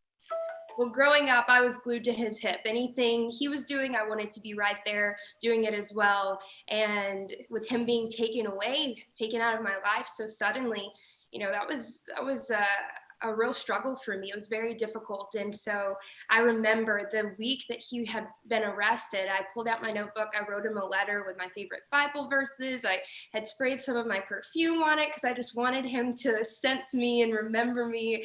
And I sent it to him. And I, you know, that from then on out, we continued writing each other back and forth. And even sometimes he couldn't write me back, but I was still writing, keeping him updated on my day-to-day life, from athletics, academics, boys, everything. I made sure that he was still as much of a part of my life as he could be. And how was that? I mean, you know, we talk about, you know, intergenerational, the impact of the criminal justice system, the impact of incarceration on children. I mean, what did that feel like? I mean, going to school, I mean, how did that change your perception of your family, your life? I mean, could you share with us those thoughts? Yeah, it changed drastically. I went from being this super extroverted, outgoing person to being introverted because of how my peers were viewing me based off of, you know, my father's incarceration, a circumstance completely out of my control. And, you know, I began to have a new perspective on incarceration. And I had to realize that, you know, so often it's a generational cycle, and I refuse to be anything but a statistic. And so I really worked hard every day just to kind of defy those odds and to not fall into this category that people had already sort of put me in. Yeah, and did you realize that your father was a good man who had made a bad decision? Yeah, I never once did I think he was a terrible person. And I think that's so important. And it's so important. I mean, from the perspective of people in prison to know that they're loved and to know, I mean, one of the real frustrations for me is that, you know, maybe the worst decision of his life defines him to so many others. And it's just important that people who love him, that Asia like continues to love her father. Yes, exactly. And I know, you know, I didn't want him to feel abandoned, and obviously through writing letters, I didn't feel abandoned, but unfortunately that's not the case for so many young people. You know, they don't have that relationship, they don't keep it, and it's really heartbreaking because you want that bond, you want something to look forward to, or to keep things positive, so to speak. And so how was it when you went to prison to see your father? What was that like? My very first visit was 3 years after he was arrested, and I was super nervous just because I'd never been in that situation before. I didn't know what to expect, but it was extremely emotional because, you know, I was able to embrace him and see him for the first time in 3 years. And I didn't know when I came home from school. So can you describe the setting for us? I mean, was there, go ahead, I'm sorry. You were in just this open gymnasium type setting, and you know, we just pulled chairs around, and he came walking in with a guard and sat down with us. And did you hug him? Yes, I did. I hugged him, and we were able to eat snacks and just hang out, and it felt normal. So you were able to reestablish the relationship you always had with your father? Absolutely. And what was it like, and how long were you in that room for, if you mind me asking? I believe it was 2 hours that we were there. And then some guy comes up and somebody says, time? Yeah, they just they come into, because there's other families in there as well. We're spread out amongst the gym. Spread out all over the gym, and you're sitting on your chairs, and there's some kids, and a couple kids are running around, and then what happens? And I just want you, so part of, like, you know, what I believe in terms of reentry, or in terms of, is that we have to normalize. I mean, we have Professor Craig Haney on talking about how we want people to have good values and good behaviors. But it's hard to, like, when we're seeing people, and I saw that when I worked with women, you know, behind the wall for 3.5 years, they would see their kids for 2 hours every so often. And it was the most bloody, painful thing. I still get worked up. Seeing those kids hold on to their mother's leg and, you know, whatever. So what went through your head the first time they said, all right, Asia, time up? What went through your mind?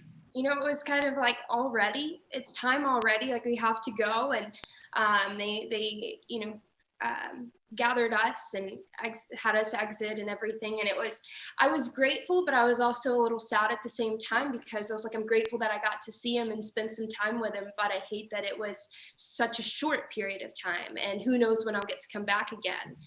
Because he was 4 or 5 hours away from where we lived, and you know, you could only go every other weekend at certain times, and it's hard to make that happen when you've got a mother working and 4 kids in and out of school and extracurricular activities. And so, you know, we may see him once that year, we may see him 3 or 4 times. You just never know how it'll work out.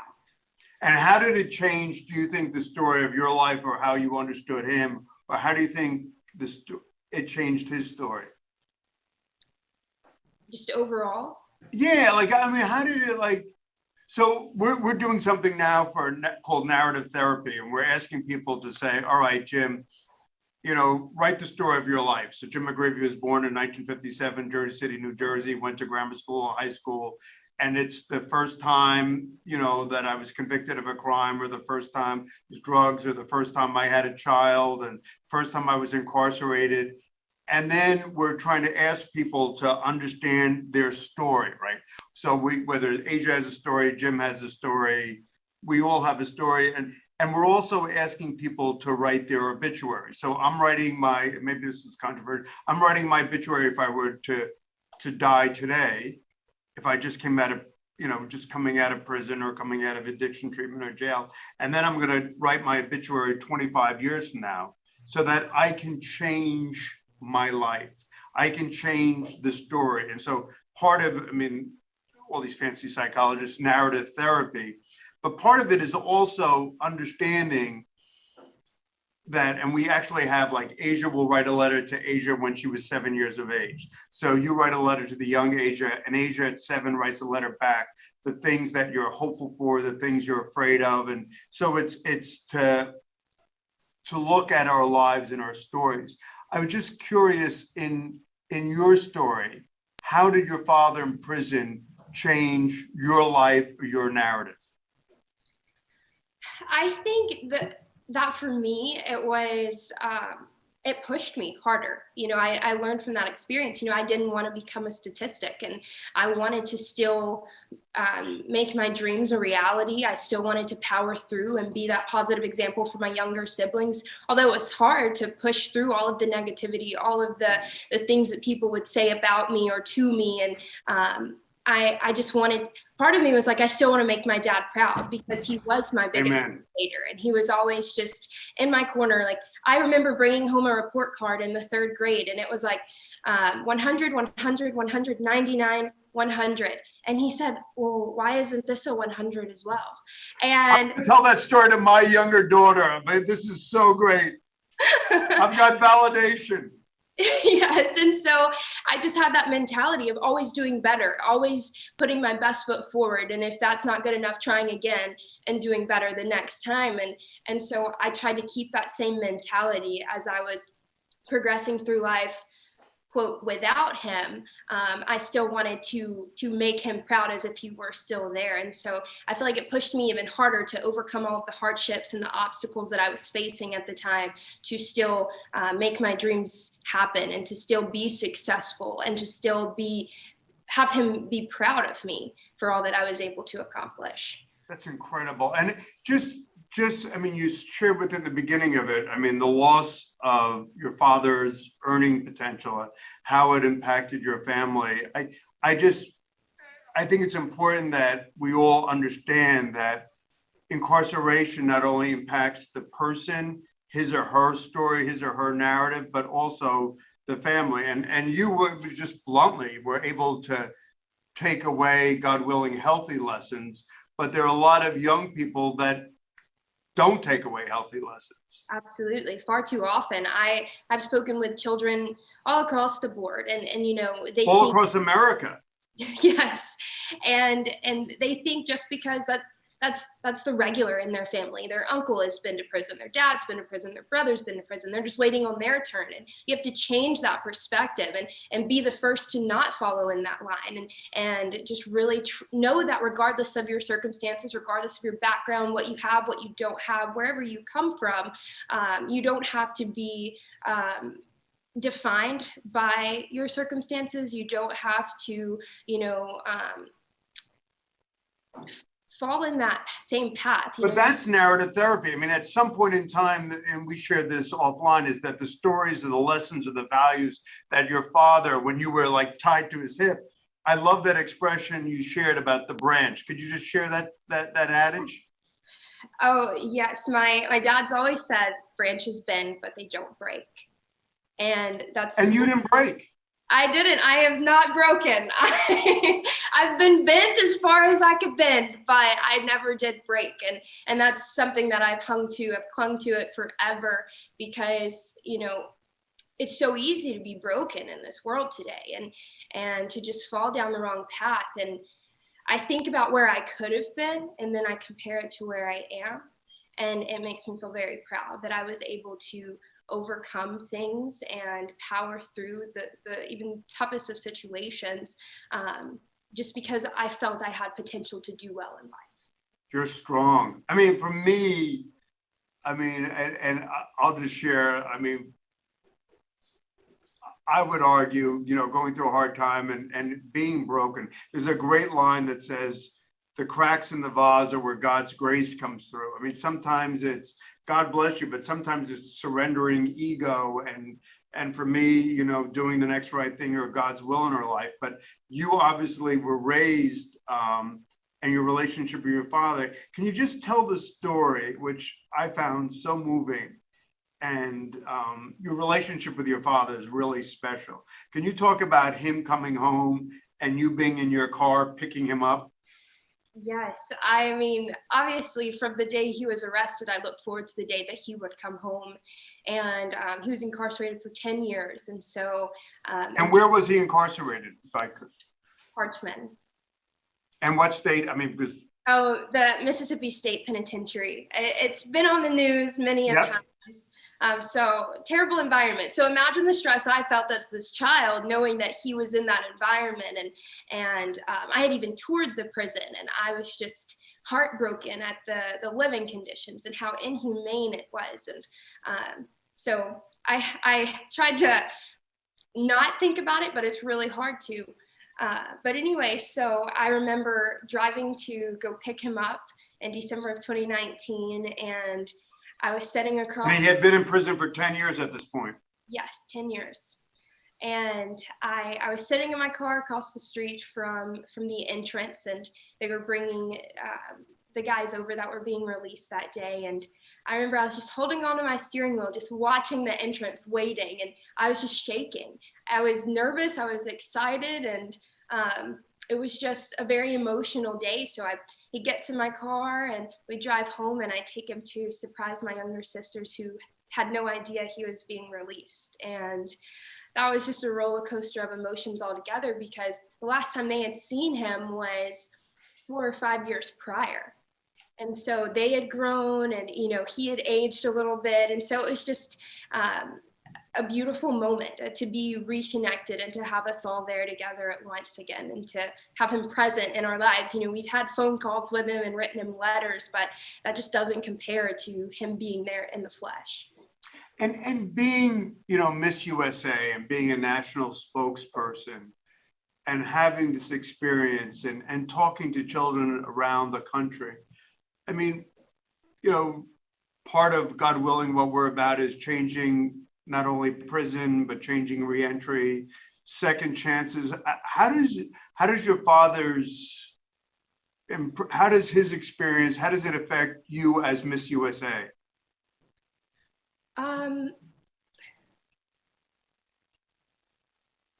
I guess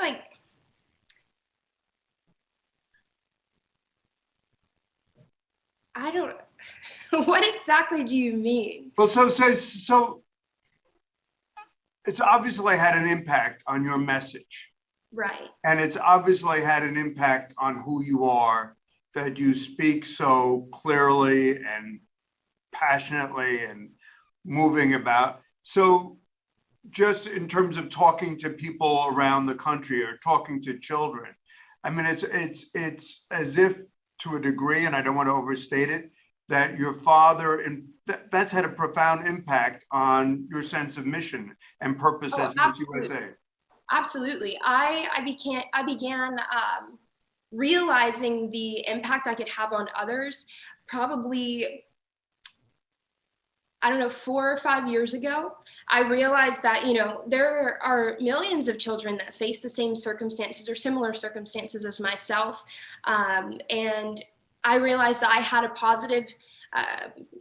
positive way of getting through it, but that's not the case for everyone. So many people, they fall into the negativity of it all, and they're pulled into, whether it be just terrible circles of people or peer pressure, different things that they experience, especially based on their region, where they're located, and what they're exposed to.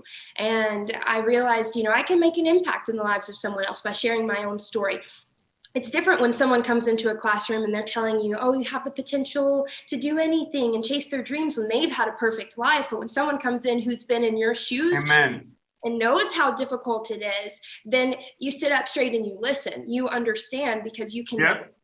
And so I realized that I had that impact. And so I spent a lot of my time in low economic areas and with at-risk youth, just trying to be that inspiration or that just little bit of encouragement that they need that they don't receive, because I hate to see young people, in our detention centers and things, because they have the potential, but they don't have someone there to guide them, someone to help them through these hard circumstances, that understands what they're feeling and what they've been through, the things that they've had to see and experience at such a young age, that really messes with your development and the way that you process things, the way that you Yep. And we just talked about that with trauma, like what that triggers in your own head about, I must be a bad person. My father isn't here. My mother isn't here. Everybody looks at me differently because my parents are in prison. So God bless you for doing that. So 2 last questions. What would you say to all of the children whose parents are in prison, how they should feel and love their parents, and how should they love themselves? And then I have one last question. Okay. So the first question is, what would you say to all the children of incarcerated parents? What do you say to them? I feel like everyone's situation is different, but you have to know your worth, and you have to know that you're not to blame. I think that's one of the biggest issues, is children blame themselves for their parents going away, and you have that pressure and that feeling of defeat almost. So you can't feel defeated. You have to allow these hardship circumstances that you're facing to strengthen you for your future. I feel like we're not given anything that we can't handle. It may not be what we asked for. My favorite quote is, you can't control the cards you're dealt, but you can control how you choose to play your hand.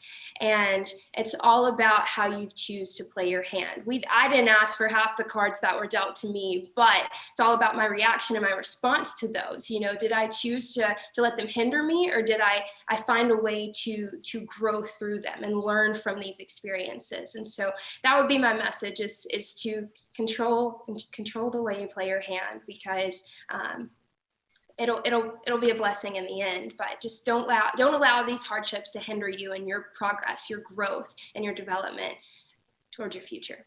God bless you. And what's your father and your relationship like now? Oh, it's perfect. I mean, luckily, we had such a good relationship prior, and we kept that throughout his imprisonment. And now nothing has changed. It's almost as if he's still been here along this entire decade that we kind of missed. We play catch up a little bit, but our relationship is strong. It's good. If I'm confused about something, need some guidance, I call him. I'm like, hey, what do you think about this? How should I go about this? And he calls and checks on me every night before bed. Hey, how was your day? My God. And so we have a very strong relationship, which is truly a blessing. I know that I'm blessed, because I know not everyone has that same situation. Like you're incredible, and I'm sure you're busy being Miss USA and your term of service, and just sort of like wrapping up for the whole conference. What would you say to America about folks being behind the wall, families, reentries, second chances, and why this is so powerful is because here you were, young 10-year-old Asia, getting straight A's in school, and how it impacted you. But now you're talking to these children. What would you say to America about making us a better people, or a better country, a better place? I think we're all, one action away from making a mistake. I feel like we shouldn't be so quick to pass judgment. I know for so long, I'd encountered people that think everyone behind bars is a monster and a true criminal. And I'm like, I've met so many of these people, and they're just like you and I. They just had a bad day, or they got caught up with the wrong group of people, and they didn't have the means to get themselves out of these situations. And so my message would, what I have to say is that everyone deserves a second chance. Everyone deserves a fighting chance. And we have to stop passing so much judgment and really work to improve these prison conditions, and also work to improve our justice system so that people are truly given justice, because so often our system fails. So thank you. What a perfect way to end. To Asia Branch, or Miss USA, I just want to say thank you, Asia. And I look forward also, we're going to have a special engagement with Asia and the women of NJRC coming up when we're appropriate COVID protocols. So I just want to say thank you to Asia. I want to thank Esther from your team and of course, Francine Lafrac. Can we have a round of applause for Miss USA? Thank you, so Asia. much. God bless you. So I can't think of a better way to end the conference with Asia's words for second chances. And this has been a heck of a conference. When we start out with Cardinal Tobin and his invocation, and also Lieutenant Governor Sheila Oliver in terms of the work of DCA, Governor Christie and Reverend Sharpton having so many areas in common, and Craig Haney talking about incarceration and what that does psychologically and the trauma. And then I want to thank Alasia, Judge Arleo, Linda Baraka, and Myra, Shanice, Tony, Lakeisha, and Margarita for their testimony and for sharing.